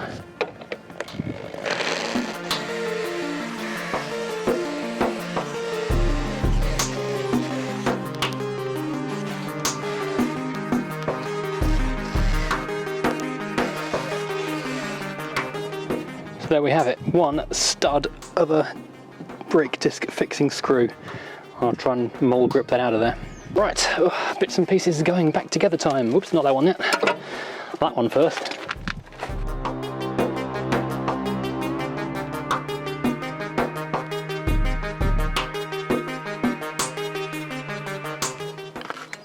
And here we have the new Ridex pads. Once again, much nicer, fresh, new, lots of meat on them.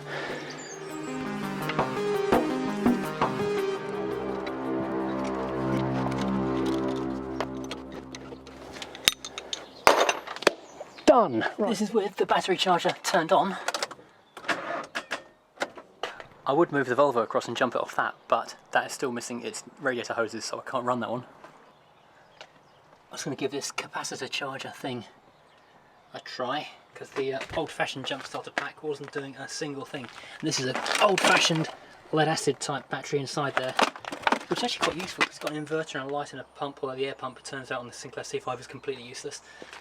No air was coming out to the end of the nozzle. This says, this might be too low for this as well actually.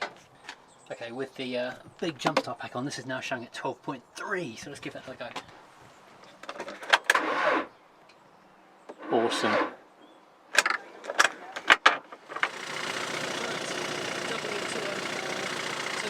Lucky I've got a set of mega long jump leads over here. Hope that'll start it. Right, here we go again.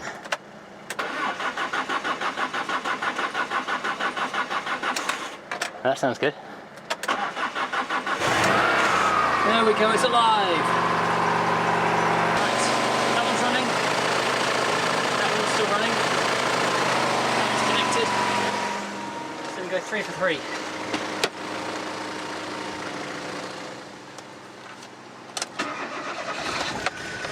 Oh, thank you, Quentin. Coughing to life, bit of life. That's what you always need. A super reliable, tough old German Bible symbol on the fleet.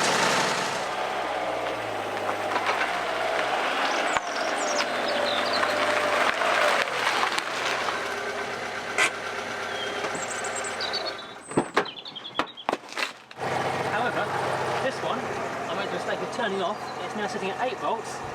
And even with the alpha connected to jump start it, we've got a new problem.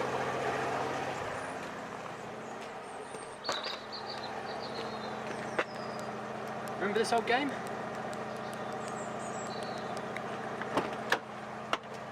We're getting nothing. No immobilizer, no nothing. Car's dead, completely dead. Not doing the central locking, not doing anything. It's doing that, which I've not heard before.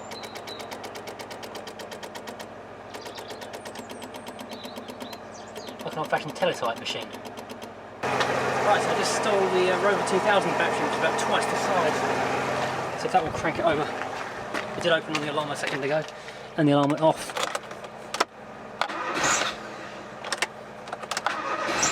Thank you. Right, I can move the cars now, thank goodness. Well, that was quick and painless, and by quick and painless I do of course mean 40 minutes of ridiculous faffing, during which I may have discovered the extension lead to the battery chargers might have been unplugged. Don't know who did that. Anyway, let's go on to the car. Right, so engine bay wise, we're a little bit low on coolant, so I'll give that a quick top up. There's nothing else to do under here as far as I'm aware, apart from work out where that coolant leak is going to or from. That seems to be dribbling down on top of the alternator, which is probably fine. Alternators like coolant. I think they like to be kept cool that way. I'm sure it's fine. Yeah, but yeah, that does seem to have dribbled a bit of coolant out of there, and evidence just there. Sand and put some silvery coloured paint over that sill repair just there, and some silvery coloured paint on that sill repair down there. And as I drove away, I realised I hadn't actually stuck the back number plate on, which is probably something they will look at. Also, I need to hoover out the water that seems to keep collecting behind this back seat and put the back seat in. Now this boot plinth thing here is brand new. Well, not brand new. It was new from a viewer, Matthew. Thank you, Matthew. But I forgot to put the number plate on there. I'm not going to go crazy with lots of stickers. Just going to use 2 because I'd like to get some nicer number plates. These ones are a bit garish, really. I think these might have lost their sticky. Right, I did just whack a screw in it. It's not really pretty, but I'm going to get some new plates. There's a nice, useful place nearby called Perfectly Printed Plates. They can sort me as a nice either metal or acrylic or whatever plates I want to get on this. So I'm not going to bother making much of an effort at this because they are not staying there. I don't know who Sportline UK are. They're probably a fine company, but I don't like the red outline. Anywho, right, I'll just say I did have to use my... I've got an old cordless Bosch drill, which is okay, but the battery isn't very good and it's not very powerful. Don't know where that's gone. Found the battery, not the drill. So I'm using my ancient 1-speed Black & Decker. After the broken drill fiasco last video, what was I going to say? Yes, a few people just say I could probably replace the brushes on that old Bosch one because it's an old-fashioned, quite a high-quality one, which I'm going to give that a go. Meantime, I am going to take the suggestion, which a lot of people were saying, which I had thought of as well, which because I've got the Draper 20-volt Stormforce stuff, batteries and charger, just go and buy a bare cordless 20-volt drill, which I will do that in the meantime as well. But yeah, on the last live chat, a few viewers were incredibly generous on the super chat, so I've got a bit of cash in the bank, so we'll go and get myself one of those in the next week or so, I guess. Got much of a puddle down here. Even a little bit. I've only just laid the bench in place. Access to the seat belts is, and they work, so that's good. I don't want to push that back in all the way because that's an absolute pain to take out again. And with the trimmer will need access to those side panels when he changes the roof. So I'm hoping we can avoid pushing that back down for the moment. Right, now the boot. Let's have a look at the boot. Well, look at this, actually, against all odds, bone dry. I had taken the wooden floor and the carpet, which I cleaned, out of it because I was concerned that they're going to get full of water or damp blowing through from the seat area. But that hasn't happened, so I can put that bit of hardboard and carpet back in and have a complete, nice boot. Huzzah!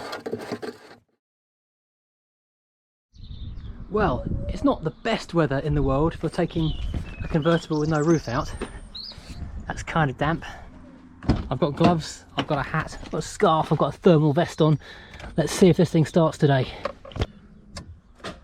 Oh, for crying out loud. Seriously, I need to go and get a better battery charger. This is on the jump start pack now. Right, lights on, wipers on, gloves on. Oh, I was hoping it would be drier than this. The forecast was for no precipitation today.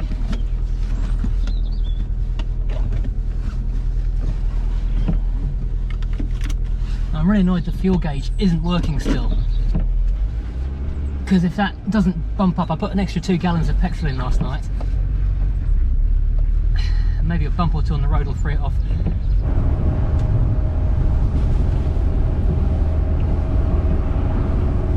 Oh, this is definitely the wrong day to be driving a convertible without a roof on it.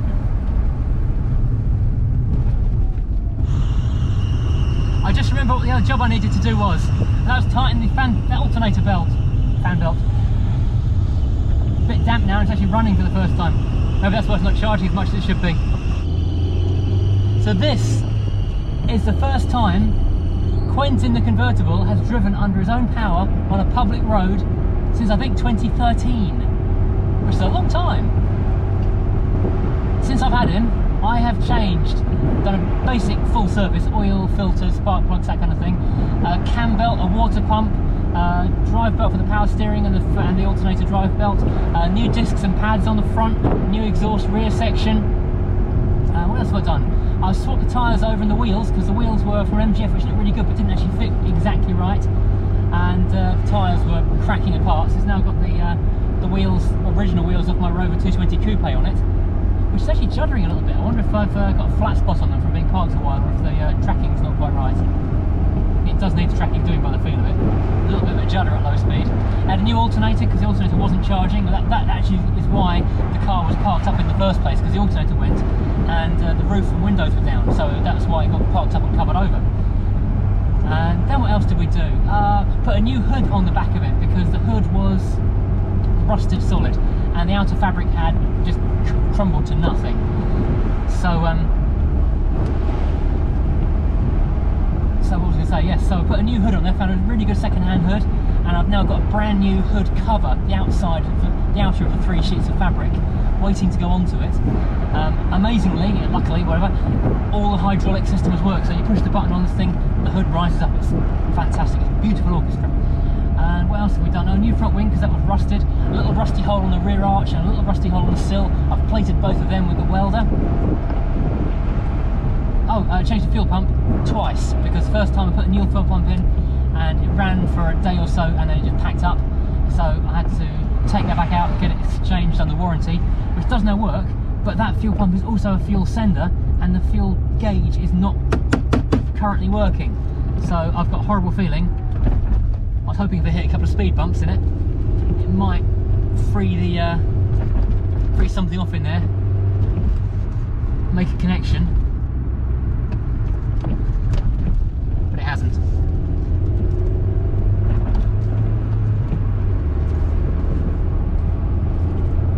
Oh, there's a couple other little things apart from that. We changed the front headlamp because that lens was stone chipped and cracked. Changed another light bulb in the front, changed a light bulb in the back, just odds and sods really. And of course the incredible mega interior clean, because the outside, sorry, the inside of the car, where it had been sat with the roof off for so long, was really not very nice. And of course it battled for a couple of weeks with the Immobilizer. Eventually we replaced the MEMS in the Immobilizer unit, got a new remote key fob for it, and that all worked. But I've done so many things to this car over the last couple of months, I'm actually struggling to remember. I need to list them all. Maybe I'll do like a scrolling list on the screen. Oh, the drizzle's stopping a bit, that's nice.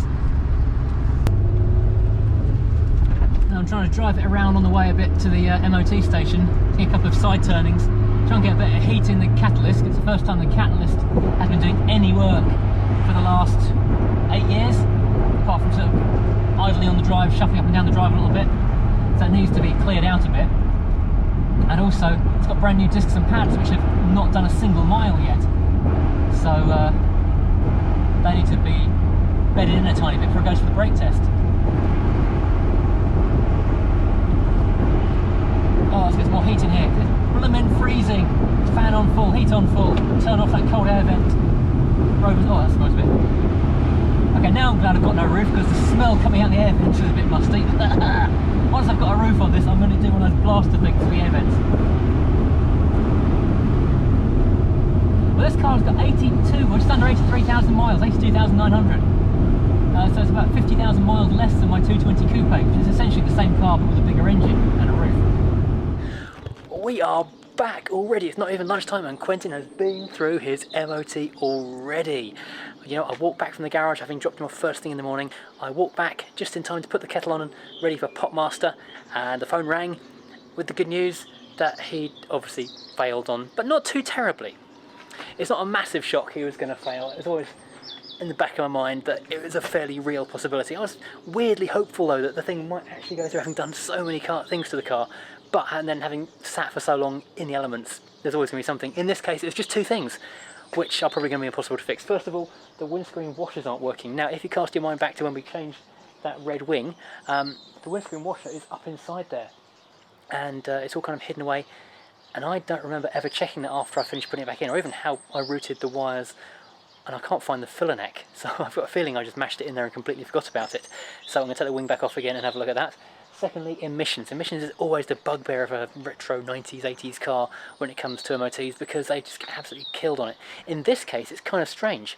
What he said it's doing is that after it's holding the revs high, the revs aren't dropping back to idle speed. So it can't get through the emissions on that basis, which means I'm going to have to strip the throttle down, and I don't think it's a sensor, I think it's going to be mechanically sticking somewhere. Now, fortunately, this wing is pretty easy to remove. And when I used this tool the other day, a few people did comment, "What is it? It looks really handy."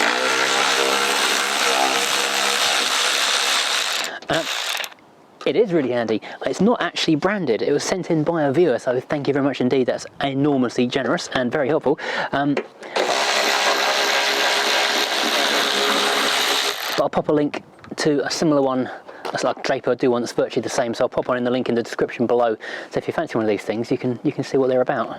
There are two you need a spanner for just there, one at the top, one at the bottom, and then there you pop this indicator out. There's one Phillips screw here that slides out, and there's one more bolt under there from memory. Yeah, fortunately these cars are very sensibly made. It's like working in a car from a different era almost. Well, it's a car from a different era. It's designed basically in the 80s into the 90s. But it feels almost older than that because of the simplicity of the way everything just clicks together. How's that got so dirty so quickly? Oh, it's not got dirty quickly. I didn't unplug it last time. Oh, there are two bolts in there. I'd forgotten that.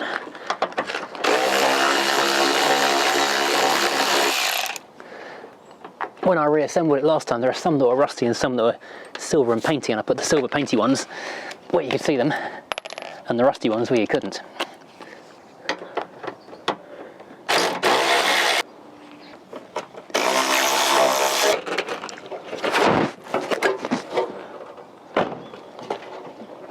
That slides out from the groove on the bumper there. Oh yeah, and there's a side marker to undo as well. Now here we have, spider encrusted, the washer bottle hanging in the bumper. Oh, there's the motor down the bottom. So why aren't you working? Let's go and have a look at this thing. I've also just noticed this extra wire down here, and I'm thinking, well, is that a fog light loom? No, one of the horns isn't connected, which is explaining why it is only a single tone horn instead of a duo tone horn. Just grab the key and see if that makes a difference. No, still only single tone, must be a broken horn.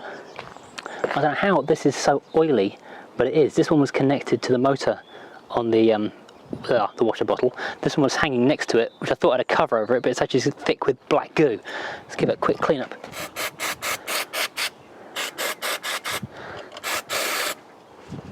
Oh, that's actually, oh god, disgusting. Thick with, I don't know, it looks like oil, but I don't see what oil will be down in this part of the car.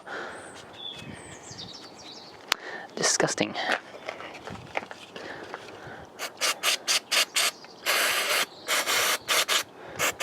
Love a bit of brake cleaner. Let's get a test meter on this thing in a second and see if it's actually putting power down there to whether it's a broken circuit or if it's a broken motor. Which means I'm getting 12 volts down the end of this wire, so that's probably a good thing because it's a lot easier to replace a motor than or trace a massively confusing wiring issue somewhere hidden in the car.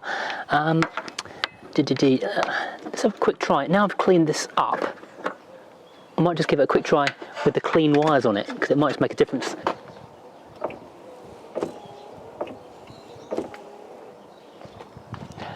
That'll be a no.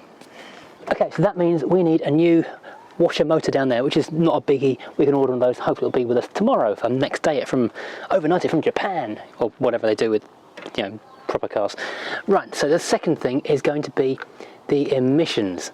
Somewhere on top of this engine is a stepper motor controller, a air idle or an idle air idle control valve.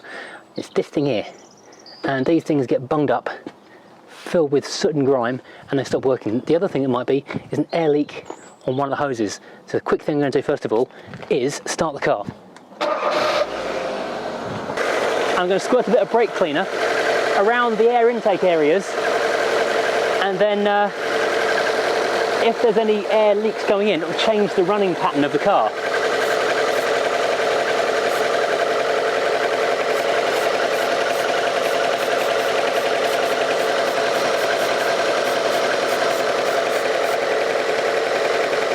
I think we're good. I reckon we're airtight there, and slightly cleaner. Right, so I spent a few minutes trying to work out how to get these screws out to remove it from the inlet manifold. The problem is, the two at the top are really easy accessible. The two underneath, even though I've undone this pipe here, I've taken off that pipe there, you just can't get anything in there. You can get the socket onto it, but there's not room to put a driver on the back of it. Now, you may notice that this is in fact not the same day. This is what I'm going to call oopsie confession time. See, yesterday when I was filming this, and I discovered this last night when I was editing it, I was starting the camera, stopping the camera fairly frequently, trying to undo these 4 bolts, 2 at the top, 2 at the bottom, which wouldn't undo. So eventually I moved on to undoing these 2 small bolts, or screws, whatever you want to call them, just here, to separate this stepper motor idle control valve in order to get in there and give it a good old clean up. Unfortunately, my starting the camera, stopping the camera system got out of sync, and I didn't realise until last night that I had in fact stopped the camera to record taking that apart and showing the world what that looked like, and started the camera to record 20 minutes of me cleaning the drive. Not particularly helpful. However, I will tell you, this thing was so caked with soot that when I opened it, there's like a plungery thing inside there. The main sausage part of it is meant to move slightly, and it wasn't moving at all, and there's like a copper ring on top of it, and I thought it was all one component, not 2 when I first saw it. So I gave it a good clean up. Was surprised to find, first of all, it was 2 parts, second of all, the big long bit actually does move slightly, and it all now moved freely. It was clean. This area here gave that a really good clean up, and that was thick with soot as well. Put it all back together again, and then moved on to the next bit. So this is pretty much the most exciting part of the entire video, and you missed it. Sorry.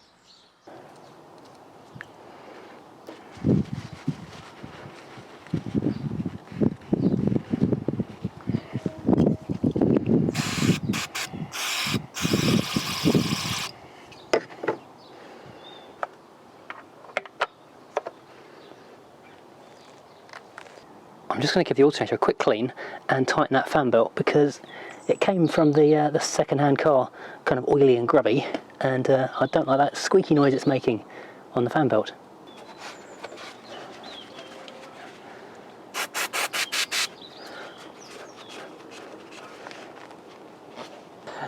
Right, now having rebuilt and cleaned the stepper motor thingamajig, what you have to do is reset it. So you turn it on to ignition on but not started, then press the accelerator slowly 5 times, then turn it off and then start the car. So let's give it a go. 1, 2, 3, 4, 5. Now we fire it up.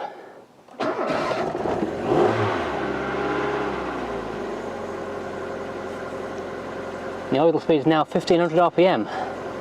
Just let it get warm and see what happens. Right, it's warmed up a little bit after a couple of minutes, and now we're idling at below about 900 RPM, maybe 800. There we go, it's returning to its proper position. There we go. In the idle test, what they have to do is hold it at 3000 or 4000 RPM for a minute, I think, and then let it drop down. There we go, it's dropping down as it should now. Much better. Simple, a cheap fix, I like that. Right, now let's go and find myself a washer motor. As a little bonus, to stop this thing flapping around all over the place, I just made a little bracket to hold the washer reservoir tank bottle thingy out of the way, because it kept flopping into the side of the bumper and actually pushing the bumper sideways, which is misaligning it slightly.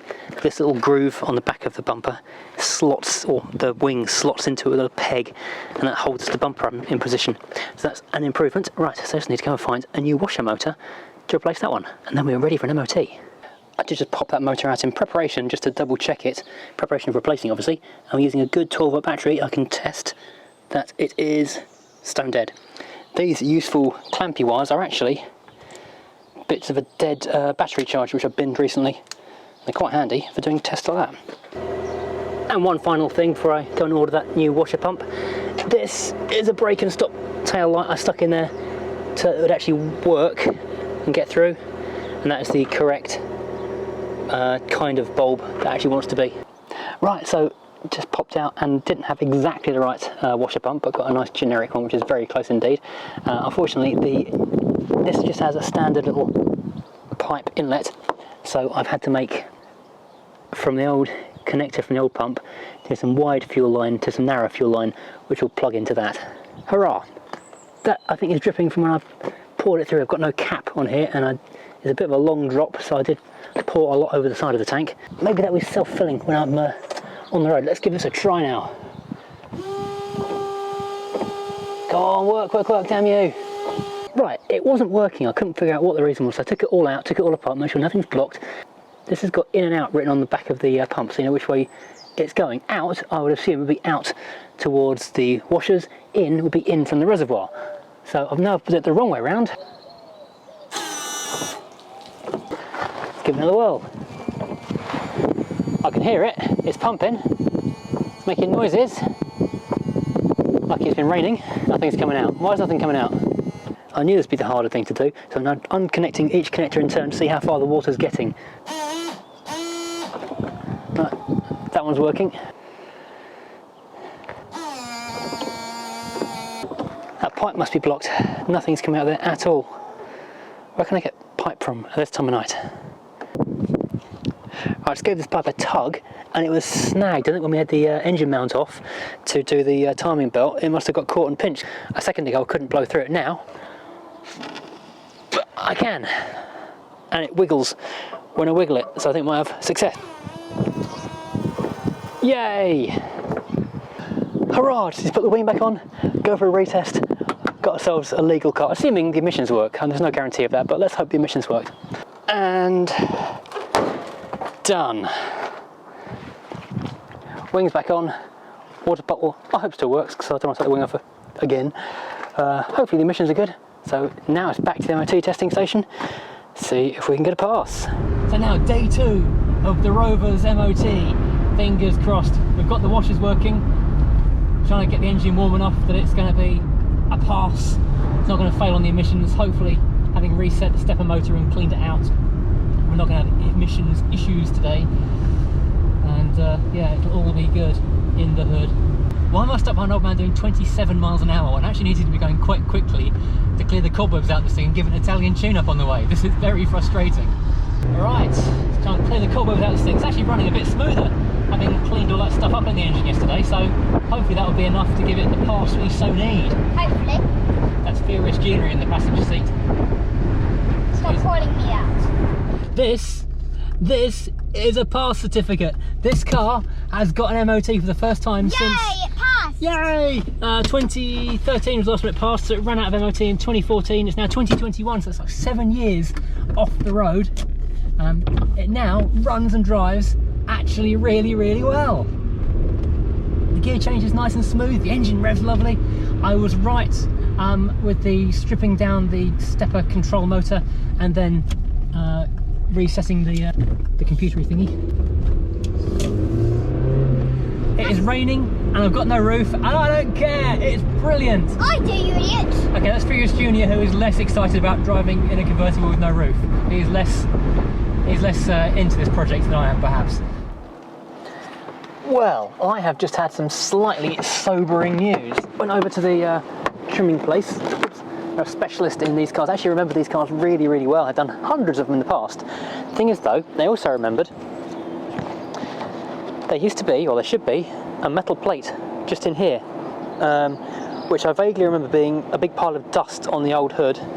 So it went off to the scrap man, or swept up and more likely into a bin.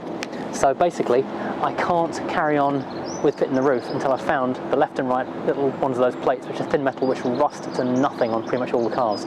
So I've got myself a hunting project before I can continue. However, that's not what you came here for today. You came here to find out what it cost to put this thing, this ridiculous old Rover, with its red wing, back on the road.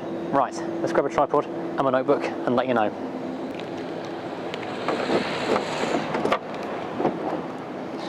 Never put these keys in the boot.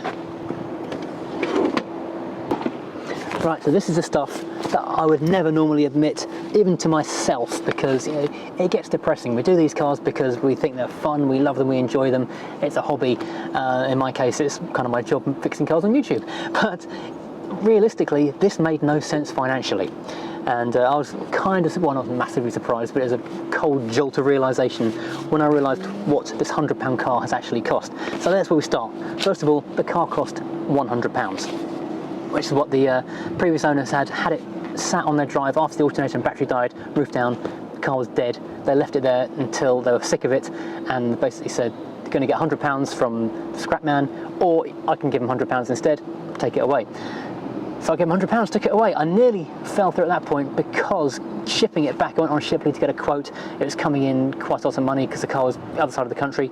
Eventually got it down to £150, so shipping it home was 150 quid. Getting the car home, on my drive, 250 for the car and transport. Right, then I started buying stuff because, you know, try and get things going. I didn't start the engine, or even try and start the engine first of all. It had been sat for so long, so I wanted to just start collecting things and service it. So first of all, I discovered a hood for the frame because I knew the hood was knackered, and also that the front wing was rusty. I hadn't realised that because it was parked against the wall in the photos. And I forget what I paid. I paid cash for those, but let's call that 200 quid for those two items as a trying to randomly remember what I paid kind of a number. Then I got a battery, which is £35. It's not the best battery in the world, but it'll do the trick. Timing belt kit, obviously I wasn't going to run it without changing the timing belt, first of all. That was £55. If you're doing the timing belt, you do the water pump, that was £28. Well, that was quite sad to do those because it had a head gasket, I think a head skim as well, just before it was parked up, so those were new items, barely used, that I was binning at that point, but they've been sat for so long. And also the alternator was dead, and that was £30 second hand through a Facebook group. Changing those items was not easy. You may remember the video where I was just fighting that in a car park in the blazing sun, actually, because it was beginning of last year. Well, not beginning of last year, it was the middle of last year. So that was all good fun. And I had to end up getting a mobile mechanic to come and give me a hand with sort of bigger and better tools. That was my friend Chris. I forget what he charged me. He did kind of mates rates because he's a friend and because it's on camera. Let's call that £100. I forget what he actually charged me, but you know, call it 100 quid. then I chucked in all the usual service items. So fuel filter was a tenner, coolant was £15, oil filter £5.50, power steering belt was £5, spark plugs were 11 quid, distributor cap was a tenner and a rotor arm was £7.50, air filter was a fiver, £20 or so, maybe even £30, I couldn't find the receipt, call it 20, for the oil. That all got the thing to a position where it should have run, but then the alternator didn't work. So then I was fighting, and then we had to go and get the new key fob, MEMS Immobilizer boxes. I think I paid £25 off someone in a Facebook Rover group for that. I'm saying £25, I'm kind of guessing at this point, because obviously it's all just cash off Facebook. So £25 for that, and then I got the immobilizer off, and then we're in a position to start it. Then I needed to ship it home, because I wanted to keep on working it at home, and that's when the Alfa Romeo went off to get his welding done. That guy charged me £100 to move both cars, but I'm going to call that £50 because only half the movement was this Rover. So that's 50 quid to move it. Then it wouldn't go. So then I put a new fuel pump relay in, which again was second-hand through a Facebook group, £25. It still wouldn't go, so I put a crank position sensor in it, and that was £25 brand new. Still wouldn't go. Then I discovered that the fuel pump was broken. That was £215, and then it broke itself after about a week, and the car had even started once or twice on it. They went back, exchanged it under warranty, but also because it was an expensive part, they did like an investigation at the part manufacturer, Beckerman apparently, and so there was the worry hanging over me that I was going to buy two fuel pumps if they decided that it wasn't a part failure. Luckily they did in the end, so that was all right. Where was I? I've lost my place. Then it actually started, finally, and that's when I discovered that the exhaust rear box was gone, so I had to get a new exhaust rear box. That was £50. Then I was looking at the brakes. I decided the front brake discs and pads were looking very worn. That was an advisory on one of the most recent MOTs, so I did those. That was 50 quid for those parts. Washer pump for the MOT was 14. I'm calling it sundries, like bits of paint, welding materials, hammerites, filler, that kind of stuff. We came into about 50 quid of just odds and sods from my garage stock. The little hood bit, there's like a elbow that pushes the hood out as it raises. Got one of those from someone on Facebook, that was £10. Have I missed anything on here? Well, that lot was £1,308 to get a car with no MOT. The MOT was another 50, so we're now up to £1,358 for the car as it sits right now. But the car isn't finished yet. In the garage for me right now, I have got the fabric that goes outside the hood, so I can have the third layer, the outside waterproof layer of the hood. That was £220. Unfortunately, I didn't read the website properly. It wasn't massively clear and didn't include the rear window panel. I think it would have been cheaper if I bought both parts together, but the rear window panel is another £230.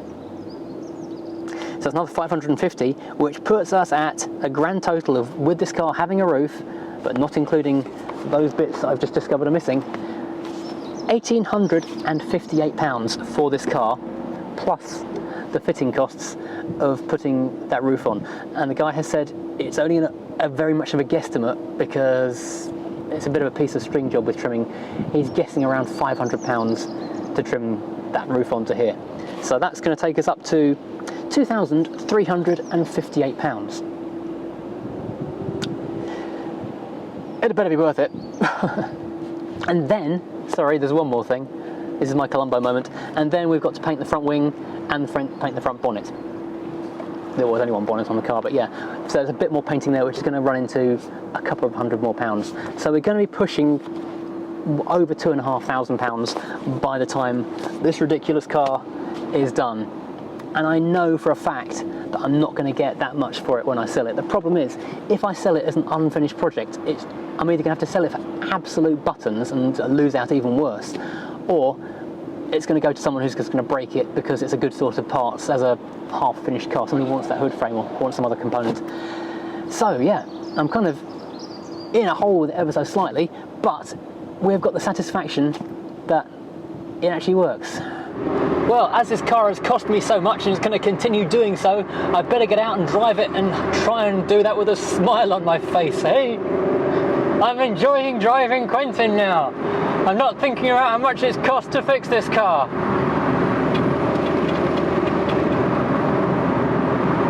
Still not thinking. All that money, and it doesn't even have a decent T-shelf, honestly, ridiculous. What was I thinking?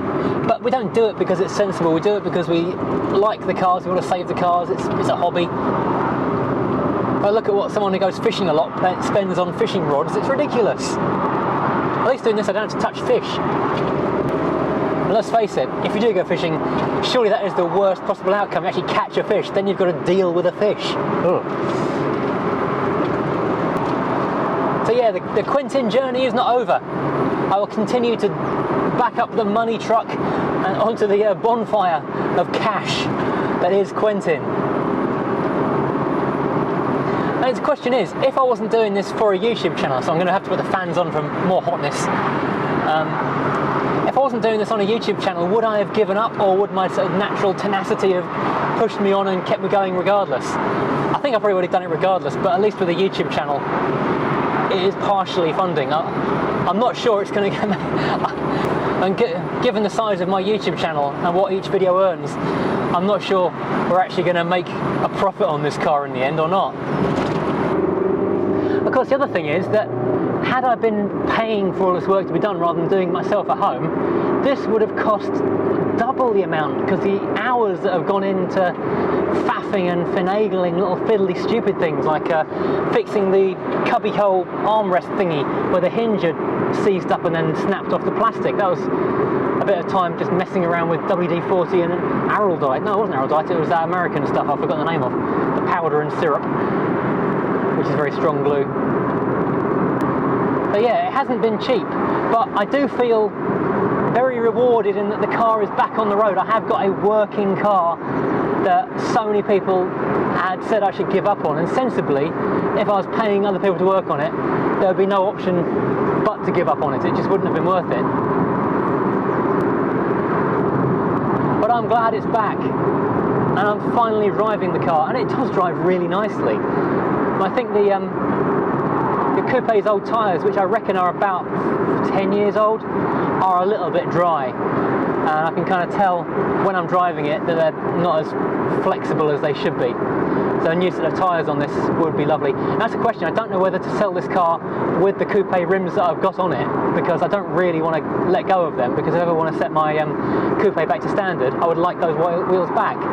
So either I put it back on the MGF wheels and buy a new set of tyres, or I find another set of these wheels from someone in the owners club, which is another 50 odd quid. But even at £2,500, I actually don't think this is bad value. Well, not for a £100 car anyway, because what else, what equivalent are you going to find for £2,500 grand? You've got leather seats, a bit of timber in the dashboard, a power hood, a 4-seater convertible with a smooth engine. This car's really nice.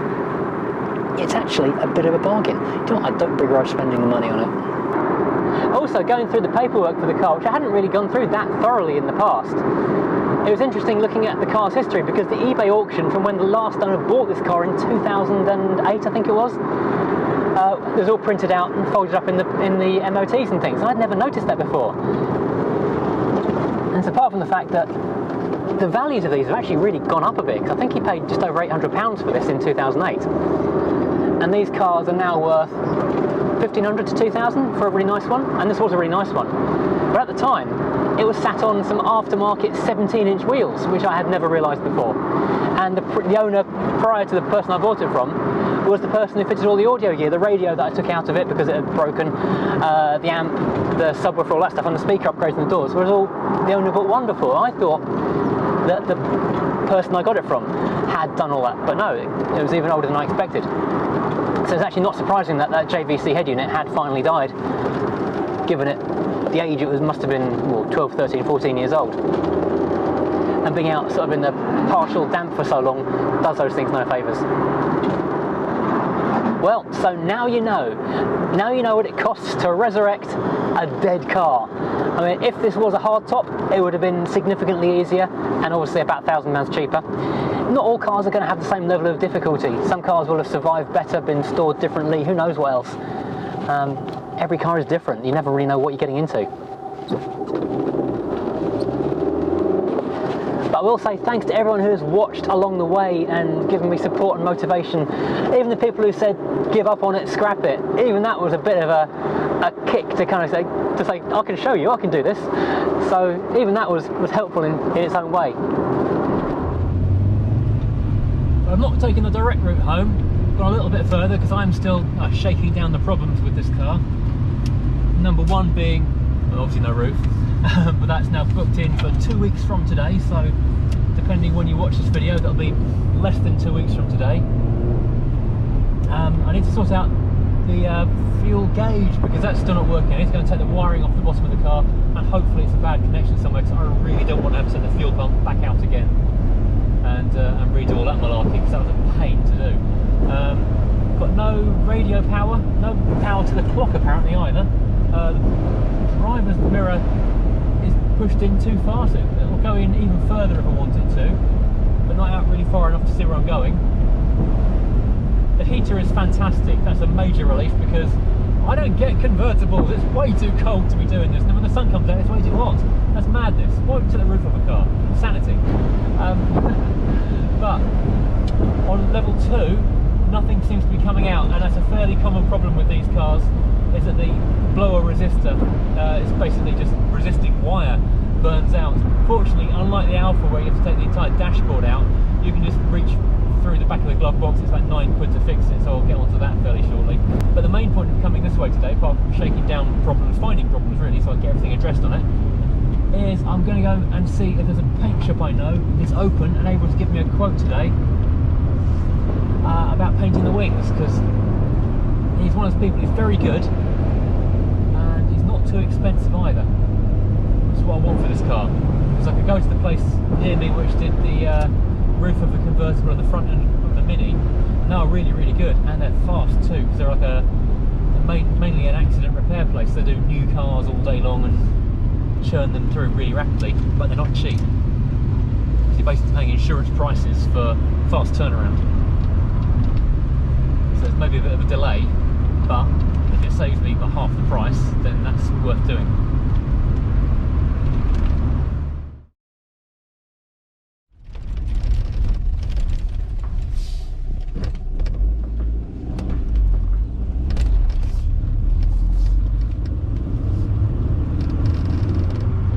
Unfortunately, that particular painter guy is still very good, but he's no longer very cheap. So we'd be willing to do it, but it was going to cost me a couple of £1,000, which is a shame. It would be nice to have him painted, but we need to go and find somewhere a bit cheaper or learn to paint myself. This is when driving a convertible stops being fun.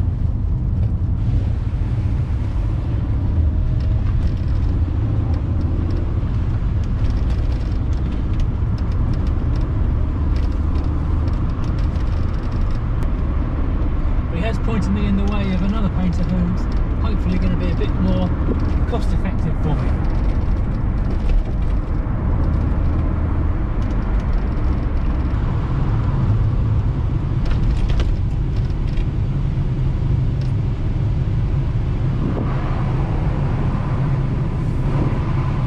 Now that is a nice car in front. Aston Martin V12 Vantage S.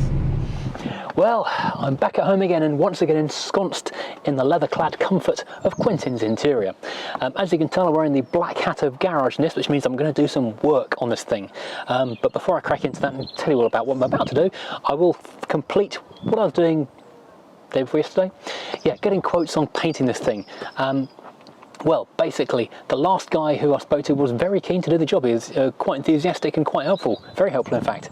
He gave me 2 prices. Firstly is my initial price, the bare minimum what I require, in my opinion, to make this car basically presentable, which means obviously the red wing painting, the bonnet is being replaced. Nitro Silvia has got a spare 200 flat bonnet, unlike the coupe with the bulge bonnet that I'm going to have off him to make this a bit nicer, because that's a bit rotten underneath this bonnet. That left-hand wing, the passenger side, is also a little bit, the paint's kind of blistered on or bubbled on top, doesn't look very nice, and the bumper has been painted in the past, but it's flaking off, so that entire front end needs painting and then blending into the doors. If I do a lot of the prep work, stripping things down and stuff, he's going to charge me, he's quoted me, give or take, these things never wind up as they planned, £400, which I think is pretty reasonable for the entire front end of a car. I'm pretty taken with that quote. But as he walked around the car, and I pointed out where it needs that rear quarter blowing in around the arch, and there's a scab of lacquer peeled off on somewhere around the side, and where it's been under the top for, oh damn, just poured coffee on myself. where it's been under a tarp for 7 or 8 years, it's worn the paint back down to the metal basically on the lip of the boot. That needs blowing in as well. So his recommendation, which I'm kind of interested in, which would also involve sorting out all the little nicks and dents and things on the doors and everything else, would be to do the entire car. And because there's no roof and only 2 doors, that would only cost £900.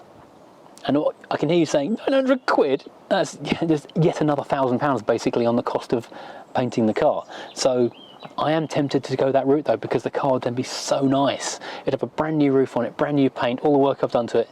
It's going to be an absolute cracker if I do that. So I'm very tempted to do that. Although I could even do it myself. I mean, how hard can it be? Very hard. I know it's very hard. I've painted cars in the past. It's very hard. I've got a compressor. I've got a decent spray gun. I have done painting in the past. I just need to put up a big tent on the driveway and get myself a decent air feed mask because the modern paints are a bit nasty compared to the old ones I used to use. So that is a distinct possibility. We could be painting this car in a couple of weeks' time. But in the meantime, let's look at the fuel gauge, because the warranty on that fuel pump is only going to last so long. I've got a bunch of other cars I do need to work on, but I don't want to be spending out another 200 quid on another fuel pump for this thing if it's a duff sender. So I need to figure out what isn't working, apart from the needle not moving, obviously. So let's look into that right now. Now, the first thing to look at here is the fuses. This one, number 1, does the instruments, but then every other instrument is working, so I can't imagine that would be the dead one. Now I have got a table. Oops. I have got a table of all the fuses here on the back of the cover, but this convertible does tend to be randomly different to every other car in the range. So I'm taking that with a grain of salt and pulling every fuse on the off chance that something's broken. I mean, that would be just awesome if it was. I just wanted to check there was actually power going to the ancillary circuits in case that's linked at all, because I didn't seem to get any power to the radio when I was trying to fit a new stereo the other day. And so I've plugged me into the cigarette lighter socket. The first thing I could find is, of course, my phone, which is getting a charge. Buenas. It says check card. Hang on. Thank you. I think the battery might not be very good on this one anymore. Oh. Check card. I need one of those old credit card size ones, really. When can we go play Jeremy the Hamster? Right, this is the connector to the fuel pump and fuel sender. And in previous videos, people have seen this on the bottom and said, "Oh my god, the floor is really rusty." It's not. It's just the old factory under seal is flaking off, so it looks pretty hideous. If I get underneath this thing with a wire brush and some under sail spray of some kind, that will look quite decent. Anyway, let's go and unplug this thing, which I've just dragged down. Right. Over on the Rover 200/400 Owners Club forum, I did find a downloadable PDF of the wiring diagrams service booklet for these cars, and it says the green-black wire, which you can see being pointed to with the light just right now, that is the one that feeds to the fuel gauge. Ground out to something metal, something with an earth, then the fuel gauge should leap up. So I've pushed a bit of wire in there, and then we're going to see if that's doing anything on the dashboard. Well, good news, bad news. Good news is the gauge works and the loom under the car works, because that is showing full tank. The bad news though is that does also mean that the problem lies with the sender, which is inside the tank, which means I've got to open the floor of the car again, get that fuel pump and sender unit out again, return it to the shop, get a new unit in, and then refit the whole lot and then reseal the floor of the car again. Because the other thing you have to do, or the other way of doing it, the correct way, is to actually take the tank off the bottom of the car, but that's a horrible job, and every bolt was seized and it's going to just kill the car basically. So that's why we've gone for the hole in the boot floor option, which I had now made look really nice, so you couldn't tell it was there at all now. It means I've got to cut it all out again. So here we have the pump removed yet again from the car. This is the sender unit, this is the float, and this is the little, I don't know what you call it, rheostat resistor unit that moves up and down and should be doing something. So let's turn the power on and see what happens.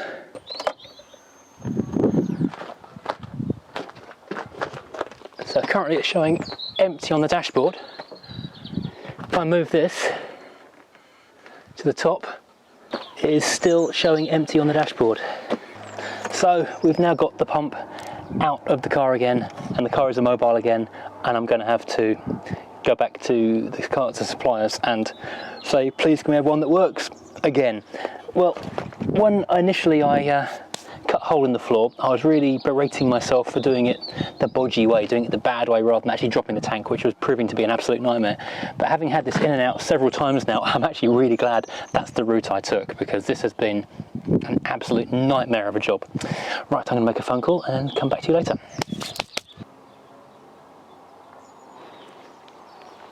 Well, this bit's happening in between taking the old fuel pump off and waiting for the new one to arrive, because it won't be here till Monday. But in the meantime, James from Nitro Sylvia has actually come up trumps with a new bonnet for Quentin. He also supplied the headlamp for it a little while ago as well. It probably looks not too bad on camera, but if we get close, it's had a not great blow-over paint job in the past, which is, it looks like little spots of dust on the car. We get this terrible sandy rain that comes over all the time. The Mini was washed and polished just a couple of days ago.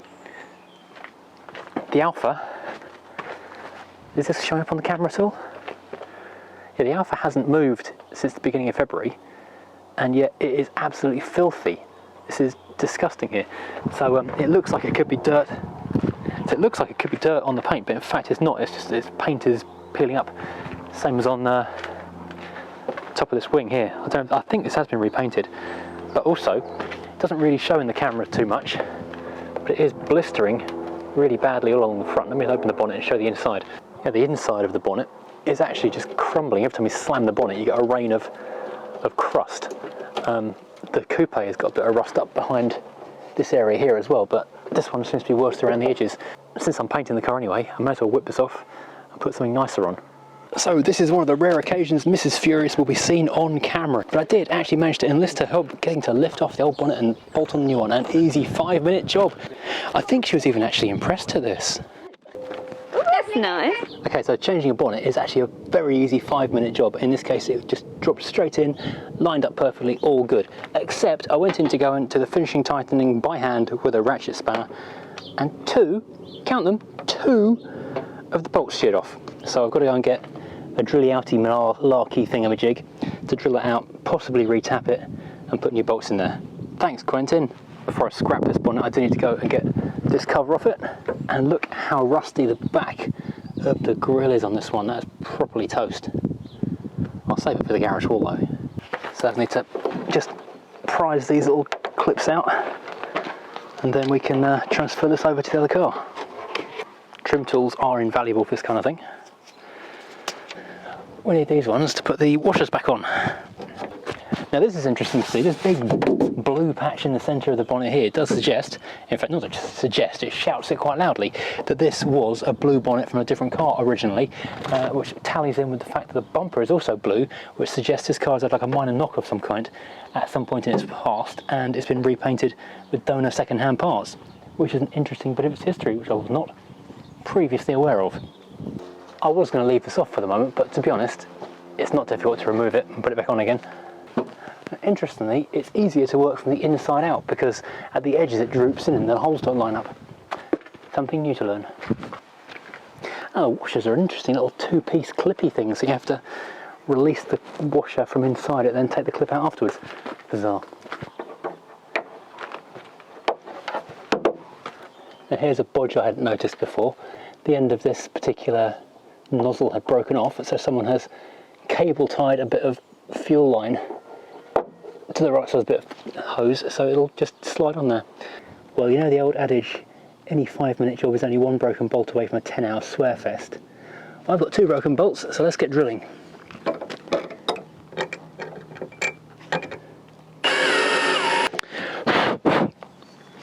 So I'm very grateful to the patrons and actually this channel member, Super Chat, that I think bought this the other day.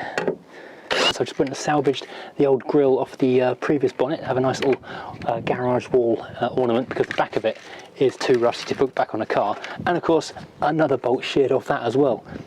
Yeah, oh well, it looked nice on the wall. It does rattle a lot though. You can see why the front of the car was covered in rust every time you shut the bonnet.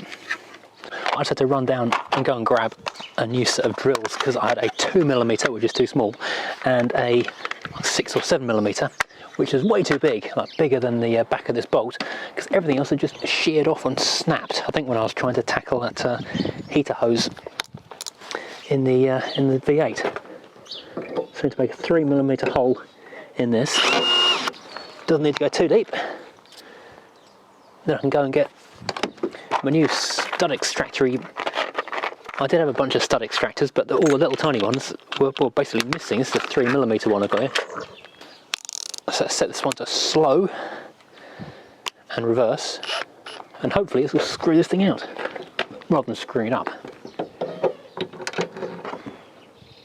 Oh, okay. I didn't need to. The drill actually just wound it all the way through into the back of the bonnet. I did not expect that to happen, but an unexpectedly positive result. So I'll do the same thing on the other side. No, naturally that didn't happen this time, so I've got to use the extractor malarkey thing, see if this will actually work.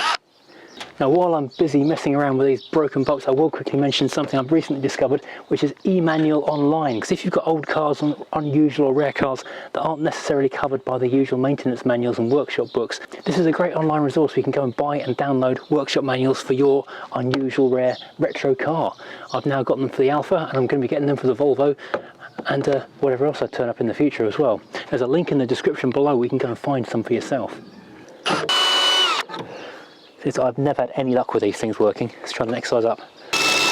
It's biting in, but it's ratcheting in there, which is good, I suppose, because it means it's well and truly stuck. So if I can get mole grips on that, I might do it. Yeah, it's well and truly whammied in there. So if I can undo this with mole grips. No. No, it's just sliding. Damn it. These things are always useless. Right, so this will not turn at all. I've gone for like bigger and bigger drill bits and stud extractors, as big as I can go basically. The thing will not turn, and I'm a bit mystified really, because, wow, it's actually glowing red hot already. I'm a bit mystified because I was tightening up and I wasn't fully into the bonnet either. So I don't know if there must have been some rust in there or something that was really gripping it in the old threads. But I don't really want to go to the trouble of having to drill out the hole and then re-tap it. So if I can just heat this up, get it very, very hot with the heat extraction tool, that is actually glowing. Gotta be careful with that. It might get hot enough that I can just unwind it. I've not seen it get hot that quickly before. Oh, I can hear stuff turning. No, it's stuff slipping. Again, I'm just slipping on it. That is so tight in there.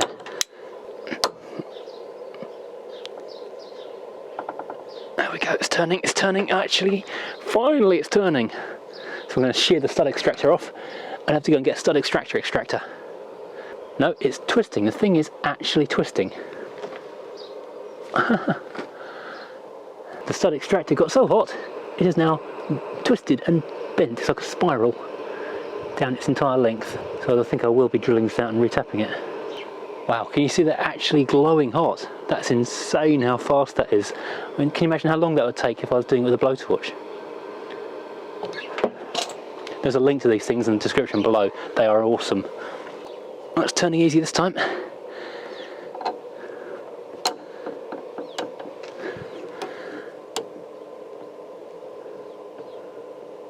Oh, I can see the surface splintering.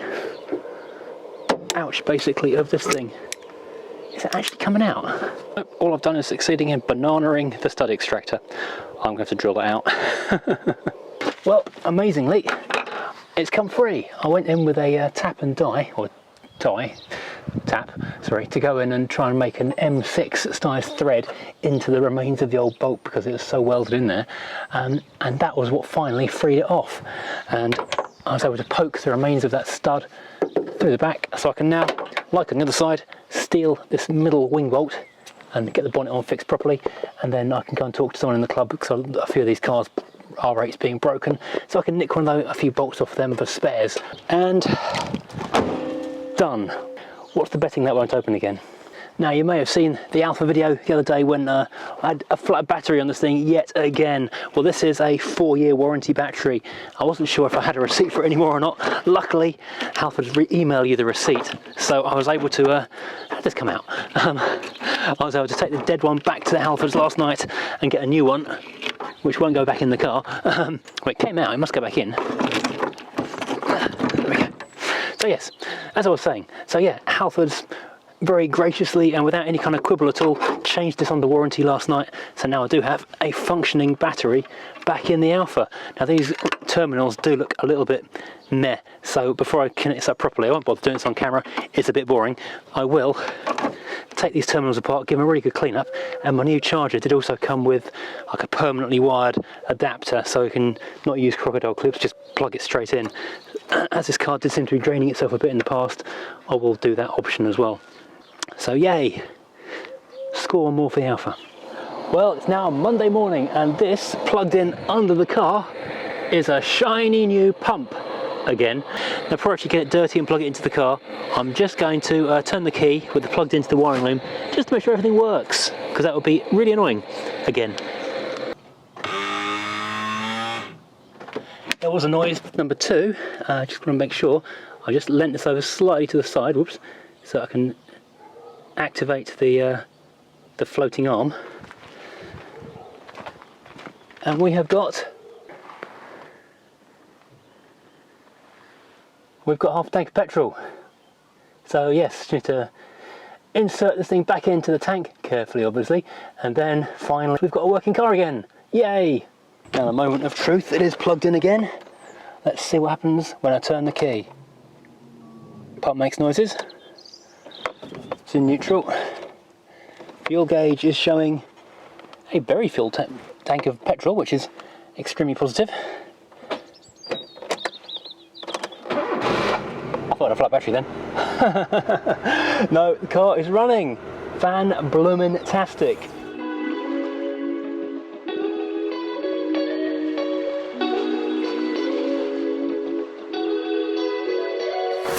Hello, welcome to Furious Driving, and look what's back with me, with a roof at last. Guess who's back? Back again. Quentin's back he's got a roof now. This looks so good. People were really second guessing whether I'd made the right choice putting a red roof on this car. But I knew a silver car with a red roof was going to look fantastic. Even though it's not standard from new, I was so confident this is going to look good. And I got a text from the trimmer just a couple of days ago saying it's done and it looks amazing. And even the trimmer had been unsure this is going to work. But even the trimmer was impressed. So I feel happy and I feel vindicated in a way that I made the right choice. This has not been a cheap exercise putting this roof on this car, but I think it has really finished it off in a fantastic way. Now I say finished off, that's not quite the right phrase. Let's go for a drive and I'll tell you all about that. You see how easy this car starts now? It's fantastic. Oh, it looks really nice outside now. I didn't bring sunglasses because it looked really miserable again when I set off. Right, before we get into this journey, let's just say a couple of quick things. First of all, if you haven't subscribed to this channel, then please do, because then you'll be able to go back and see the entire saga of how much work it took to get this car to where it is now, which is a lot. But yeah, so do please subscribe. I'm trying to get this channel past 50,000 subscribers, which I'm hoping we can do at some point in the not too distant future.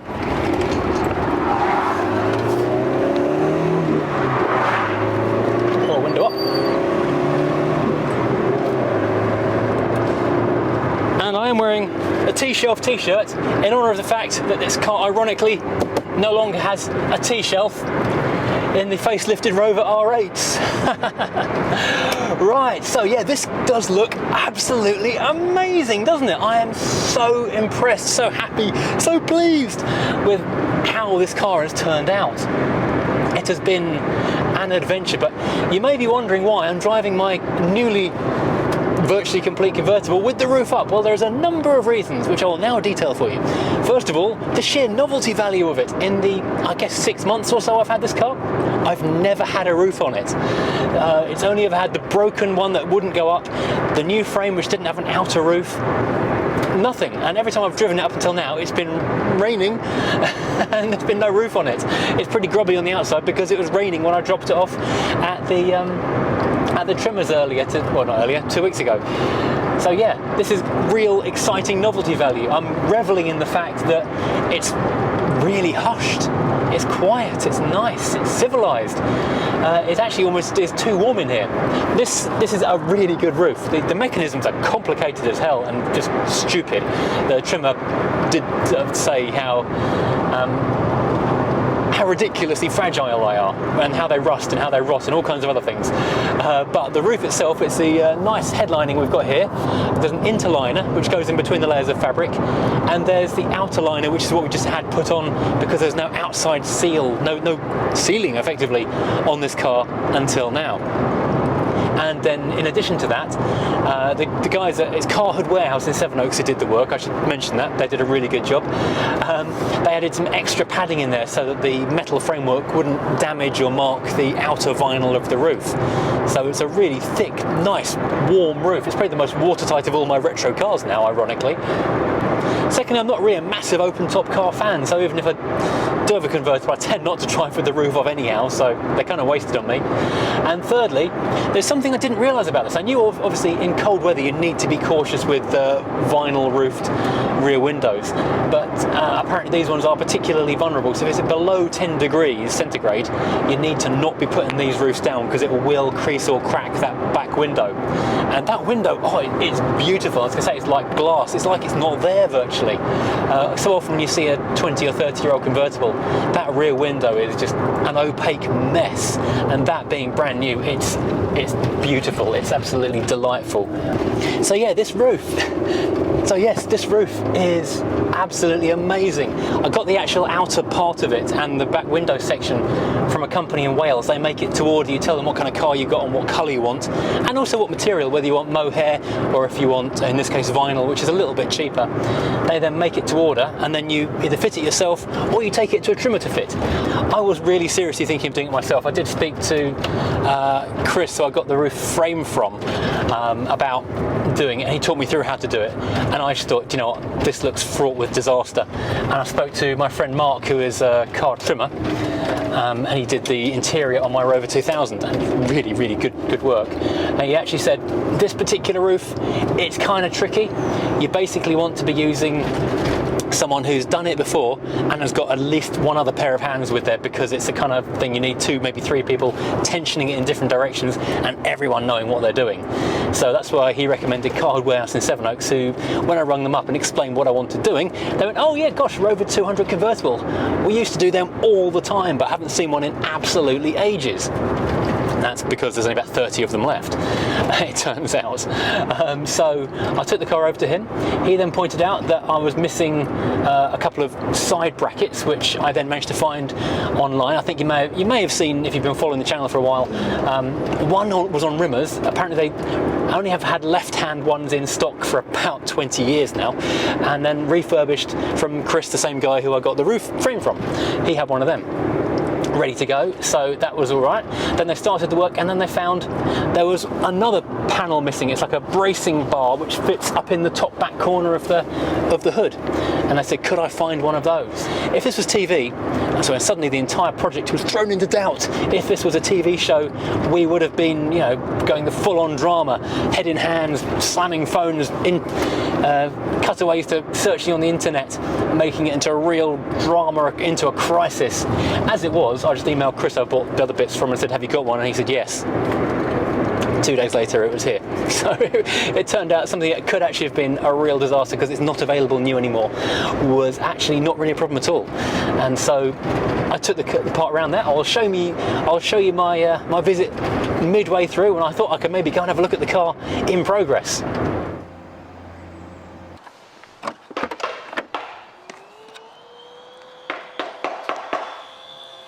So I'm not doing much to the convertible at the moment, but I am delivering parts.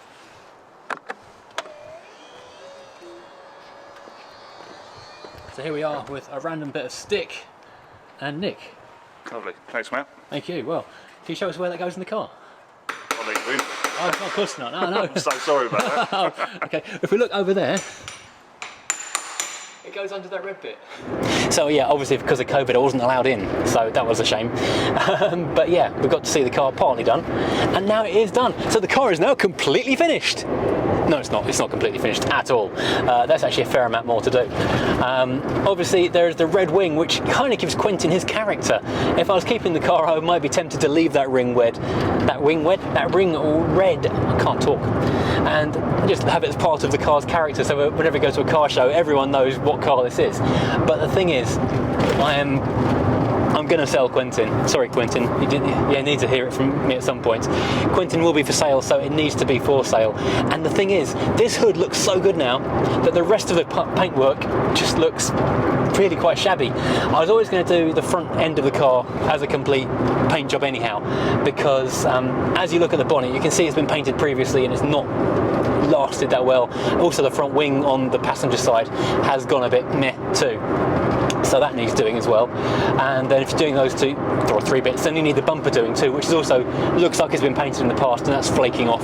So the whole front end needs doing. But then you look at the doors and there's a little bit of flaking lacquer on that one, there's a few marks on that one.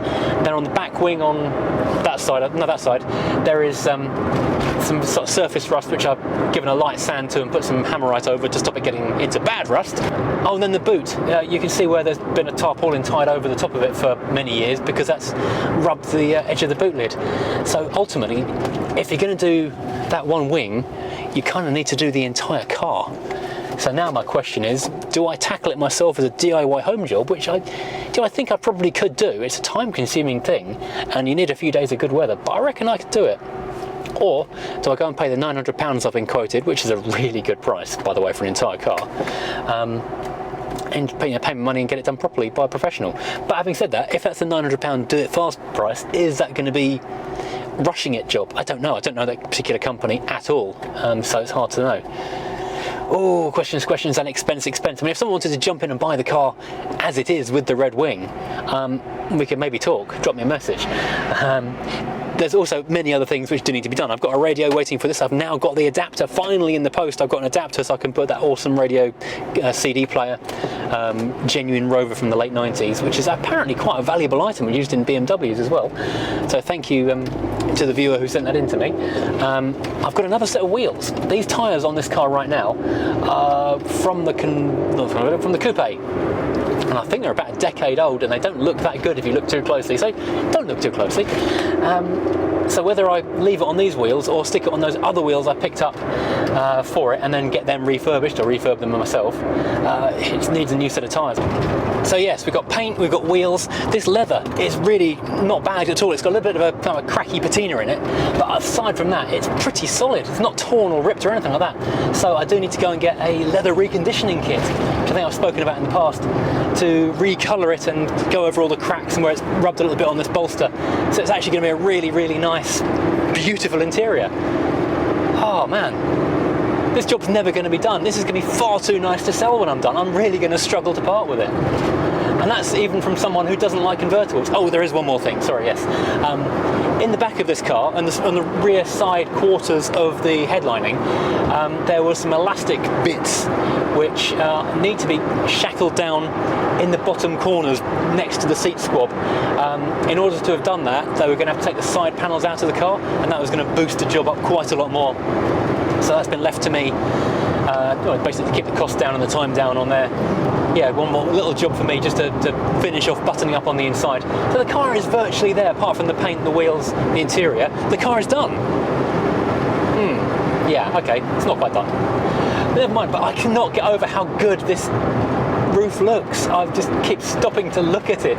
Every time I get out of the car, I am just staring at it. I've only had it a couple of hours now. We picked the car up, went to home base, went to McDonald's, had a picnic in the car because I had to get a lift over with the family, the Furious family, in order to collect it from Sevenoaks, and did a little walk around the nature reserve, and just keep on looking at it thinking, what a great looking roof. It really does set the car off so well.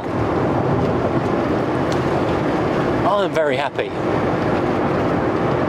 It has added yet more to the bill. I mean, I think I talked about the money when I was discussing what this car had cost me the other day, and the car is now it's knocking on the door of £2,500 that it owes me. But if it was painted, I've seen these go with nice new paint for close to £4,000. So if I can get this car painted for under £1,000 and then it creeps up to the £3,500 mark with a new set of tyres on it, then I think we'd be basically breaking even and having a really nice car going to someone who would then be enjoying it. I'm getting some very old looks in this car right now. It's probably understandable. No bumper at the front, no bumper at the back, no side trim. It looks like I've just dragged it out of a scrapyard. Well, technically I have dragged it out of a scrapyard, kind of, but it really looks it now.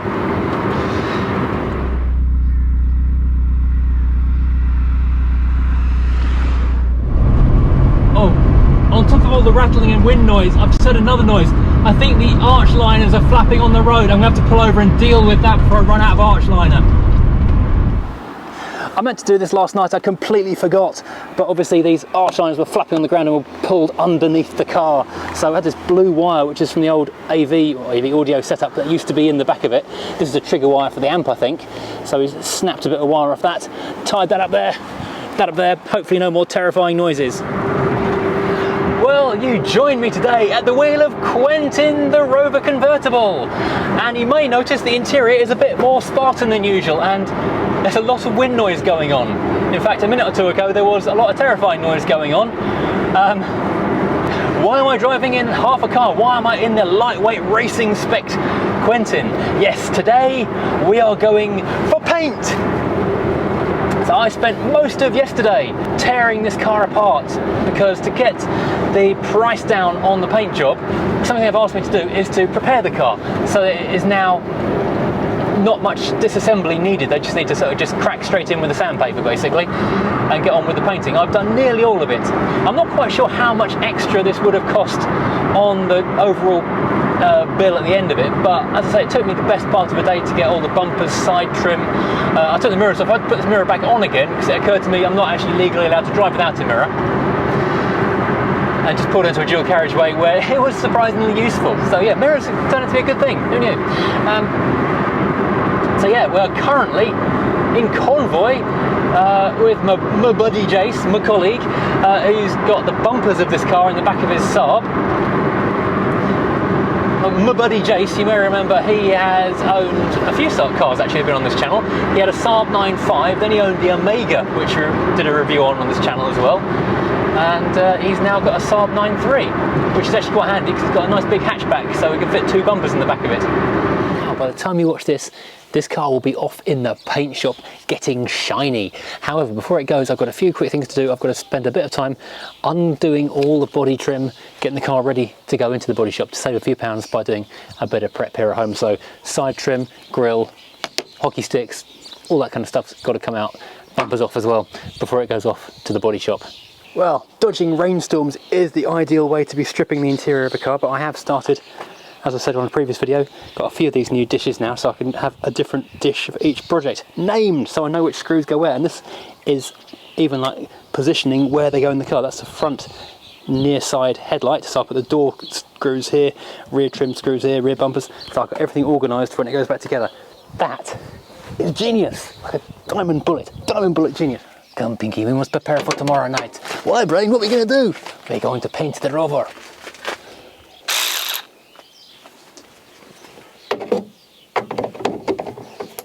Right, now let's get the door cards off. Now, if you can see it in the background, we did just get a new set of Continental all-season contact tyres for the Mini. Mrs. Furious did previously have two sets of wheels like I did with the Mercedes on a previous Mini, because the old shape Mini, it's easy to get a second-hand set of steel wheels or alloy wheels for not too much money, and then have a set of summer tyres instead of winter tyres.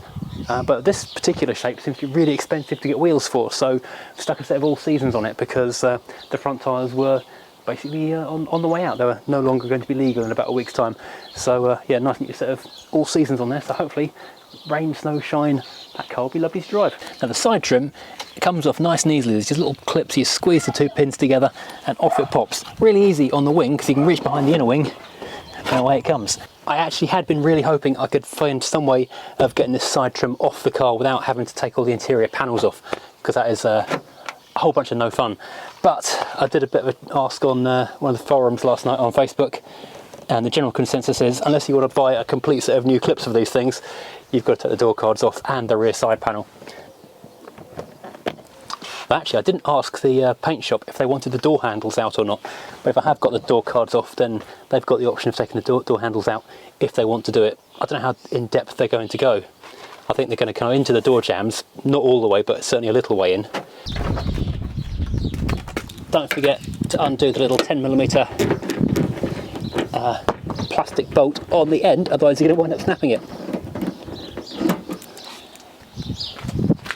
And then with the trim off, you can actually reach inside and undo the little clips, and away it pops.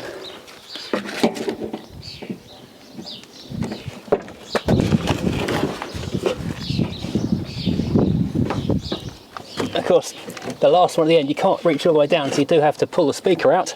I've lost some pliers. There we go. And it's off.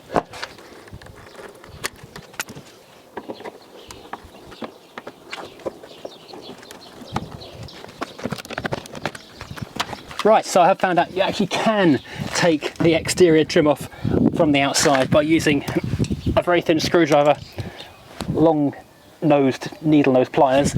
You can take it off and you can actually undo these from the back of here. Interestingly, only 2 of these clips have still got rubber seals on. And I did notice the bottom of the driver's door was a bit damp, so I'll make sure I put some new seals on these when they go back. And people do keep asking what's going on with the Mercedes. It's being used to store bits of Rover. Right, done one side, now the other.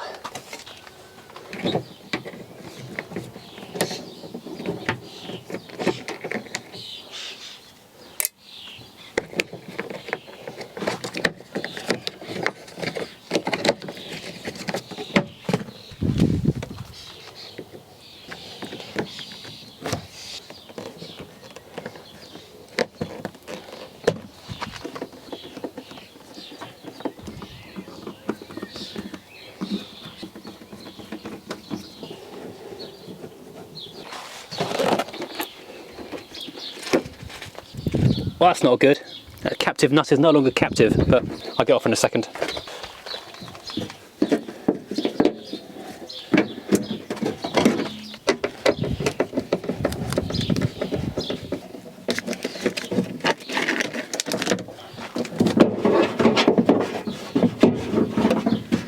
The front one slides off. I didn't notice that before because I'd already taken that off. There we go. Can't seem to get these side panels out without risking damaging them. They're already cracked in places from previous attempts from other people, and you have to get these winders off, which is a pain, very similar to the P6, which is also a real pain. But what I have done is already pried off the outer one, same technique as before, screwdriver and long pliers, and undid it without any damage.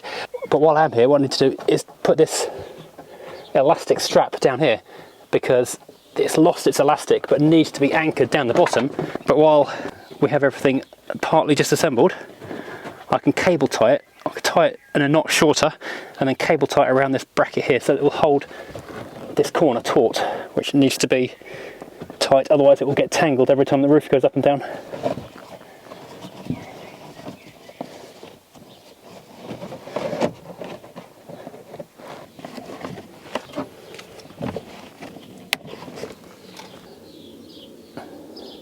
There we go, that's now shackled on both sides, and I'll give this all a nice clean up once the car's back from the body shop. We've got quite a lot of interior work to do on the seats once it comes back from the body shop as well. Something to look forward to. Now, the easy bit, well probably not really, the bumpers. We've got little tiny bolt just there, bigger bolt there, bigger bolt there, another bolt there, screw over there. And I think there are a couple in the wheel wells as well, and maybe something under the bonnet. It's all in the book. I need to go and check that in a second, but I'll start with these ones underneath. Wow, not rusted solid. Well, one anyway.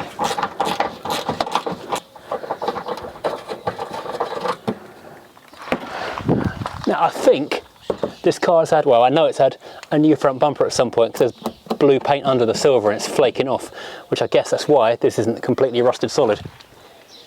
So someone at some point has had this job before and probably done the hard work for me. Just remembered I've got an electric one and these are really long rusty bolts, so I don't know why I'm not using that.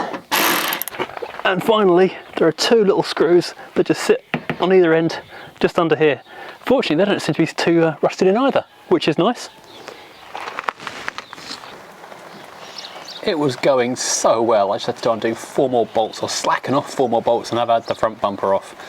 But no, rain. Lots and lots of rain. Well, the rain's finished at last, and everything's soaking wet, which is lovely.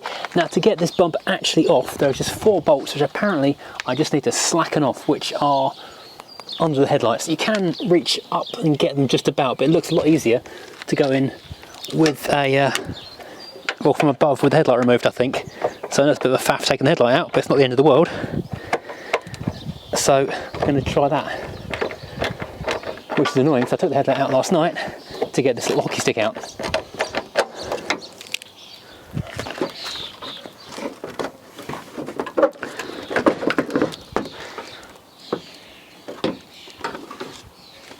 There you go, these 4 bolts down here, one there, and same on the other side.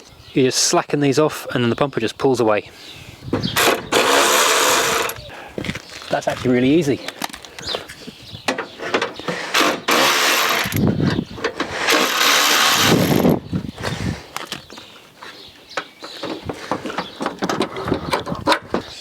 Just so we don't break the headlight, let's pop it back into a safe place.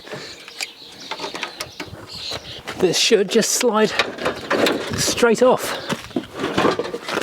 And what do you know, it does. Whoops, what's it caught on?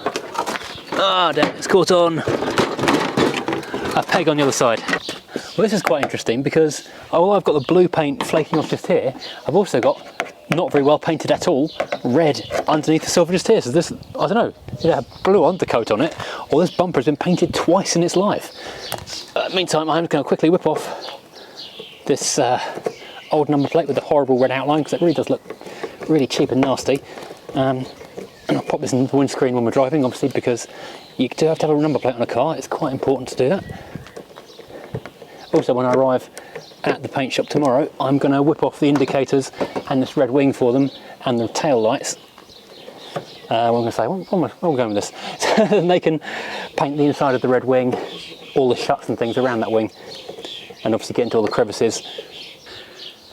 Something else I will talk to them about tomorrow, and you see the blue paint up there as well, so interesting. When it was painted previously, someone has masked it kind of in the wrong place really. They've gone too far up into the black area. The black and the silver should meet in the middle of this crevice where you can see blue and red paint flaking off inside there, so hopefully they can clean this out to a suitable level and get it all prepared nicely up at the paint shop. So there we have our lightweight racer looking Rover 200 front end. Now let's get the back end apart. Now on the back things are a little more complicated because the fixing seems to be a bit better hidden, and also no one's replaced the bumper by the look of it. There's one big, I say big, it's 10mm bolt here in the back, in the centre, one down, and then there's 2 small ones either side. Then I think you have to take the wheel arch liners out to get underneath, I think. The Rover factory manual is a little unclear about the precise location of the 2 bolts into the back of this. I need to do a bit more hunting. Well, these last bolts are actually quite hard to find. They are tucked right behind there, concealed from sight. I need to go and get a long reach socket so I can get those off. I did go underneath the car thinking I needed to take the arch liner off because it says you need to do that in the book, but it doesn't seem to be any reason to actually do that. 1. Ha ha ha.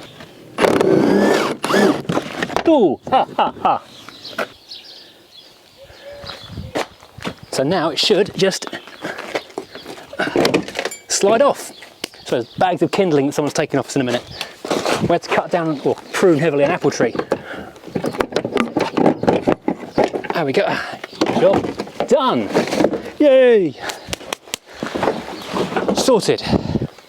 Right, now I just need to pop off this rear panel, which I only fitted not that long ago. Now, I don't know if this bit will be repainted or not because it is the correct colour and it's really good condition, so thank you Matthew who sent this through to me a little while ago. But this area of the boot here obviously needs to be sanded back, painted. This area here has got a little bit of rust bubbling on the surface which is hidden by the plastic trim, so that needs to be sanded back and treated as well. So obviously that all needs to come off and they can deal with that removed. And I'll quickly whack a number plate on here so they can drive it. Right, so bumpers are off, side trim is off, lights will come off in the morning when we get there because obviously you need lights to drive there. Wing will come off at the garage as well. We are road legal at the front. The only thing I haven't done are these trims, which I couldn't work out how to take off without damaging, so I'll have to leave that to the garage to do that. I've put the driver's door card in the boot because it's got electric window switches in case they need to use the windows to get these bits of trim off, which I don't know if they do or not. So yeah, that's that. Let's get the thing parked up for the night and then take it in the morning.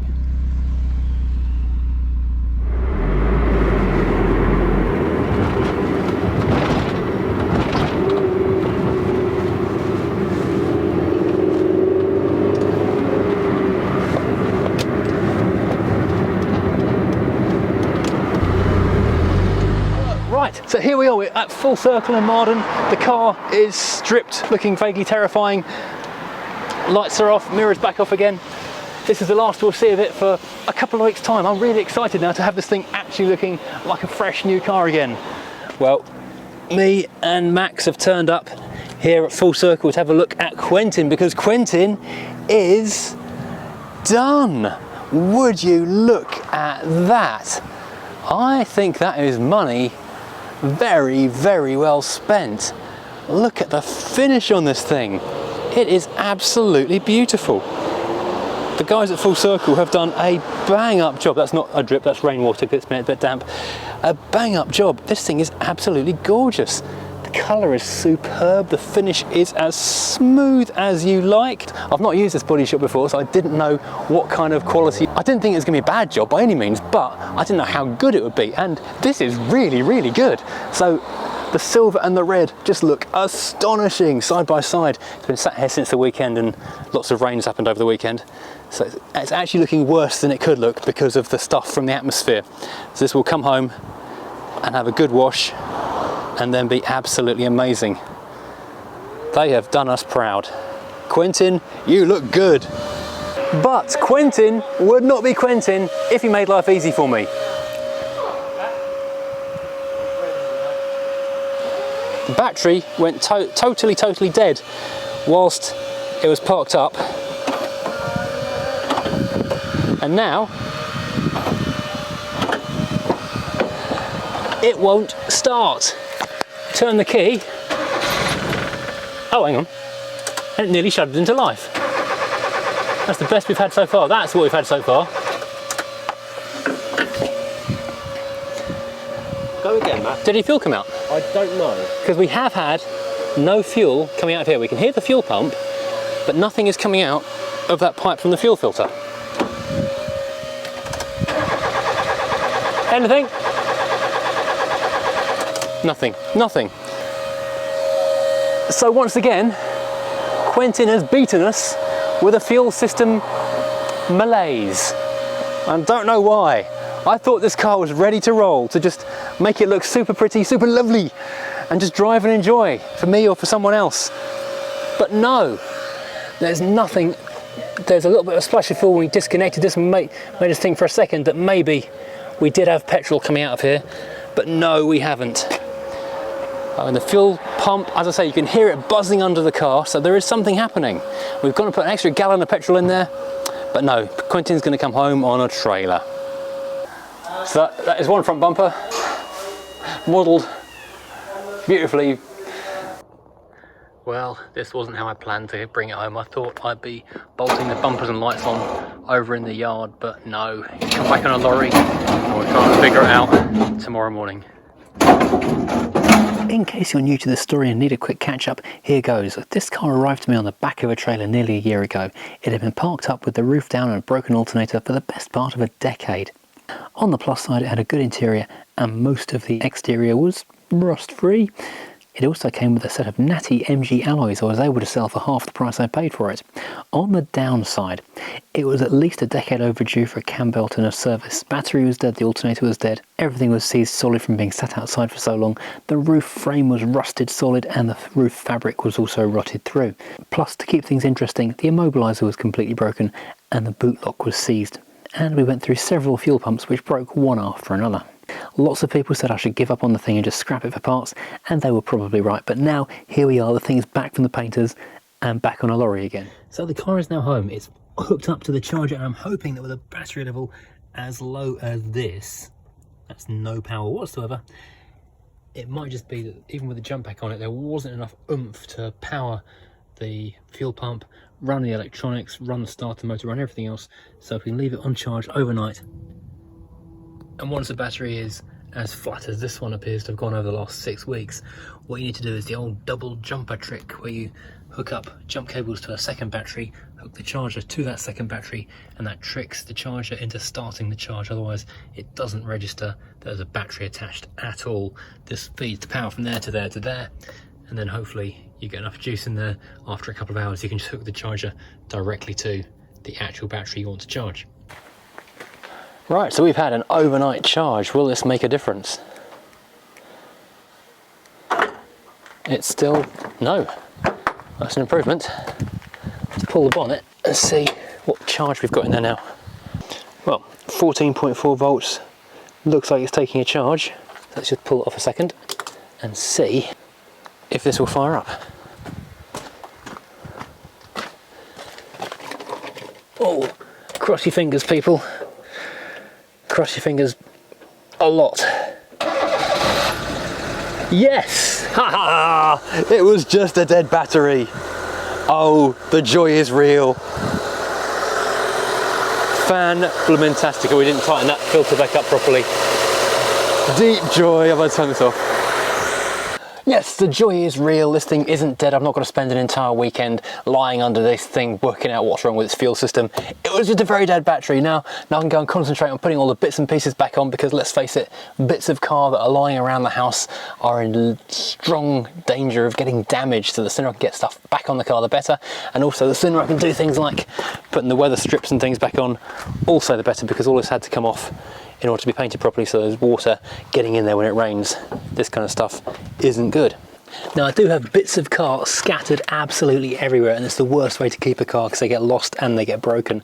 And I did give myself a massive scare the other day, because I thought both door cards were in the boot of the W123 and I only found one, and I was hoping, really hoping, that one of them was in the boot of this car, and it turns out it is.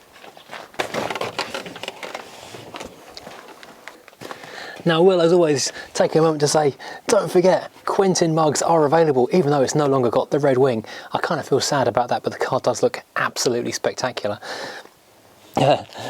Unrelated to selling stuff, yesterday, this is a little toolkit I took down to the paint shop. This is not a video sponsored by Diamond Bright, but the little boot bags that they sell you kits of shampoo and things in are really handy once you've used the shampoo up, for making a small toolkit for stashing in the back of the car, because all the little nets and things are just the right size for spanners, screwdrivers and sockets. Perfect.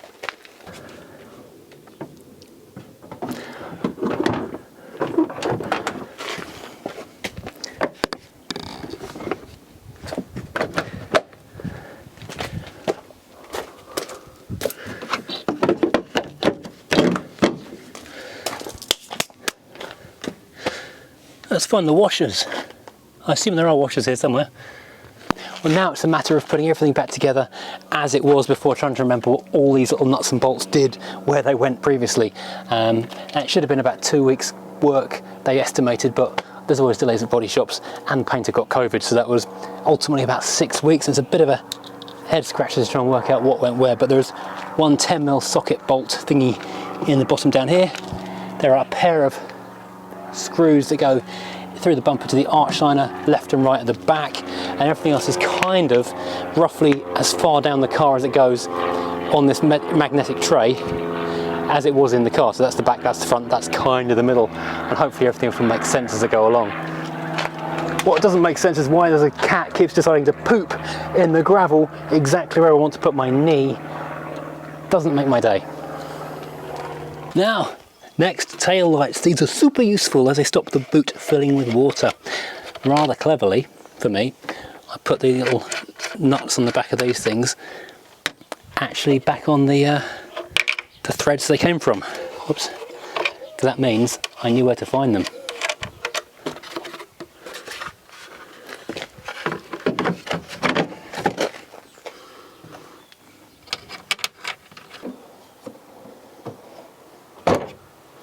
Does that not look astonishing? I'll give this a really good clean in the next couple of days once it's all reassembled, and re-black all the black bits, give everything a super good polish. This will look the business.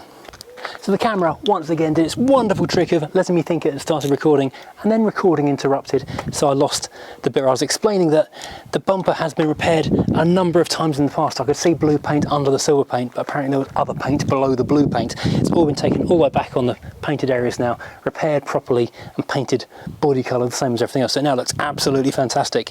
The headlights have to come back out again to refit it, and then we've got the two slots on the back side of the bumper, same as on the back of the car and the rear bumpers, and then we've got these 4 bolts into the front of the chassis rail where it all just clamps up and gives you a bit of adjustability to try and get the thing roughly in the right place. I'm not sure you've managed to do this with the headlights in place. In fact, I know you can't because I tried to on the way out. Then we go back in the headlights, and once the headlights are back in, indicators and the little fillets that go underneath them.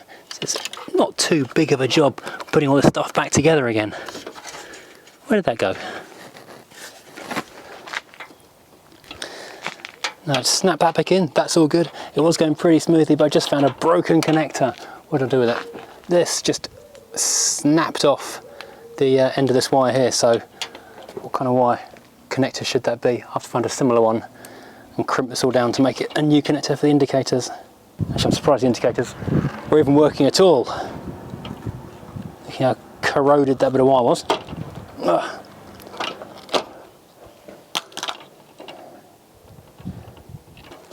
Hopefully this will be enough to clamp it down tight and keep the indicators working.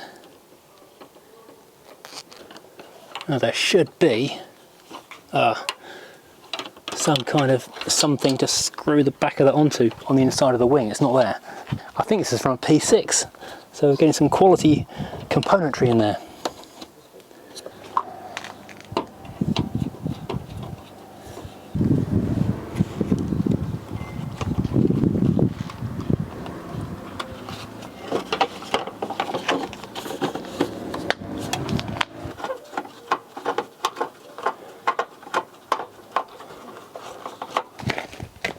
Now the other side.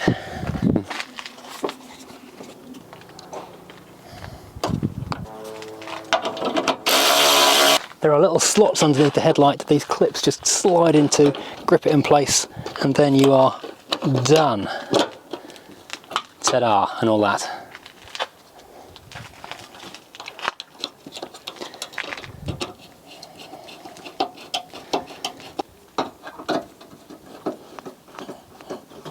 Interestingly, the pattern of, or the arrangement of the pins on the passenger side is different to the driver's side. They're opposite. I don't know if there's a difference in production, different production year or something, who knows.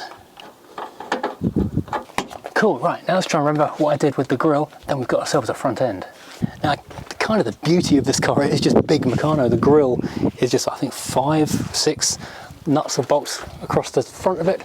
Just need to line them up so you don't damage the new, shiny, beautiful paintwork. This is a lovely, shiny and beautiful indeed. Drop it in there. And then wind these things on. Job's a good one. I'm going with the manual rather than the electric because the back of these grills, like every single one you find, is kind of rusty and they shear the studs off really easily. So I'm going with the manual version rather than the electric version because there's less chance of destroying it. Done. All I need to do onto the bonnet now is try and work out what happened to the washers because I can't remember what I did with that, and the front end's finished. Oh, new number plate of course. Right, one washer is in, the other one was on the seat and now it's not. It must be in the floor pan somewhere. It'll turn up. Just gonna find the bulb in here, refit the side repeater, bada bing. Now I just need to spend a little while going around doing all of these arch liner screws and the bottom of the bumper, but I'll do that off camera. Not even finished yet, still got these screws, still got the side trim to do, but that does look really good.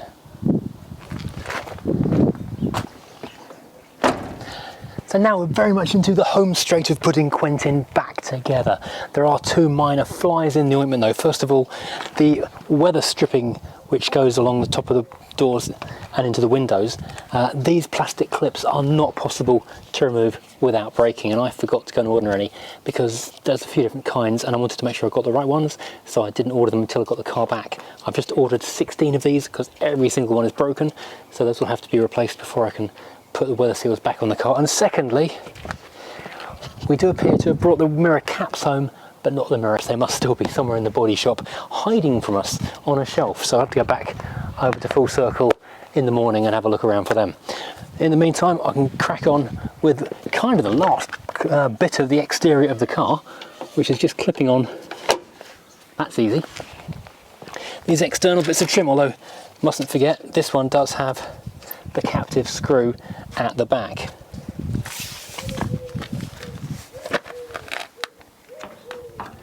Fortunately, I managed not to break any, I don't think, of the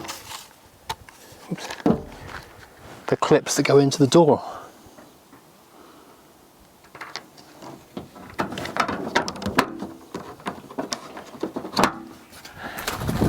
Now this car is back from the painters and looks fantastic. It already had the amazing red hood. It was looking pretty astonishing on the outside. I'm very proud of this, considering where it started to where it is now. I'm pretty pleased with myself, and I'm more pleased with the car itself. However, what's letting the car down now is the inside, because this leather has done not a huge mileage, but 85,000 miles or so, but it was parked outside with a sheet over the top of it for best part of a decade. So it's not as supple as it could be, and there are a lot of wear marks on the bolsters, so we need to do something about that. So I've been onto a company called the Furniture Clinic, who make leather restoration kits. Right, so I'm going to start with the driver's side, just because it's the worst seat in the car. If you get nothing else done today, at least that will look nice, and then when it's dry tomorrow, I can move the car and do other ones. So it says, first of all, pull on your marigolds, because I guess you don't want to be getting the stuff on your hands. And it will be nice to get all the seats done properly, because I've had the rear bench lying on the front windscreen of the black Rover in the garage for the last, well, couple of months. So it says, what you do, grab a couple of cotton balls, grab your leather prep, soak your balls in prep, and then start rubbing.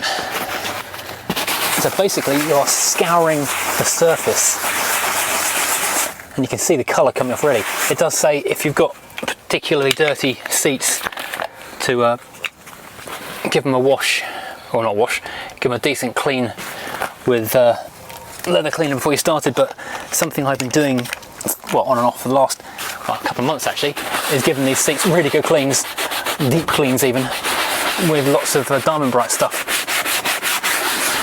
Try and get it looking as nice as possible. I think I need a bit more of this stuff, but the surface is pretty well used.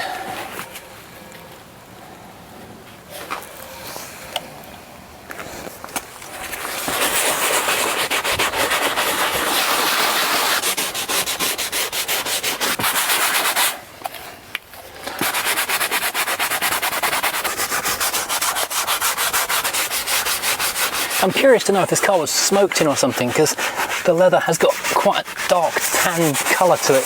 Well, the door cards did as well when I cleaned them. They had a lot of dark browny orangey colour come off them. So I do wonder if this was smoked in a lot at some point. It doesn't smell like it, because normally that smell never leaves the car.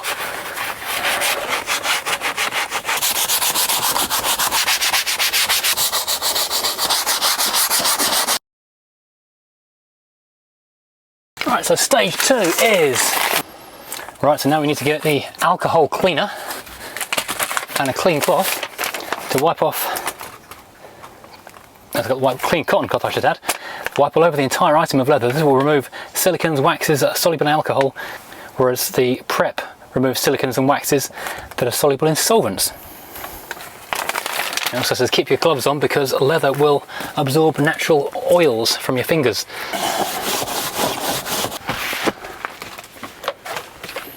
Now what do we do next? I might go and get a hat actually, it's really warm. Right, so it says now, if you've got rough areas, the thing to do is to go and get some 1200 grit sandpaper, but this is A little rough, but I think it's probably okay. I might do a little bit of sanding on there. But then this is the bad bit. Wait 1 hour for any excess alcohol and prep to evaporate. I used to get my cup of tea. By the way, you can buy a cup of tea mug, also very suitable for coffee, hot chocolate, even cold beverages, in the Redbubble store, where there is a link below. I guess while I'm waiting, I'll go and do the other seats as well. Right, let's crack on with scrubbing some more of this stuff and trying not to spill my leather prep, because if I spill that, it's game over. Interestingly, the bolsters on this passenger one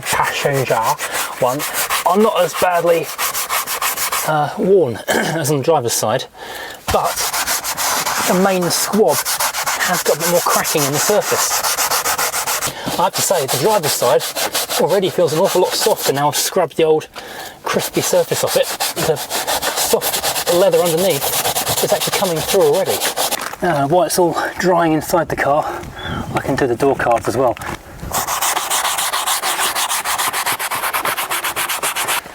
Now, before I climb back in the car, there is another bit of removed trim to deal with, and this is the rear bench seat. So hopefully this can be made absolutely beautiful before I climb back in. Hopefully the vapours inside the car will have dissipated enough by the time I've done this. Oops. Is the right thing? Yeah. To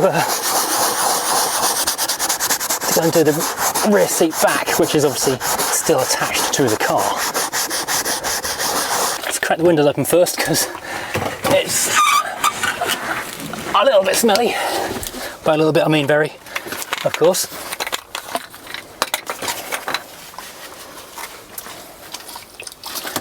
And get this as scrubbed as we can.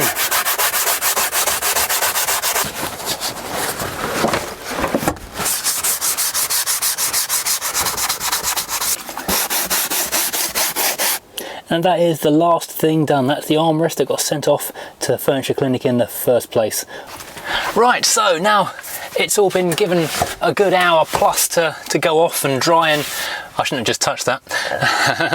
Never mind, I'm sure it'll be fine. And yeah, I've now shaken this bottle vigorously for some time, and what you do first of all is sponge it on before you spray it on. And you say you don't apply it too heavily. I'll start with the, oops, oh, so I should have put old trousers on. I'm starting in the back of the car and then starting on the back of the seats so I can work everything forwards and not trap myself. Otherwise I'll have to climb out the boot. And this is really just a base coat, and it says not to worry too much about the finish at this stage. I think I'm going to have to, though, actually recolour the black piping afterwards, because I don't know how I'm going to do this without getting the beige onto the black piping. Now, fortunately I have still got some of the black dye set from when I did the Tomcat all those years ago. But this is actually a really good colour match.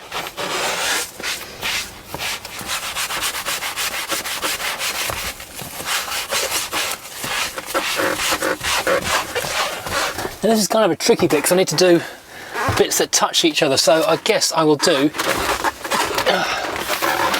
these seat base areas first, then they can dry for 15 minutes or so, and then I can come back to them.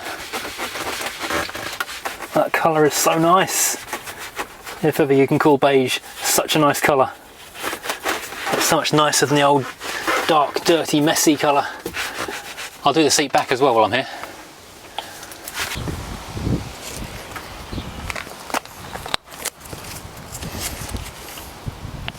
Now this stuff goes on easy, but it is really surprisingly tacky when it's drying. It's actually gluing my fingers and my gloves together as we go along. Oh, I wish there was a way of dealing with the pinstriping. When I did the coupe, the Tomcat, because it's a half leather seat, I actually masked the fabric section with just masking tape, and that seemed to work quite well. But there's so many twists and turns to this piping that I don't think I could physically do that. And also I've got to spray it in a second as well.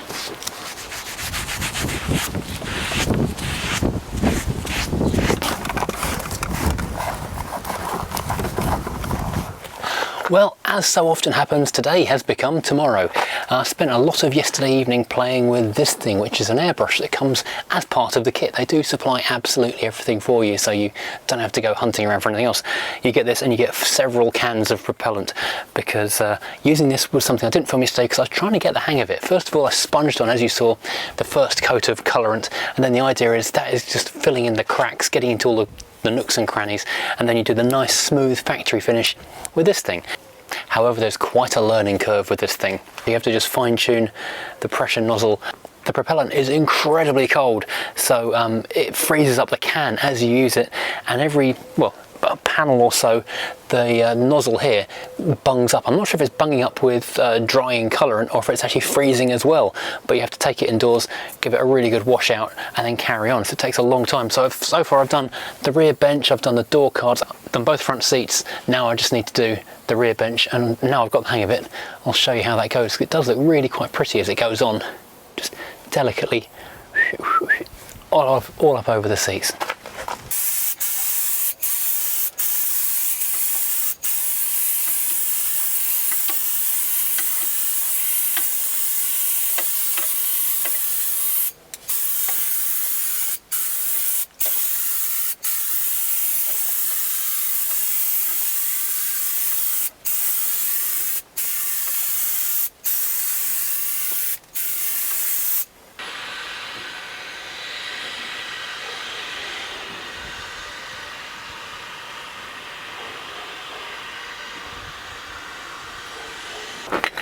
Now, as I wasn't able to do, avoiding the black piping, I was saying pinstriping, it's not, it's piping, I can use the leather prep, because this is the water-based colorant remover that you used in the first place, and an old sock, and carefully just go along and wipe all this stuff off. This is actually quite time consuming, and now I wish I'd figured out a way of doing this that avoided getting on there in the first place. Right, so now we're more or less done as far as the colour goes on.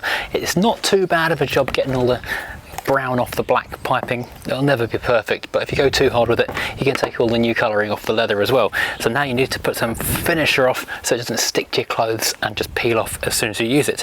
There's gloss and there's matte.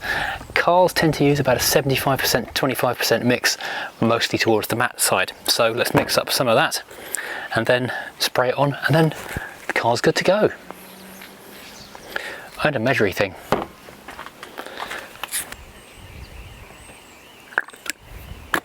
Alright, that's 25%.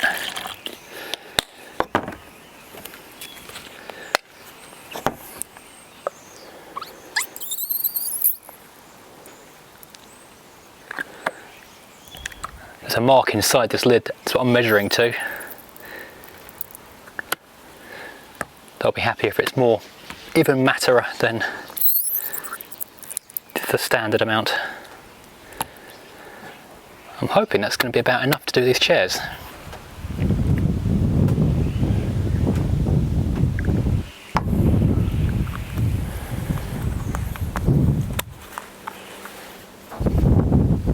Right then, let's make it not shiny.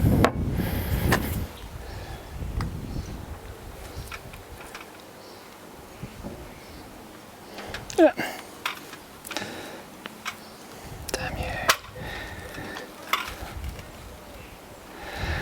So the finish on this is actually really quite clammy until you put this finish on it.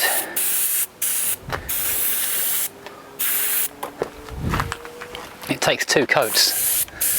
So again, another fairly slow process. Right, I'll start in the back because then I can fold the seats forward and work in the front afterwards. So it does take a couple of coats to do all of this. It's going to take a while, and I can't use the car for a solid day afterwards while it all goes off. Which does beg the question how I'm going to move this back into the parking space it lives in. Didn't think of that one.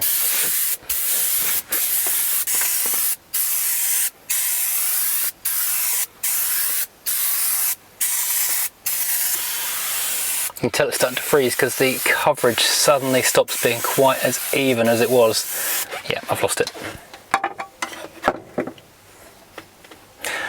change of cans, and then we'll be okay again. It's doing better now in the daytime than it was yesterday in the evening, because when it's cold outside, that makes it just freeze up even faster. I'm really looking forward to getting the back seat bench back in there and those door cards.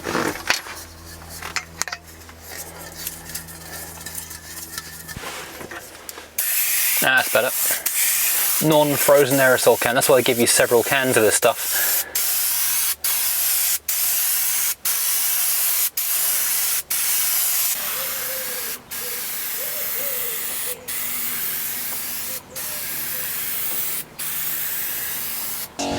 Now, before I get carried away and actually reassemble the car, I did find a couple of cans of wax oil cavity wax. You can tell it works from the state of the can. Actually, it's actually quite nice on the inside, and it's a nice warm day, so it's actually rather soft as well. So I'll squirt up inside the door cards, or doors rather I should say. Oh God, well that went well.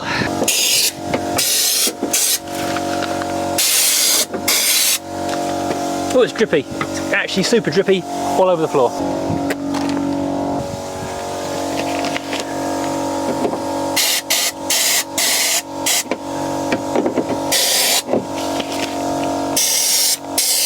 Well, I hope everything still works in there, because now it's going to be disgusting to touch.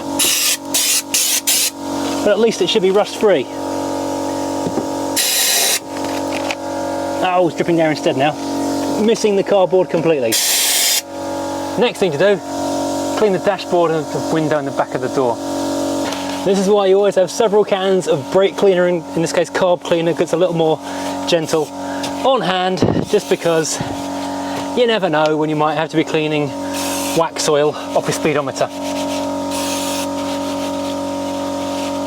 And now there's just a little bit of reassembly. Door cards back in, obviously gluing the plastic trim damp sheet back inside the door as well, and then the rear seat, once it's all given good enough time to dry off for sure, and then we're done. We've got a lovely interior.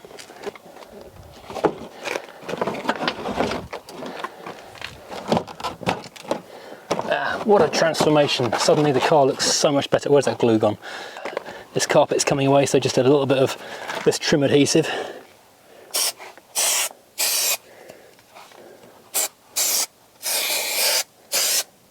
Leftovers from doing the Volvo roof or ceiling. I bought way too much, but it's been really handy having a few cans of this stuff hanging around the place. Now I wonder what I did with all the screws for this. Well, that's a pretty good result. I'm very, very happy with how this has turned out and transformed the interior of this car, because when we started it was really dry, really crispy. It was worn so thin you could basically see just nothing but white on this bolster, and there were cracks all over because the car was outside just under a plastic sheet for 7 or 8 years, really not being cared for. So this has absolutely transformed this interior. It looks amazing. There's one or two things I'm not completely happy with. I was a bit slapdash, if you like, with the black trim areas on the piping and things, and I've cleaned it up quite well, but maybe I'll try a bit more touching up and cleaning up after the camera finishes rolling. Secondly, the big screws that hold the door cards on, I put them somewhere safe and I can't remember where, so the door cards aren't quite held on properly at the moment, but I'm sure that will be solved interfrastically. Right, first of all, we're going to tackle the wheels, because these things have been on the car, well, more or less so long as I've had it, because the MGF wheels that came on this car, they look good from dead side on, but the offset was ridiculous and they didn't fit properly. The car just would have run terribly on them. So I had to go and get some new wheels, so I stuck my Tomcat wheels on, and the tyres on these Tomcat wheels are over a decade old. They are good quality tyres, but when tyres get this old, you can see they're starting to dry rot in between the treads.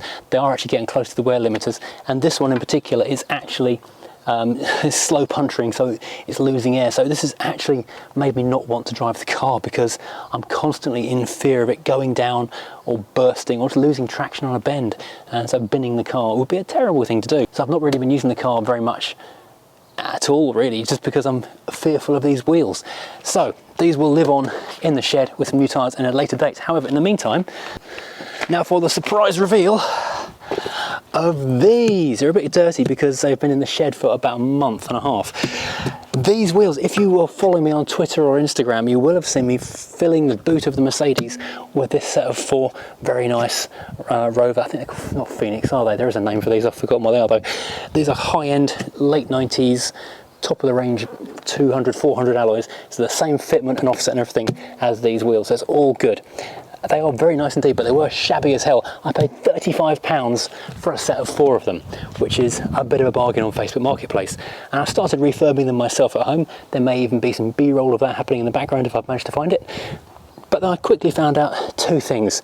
First of all, the shape of this wheel pattern is absolutely horrible for DIY sanding. It takes forever and it's impossible to get into all the crevices. It's no fun at all. It's not a happy days fun entertainment. So I was on the verge of giving up anyway when I discovered that one of them is flat spotted across the top. I don't mean the tyre, I mean the wheel. Someone must have whacked a curb in that pretty hard. So that one was going in the bin and I had to go on eBay, I think, and find another one. 25 quid, so £25 for one, £35 for the other 3. And then I had them all refurbished professionally by a company called Diamond Styling over in Sevenoaks, 200 quid for the set. And obviously they needed tyres, so I went and found myself a set of these. Let's turn this label the right way up for you. These are Falcon ZX ZE310 Eco Runs, and the correct size for this car 185/55/15. They are a lovely set of tyres because they've got all the pros I want, all the things I'm looking for, because I never cheap out on tyres. You cannot put budget tyres on a car. The nasty Chinese brands are just dangerous and a waste of money. If you value your safety and the safety of anyone else's in your car or near you, you've got to put some good tyres on. These things have got a good few features that are worth having in this situation. First of all, incredible wet and dry grip. Because old cars are not so great on passive safety, airbags and so forth, you need to be strong on active safety. And these have got a really good wet and dry safety rating, so you can avoid having an accident in the first place by having really good grippy tyres, which is a good thing. They've also got quite an attractive looking tread pattern, which will look nice on the car. And also they have got an unusual feature, and they've got like a foamy lining of some kind, which helps keep the noise down. And because this is a convertible, keeping the noise down is a big deal. So when you're running with the hood down, you won't have road noise interfering with the experience of wind in your hair, birds fluttering in the skies, and hearing the general sounds of the outdoors, because the tyres will not be getting in the way. So generally there are lots of good plus points to these things. Right, so let's get these Falcons and these rather nice alloys onto the car. And I have to say, this big jack and this impact thing have been an absolute godsend on these projects over the last few weeks, months even. The only thing these new wheels are missing are these rather swanky-danky Rover dust caps, but although they look a bit pitted and corroded now, look at them, so I might not put them onto the new wheels after all. I keep wondering if maybe there's some good luck or bad luck charm around this car. Maybe it's them, maybe they're the bad luck. I'm going to say goodbye for now. That may even turn up back on the coupe if I ever sell it one day. I'll put the original wheels back on. Oh, did I mention, also changed all the discs and pads on this thing. That was a job we did early on. I think we did some track rod ends as well, from memory. So much has been done to this car. You know, I think I might actually need some shorter nuts, wheel nuts on this. They look a bit long and protrusive. Okay, so there may be a few extra little bits and bobs we do to this car before it finally meets its new owner. See how time goes. If someone whisks it off before I've even got time to do a car review video, interesting trucks, then we won't. But in the meantime, if I can obtain some shorter wheel nuts, I will, because that will be an improvement visually. Right, I'll buzz these up here, then go find a torque wrench. I'll do it off camera because I've got 4 wheels to buzz through. Now that looks good.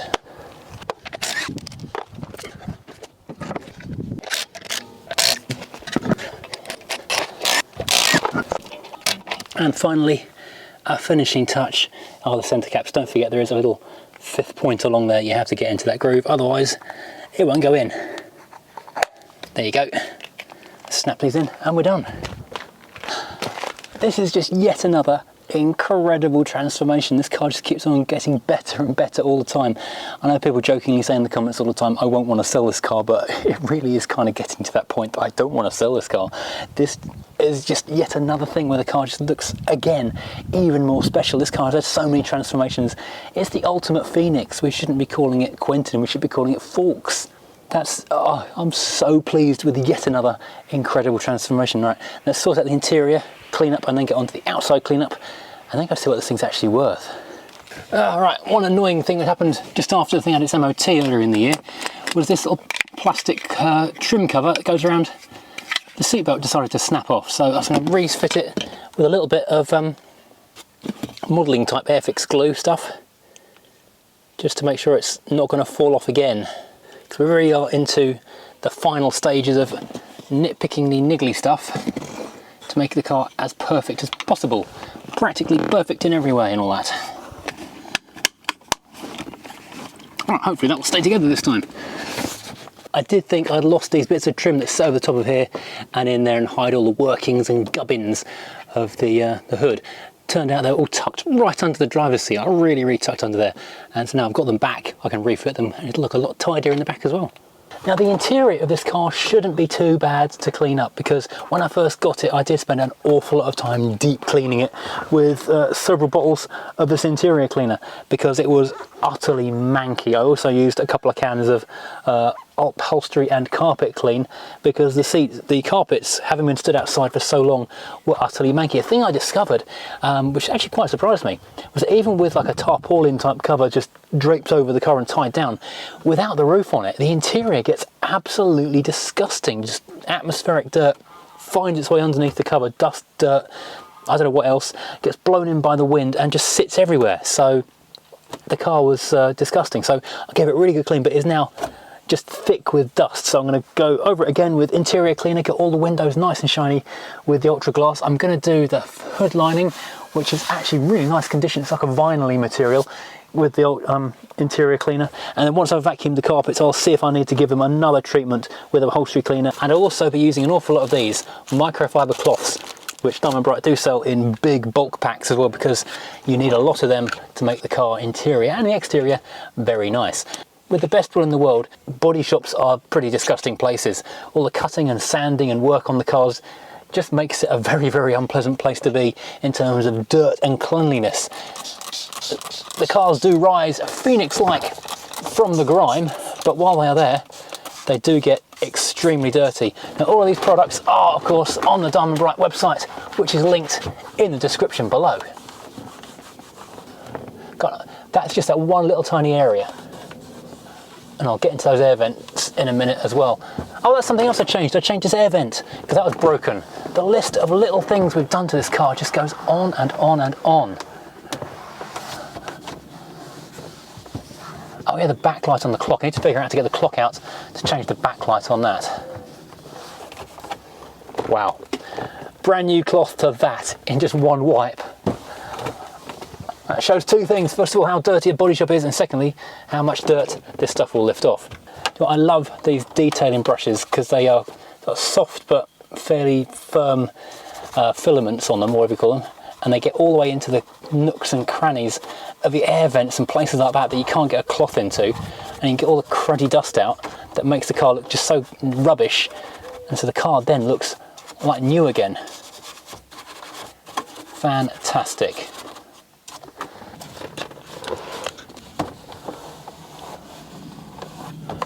It even has a nice orangey smell, which is quite refreshing.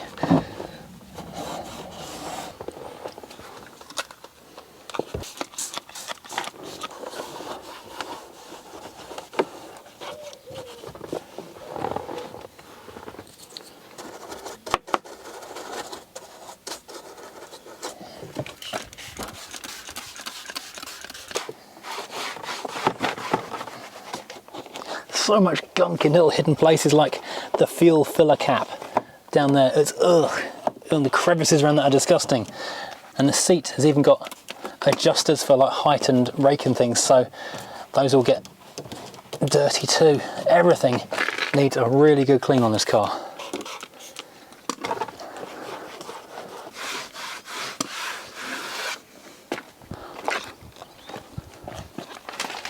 I'll be honest, I still haven't found the screws that go there, there, and there. Yes, the 1, 2, 3, 4 screws that go in each of these doors. I don't know where they are. I'll probably have to email or ask someone in the club if they're breaking a car, if I can get them off them, because I don't know what I've done with them. I have still got the covers, don't worry. I can still put these little caps over it and that will be fine. Now let's take care of the inside of the windows with the Ultra Glass.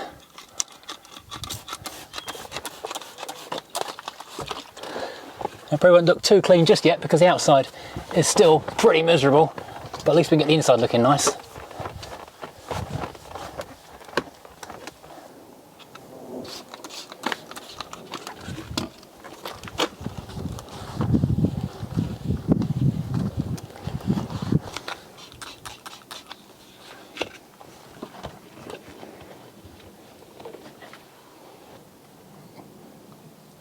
And that's just from the glass. Right, now a quick hoover and the interior is more or less done, I think. Oops. I have been using Alpha 156 floor mats, which are a really good fit, but I do have a brand new set of new old stock mats in the boot, but they're too nice to use. This, I think, is actually a functioning speed sensor. I replaced it, turned out I don't think I needed to. It was something else that was broken. I think it was a fuel pump that was broken when I did that one. There's so many things changed in this car.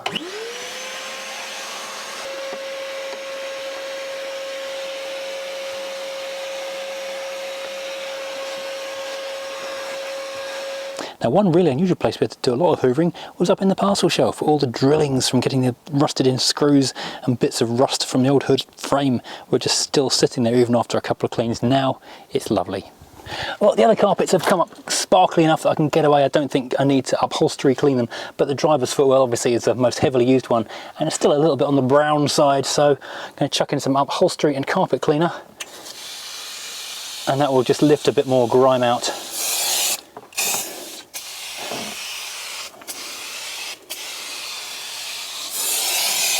Squirt it on, leave it for a minute or two, sponge it off with some clean water, and hopefully the carpets will come up super duper.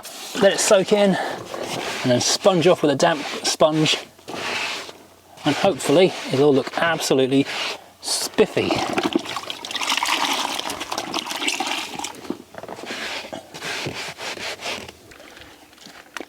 Yep, that's a lot of dirty water from just a very small area. This interior is now another level lovely. It is just so deeply gorgeous. Every time I clean it, it just seems to get a little bit nicer than it was before and just improves and improves. Now, as I've mentioned in previous videos, snow foaming is one of my favourite things to do to a car. It's effective, fast cleaning, and it's lots of fun, and it gives an amazing result.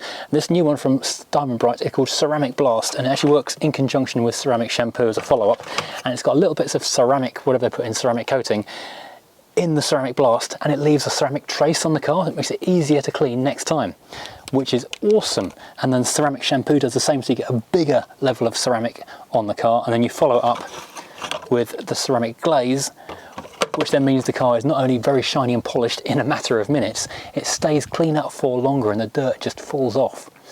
Now, if I was doing this more sensibly, a really good tip I picked up the other day is that you put the water in first and then the blast in afterwards, and it doesn't froth up in there and it's easier to fill, but I'm doing this for the camera, so I'm doing it all wrong.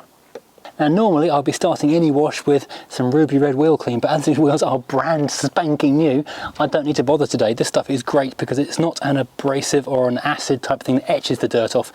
It is one of these new systems of wheel cleaners which lift the dirt, and which is mostly iron oxide from the brake discs and pads, and lifts it away, turns red as it does it.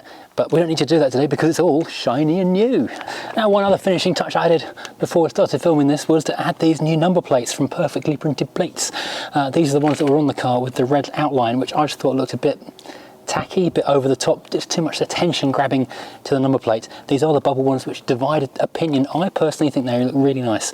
They're not too in your face, they're not too over the top, but they're just a little bit of personalisation. Now, you can get, if you hunt around, the correct 1990s font, although technically you're not supposed to add them back onto a car that's not got them anymore, so you're kind of not strictly legal doing that. So That's why I've gone with the new ones. If we weren't doing this on camera, you can probably get away with an awful lot more than if you are doing stuff on camera. If you don't like snow foam, it can only mean that you hate fun. I don't hate fun, I love fun, which means I love snow foam. Who doesn't like pretending it's Christmas when they're washing the car?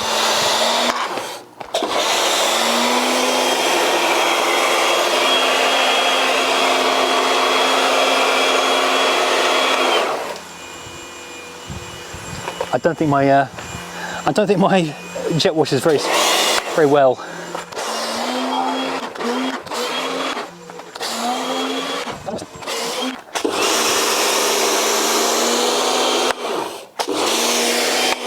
And this stuff is great because while you just watch and wait, it gently lifts the dirt and contaminants away from the paint. So when you hose it away in a minute, you're taking all of that dirt away. So you're just doing a very, very light clean with the suds in the next stage. And this car, it wasn't like deeply dirty because it was all fresh paint from about 2 weeks ago, but it had got a lot of atmospheric contaminants. So you sit outside, the rain has got dirt in it, that sits on it and sticks to it. Outside a body shop, there's lots of dust in the air. So yeah, it's just very grimy and just needs all this stuff to just lift off and get hosed away. You should only really jet wash hose on cars as sparingly as possible. And when you do it, set it to the soft setting so you don't damage the fabric. Now, next up, we've got a bit of ceramic shampoo, which, like all Diamond Bright shampoos, is a great car shampoo, but this one has got the ceramic element, which means it's going to leave a bit of ceramic trace in there, so dirt will not stick to the car. I'm not using a sponge, of course, that's yesterday's news. Using a wriggly mitt, which is like a microfiber wash mitt, and the 2-bucket method, of course. What else would we use?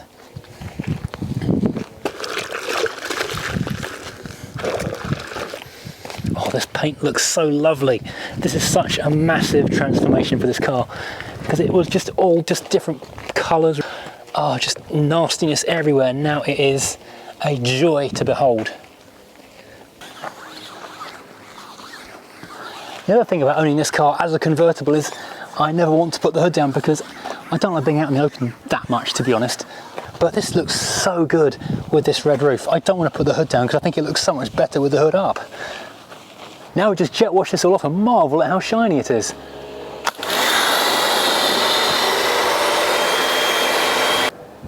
Now, apart from noticing the fact I did manage to find both of the windscreen washer jets in the end, they was under the floor mat in the front of the car.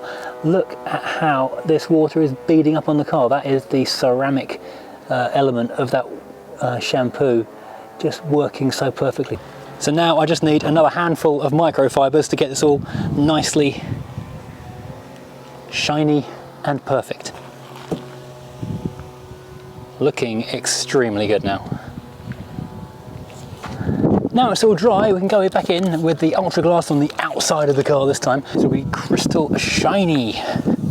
Now, speaking of glass-like finishes, if this paint was any older or been sitting outside for a long period of time, like the Mercedes does, and which I do periodically do to that car, I would be going in to get a glass-like finish on here using a clay bar. This though is extremely smooth still, so I don't think there's any point in clay barring at the moment.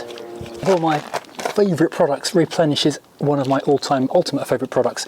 It's so good on black plastic and trim. On the Mini especially, it's brilliant because the Mini plastic fades like crazy. Even the new one seems to go a bit grey. This just squirt on and wipe off, and it leaves such an amazing finish. This absolutely transformed the Volvo when I got that, and that car was silver with grey plastic, and I finished doing this and suddenly it was silver with black plastic.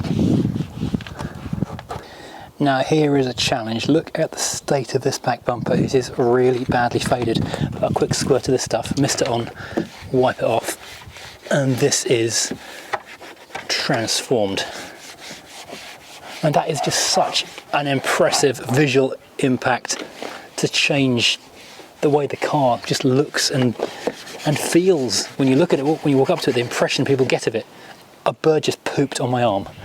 A bird just literally pooped on my arm. But I've done the roof. That's lucky. I'm going to have to find somewhere to park this indoors until it sells, because I can't have it outdoors being pooped on. And for a final touch, some tyre dressing. Oops, let's turn it on. which just gives that beautiful, shiny, wet look to the tyres. And then obviously wipe off the alloys so they don't look sticky and wet either. This car is just now astonishing. The only thing I haven't done is under the bonnet because the day has got away from me. Last but by no means least of this project is ceramic glaze. This stuff is amazing because it bonds to the paint, it stops dirt bonding with the paint instead, so the paint stays shiny, and when you come to wash it next time the dirt just falls off. It's fantastic, and because you squirt it on, it's a lovely blue liquid, you can actually see it clearly on this bright silver paint, and just wipe off. That's literally it. It takes a matter of moments to go over an entire car, and you can do it on the glass and plastic as well.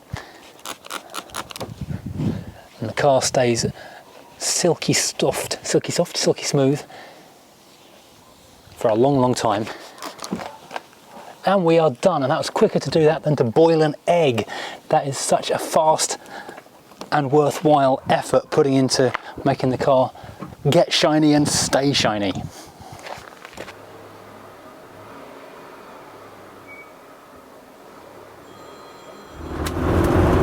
So this is two notable firsts. Firstly, it's the first time I've driven this car since it had its paint job. Because I was going to drive it back from the garage, but obviously the battery had gone dead, so I had to get it trailered home. And I've not driven it apart from up and down the drive since. And secondly, it's the first time I've driven it on its new wheels and tyres, which are actually an awful lot smoother and quieter. It does still need the tracking doing. I can see the steering wheel's off centre and it's pulling a tiny bit to the right, so I need to get the tracking done. Another thing for the list. And also, which I'd forgotten about and just rediscovered, the resistor in the back of here only works on the top settings. So I need to go and change that blower motor resistor thingy. It's only about £9 off eBay, so I'll get onto that. So I'm now heading down to Stone Cold Classics to see what Rain reckons this car might be worth. Because last time I did the tally up on it was when I was getting the roof done, and I estimated I was in it for about £4,000. Since then I've spent a little bit more. I can't remember if I included the wheels and tyres in that at that point, but certainly I've spent more on things like the trim clips to hold the weather strips on, and just random odds and sods. So I reckon I'm closer to £4,000 to £4,500 into this car as it now stands me. So I would like it to be worth somewhere in that region so I can claw back most of what I spent on it. I really can't keep it. I've got too many cars, and admittedly it's actually one of the nicest cars I own now as far as the retros go, but it's just one too many. This car does drive really nicely.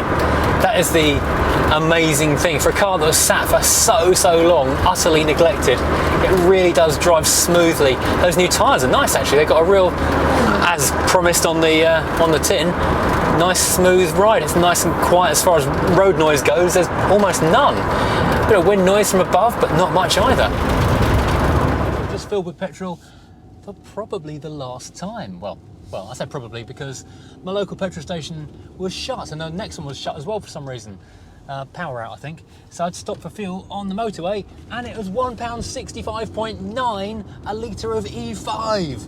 So, well, I've put most of a tank in, but I hope the next person to drive this car really appreciates what I've just done. Oh, ouch.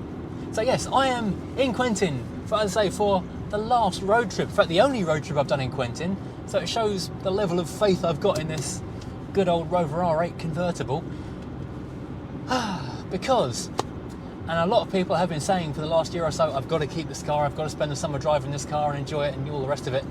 And I keep saying, yeah, I know, but the whole point of buying Quentin was to flip him. It was a fix and repair and move on, a catch and release, if you like. Because I prefer the coupes and the sports cars rather than the convertibles. It's more my thing. And for the last, a few months since before Christmas, I have been trying to sell this car. But the thing about selling convertibles, as I have mentioned previously in previous videos, is that you need to be selling them at the right time of year. Convertibles only really sell when the sun shines. If you look in the classified sections at the moment, you won't see many with dealers, and that's for a good reason.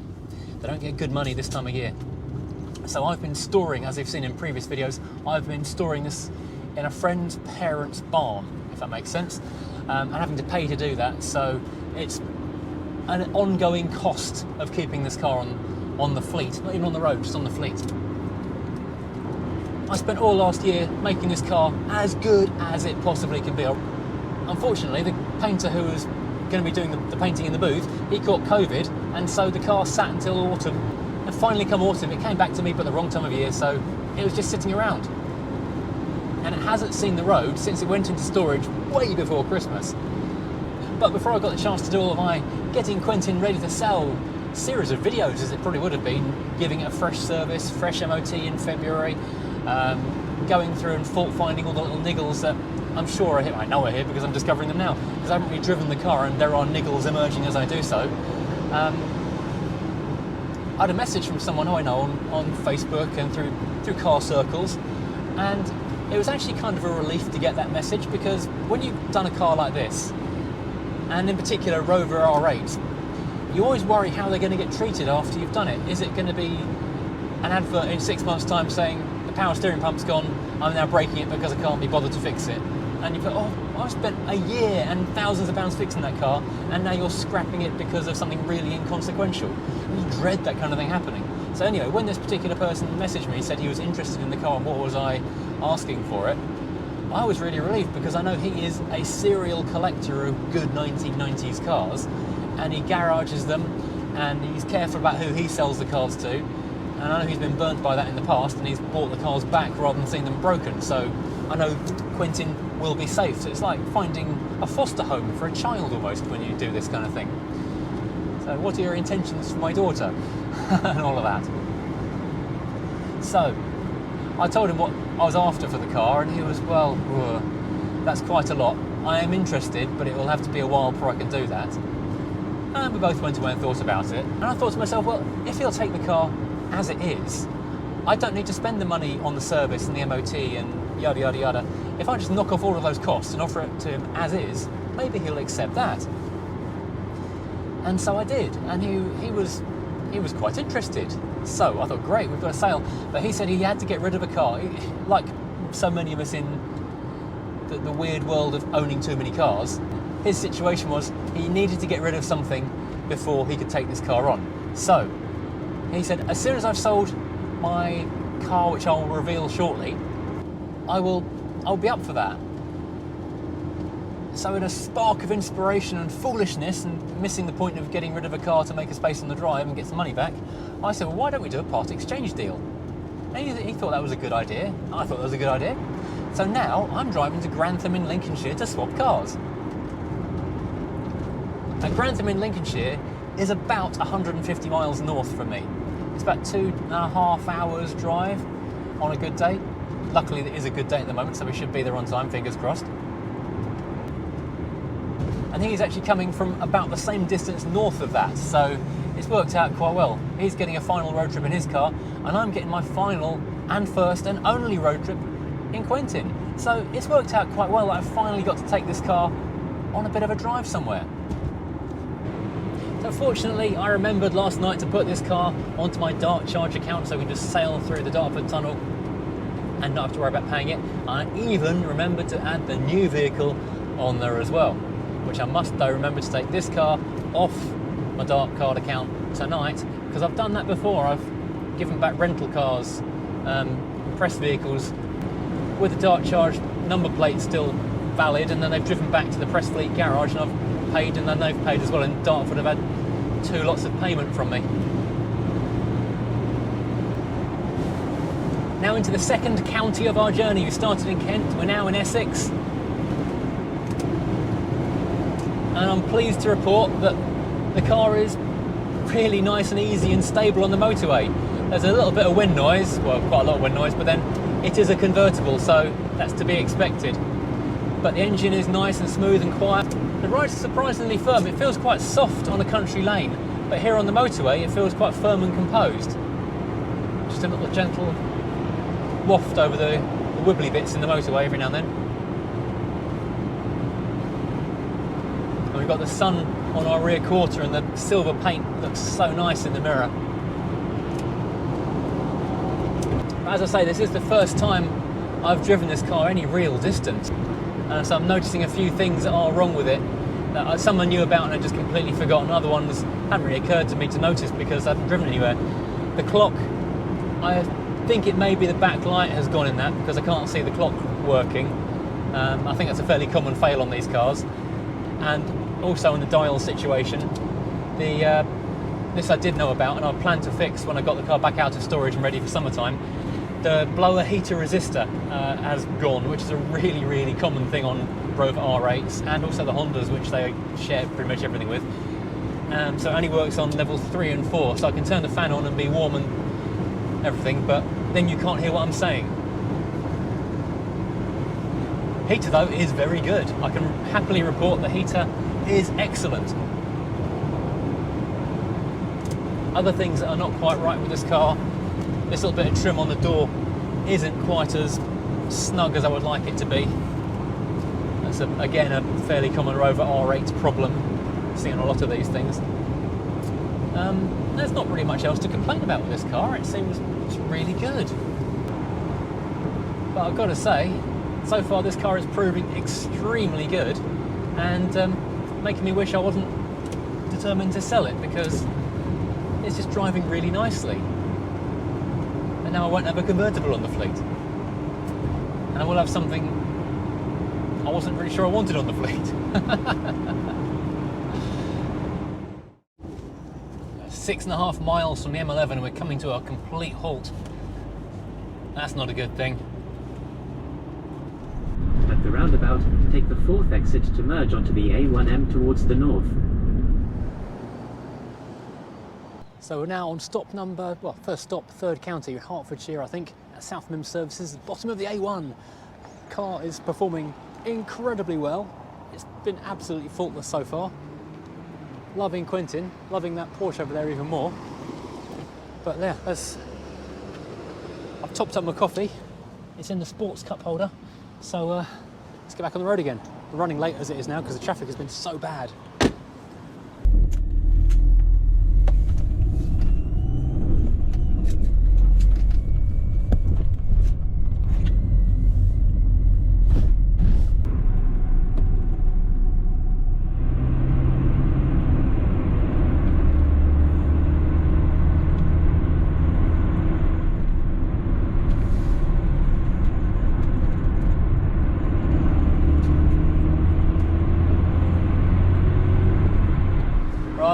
I've waffled enough considering nothing is going on. I'm going past Welland Green, the A1001 at the moment. Yeah, there's nothing really to report. Everything's working fine. The car is holding perfect temperature around the middle, just slightly low, as it should be. Fuel usage has been pretty much as I expected it to be. It was virtually full when I left. It's used less than 1/8 of a tank, really, doing the last 50 odd miles, so it's all as predicted. Nothing's juddering, nothing's wobbling. I shouldn't say this, I'll touch the wooden dashboard, touch wood. Nothing's dropped off. The car is proving excellent. I know Ian had a pretty terrifying run up, dropping his multiple off the other day, with the car with no clutch. That's, yeah, that was fun. That was an adventure. This isn't an adventure, this is a nice drive with coffee and Audible. I'm listening to Christian O'Connell's story or autobiography. No One Listens to Your Dad's Show, I think it's called. Well, now according to the sat-nav, I'm 5 minutes and 4.2 miles from parking this car, turning the engine off for the last time. I'm actually quite sad now. It's been quite a journey with this thing. Arrived on the back of a truck, turned up as a non-runner with no alternator, no roof, flat tyres or wheels that didn't fit properly, cracked interior. It was a mess. A rotten wing. And I spent that whole months and months making everything right, changing the cam belt, the alternator, all new brakes, putting the bodywork right, getting it painted, doing the interior. So many jobs on this car. It really has become a big part of the channel, and now we're going to say goodbye. But I know it's going to a good home. I know the person who's going to have it is going to look after it, and if he does sell this car, it's going to be selling on to someone else who will continue the journey. And I know there are a few faults with the car which I need to talk him through in a minute, but I know that he will sort them out as well, because a lot of you will know who he is from Facebook and know his collection of cars from Facebook, and then you'll see this in the next few days turning up in his collection. So we know Quentin is going to be safe, and we'll definitely be seeing Quentin at various car shows in the coming months and years, hopefully. It's a bit of a shame the weather today is so cold. I've not put the roof down for one final journey with the top down because it is really quite chilly. It was the first time this car has seen frost in a long time. Certainly the first time it's seen frost with this roof on it. And yeah, you don't put these kind of roofs down when it's that cold. It's just really bad for them.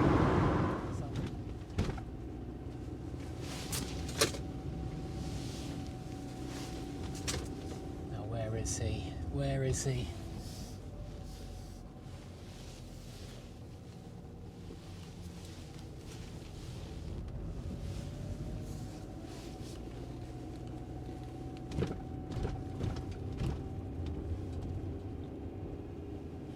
I don't see him. Are there two on different sides of the road? Oh, I see him. Now I see him. Can you guess what it is?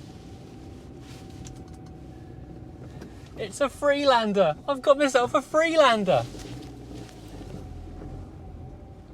So here we have Quentin and Quentin's replacement. So we've stayed within the Rover stable, but we've gone from one end of the market to the other. We've gone from the luxury convertible to the off-road beast. Now I know this is exactly everything I don't want to be buying. Right now I need to be buying some kind of hybrid electric kind of thing that can get me into London and back, but no, what I've gone for is a diesel SUV, which I know I don't like SUVs, but I've always had a soft spot for Freelanders. I used to own one of these back when they were relatively new. And not only is it a diesel SUV, it's an automatic diesel SUV. So I've just bought my absolute nemesis vehicle, the car I'm least likely to go and choose to buy, I have chosen. However, this car, I'll give you a full walk around in a minute, it's actually pretty well sorted. This has been on another YouTube channel where they spent an absolute fortune going through pretty much everything there is to go through on it. It passed an MOT yesterday. It's got brand new, or relatively new, well, a couple months old, off-road, noggly winter tyres. So if we get a bit of snow, we can have a bit of fun with it. You didn't see that coming, did you? Bye, Quentin. I'm actually going to miss this car. I really am going to miss him. Away he goes into the darkness of the mist. My lovely old Rover 200. So let's take a look around this thing I have just bought. It is a 2002 Freelander, but not just any Freelander, it's a Kalahari, which means it's one of the posh ones. It's not got the K-series of doom, which I'm so used to dealing with now. It's got a TD4, so BMW diesel, so that's not going to explode expensively. Actually, they're pretty decent in this. But quite significantly, it's still a four-wheel drive. Most of the time when you see one of these things, it's front drive only because the centre viscous coupling has exploded or the rear diff has gone kaput, and it's just too expensive to fix. This one though, not only is it four-wheel drive, someone's put some decent all-terrain tyres on it, so we can maybe do a little bit of mud plugging on it. And yeah, it's in pretty decent condition. Passed its MOT yesterday, as I said, and overall, it's in very nice condition. Certainly on the outside it is. It's been wax oiled underneath, it's been wax oiled in the doors. Inside, a few little issues to deal with. It's been used as a dog car, so it's got a bit of grub in it. This has gone a bit down there, so either a used seat or get a friendly trimmer to repair that. But it is a Kalahari, so it's got the half Alcantara. Alcantara is the worst wearing substance on the planet. It's a terrible thing to put into a car. We have got the leather steering wheel. We've got the double glove boxes with extra tea shelf. How's that for luxury? Because if you're going someplace in a Land Rover, you're going to go and have a cup of tea when you get there. At the top of a mountain, probably. We've got lots of little cubby holes. I'll do a full review of this thing later on. Another dashboard over here. Oh, locking wheel nut, that's handy. More tea shelfery. Cup holders actually in the doors. Don't know, I'm not using that. I'm using my sports cup holder still. Issues we do need to know about are that the rear doors, central locking apparently doesn't work, and I think that rear window doesn't stay up on its own volition, so we do need to do something about that before too long. So this is unusual, being back in a Freelander again. I haven't driven a Mark 1 Freelander in a very long time. I owned one, a 52 plate one, which I bought as a dealer pre-registered special many years ago, like 2002. 20 years ago now, 19 and a half. But that was a 3-door manual, 1.8 petrol, so all the different options. And I've been half thinking about getting another one, because I thought that was kind of a coolish car in a way. But I was planning on getting a 3-door again, because I do like the look of the 3 doors. There's 2 less doors to break, for one thing. And these are becoming slightly rare and interesting. Now, I'm on record as not really liking SUVs very much. I do think that generally they're a bit pointless. They've not got all the off-road ability that their looks suggest they ought to have. They're generally too big for the purpose they're being used for. They're generally just an annoyance in the way, and I don't like them. But the Freelander, like the original RAV4, they were the trailblazers. They were the path beaters of the SUV phenomena. And at that time, the makers were still doing it properly. They were taking a 4x4 and putting it into a smaller, more compact, more usable everyday car vehicle shaped thing. And so from that point of view, I do have a certain grudging respect for the Mark 1 Freelander. And I think it's quite an interesting design. The hippo thing, people nickname them at the time, and those adverts with them in the water, they were just kind of fun and cool, and they can actually do off-roady stuff. I think part of the reason BMW bought the whole Rover group was for that little yellow button down by the gear stick, because that's hill descent control, and that was very useful, valuable technology. So I've taken this car and some cold, hard cash in return for Quentin. So obviously this is going to be not necessarily the less good car, but it is, in certain respects, got a few more faults than Quentin has. But it's a newer car, so in a way it's going to be the better car because it's a newer car. Quentin is more niche, more desirable, ultimately. Watching that car drive away, I was seriously thinking what a good looking thing it was and what a mistake I'd made letting it go. But I was constantly worried about things spoiling it. I got it really nice and I didn't want it to be spoiled, because that first scratch is going to be a killer. But I know where it's gone, its new home, it's going to get really enjoyed, and I know that it's going to be turning up at Motorist in May on the 28th, not on the 20th, like I said on the previous video. The 28th, he's going to bring it along, so you can have a look at Quentin then. So it's still within the Furious family. So I'm glad that Quentin is safe. But this is an interesting new chapter for the channel. Having a Freelander SUV, an automatic SUV, that's very, very not me at all. So we'll see how we go with that.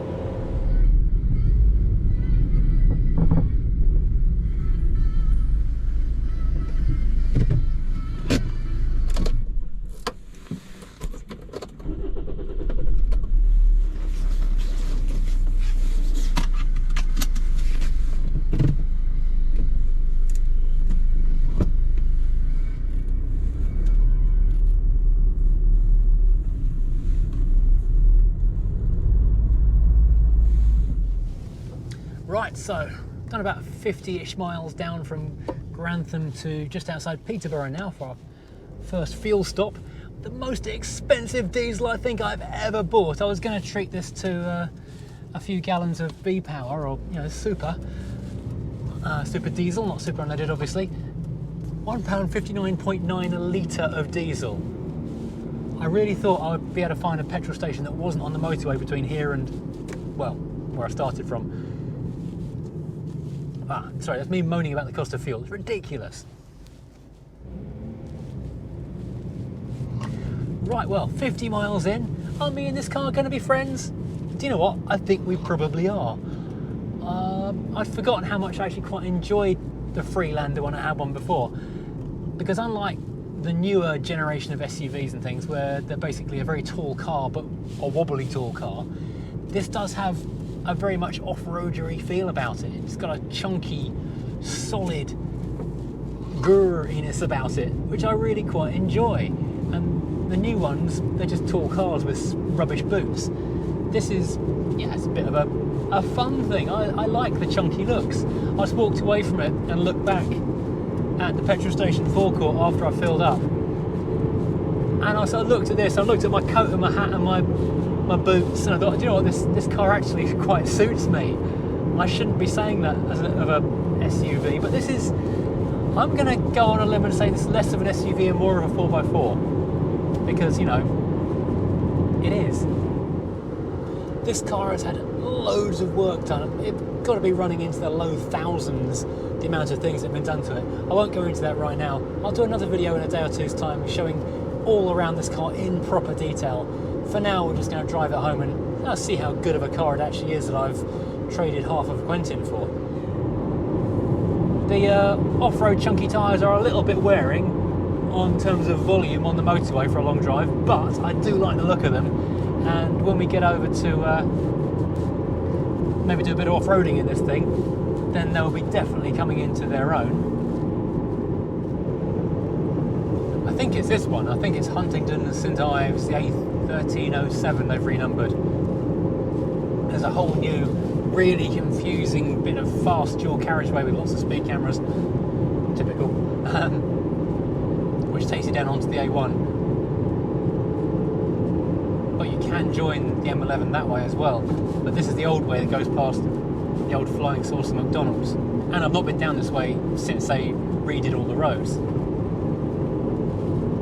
I'm just curious what happens if you take this route instead. It is rather nice driving this car. It's got a good driving position. The seats are very comfortable. The squab's a little bit short, if I'm honest. Very upright, good posture seating position, which is very nice. Up there, that's where the old McDonald's used to be, that was shaped like a flying saucer. Well, much like Quentin, well, much like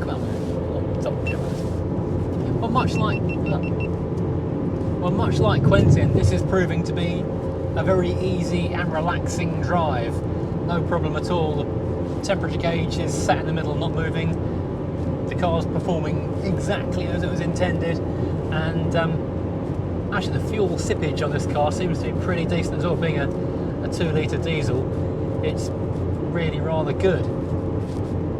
There is a gritter up ahead.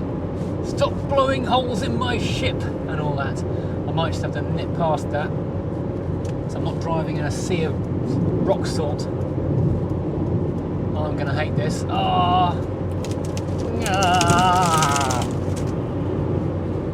take the smackings as you drive past, or just drive in powdered salt for 50 miles. Neither one is good.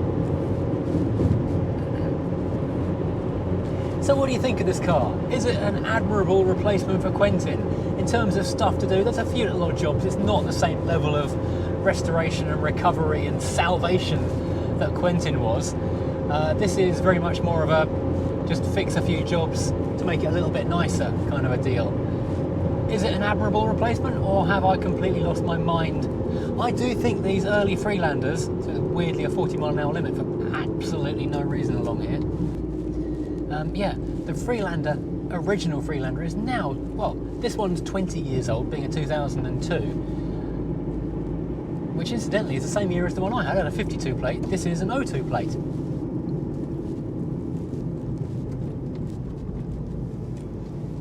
And having come out a little bit before that, it's basically a quarter of a century old, pretty much.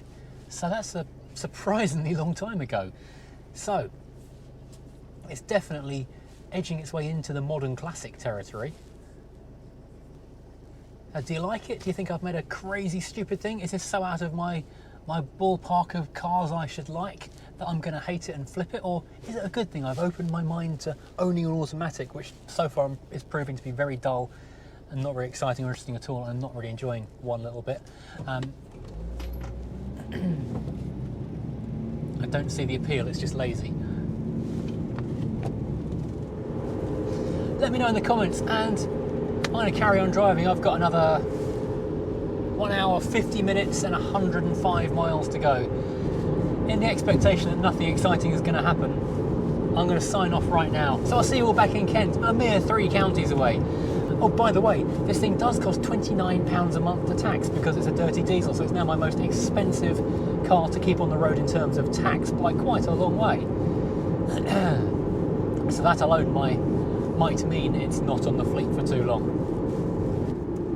I was signing off, wasn't I? I was saying, yes, if you haven't already liked and subscribed, please do. And also head over, if you would be so kind, over to Furious Tea Break, where side stuff, chats and things will be going on, and various announcements and things will be made. I'm going to choose the M11 because that'll put me on the M25, a bit nearer to home. Right, see you.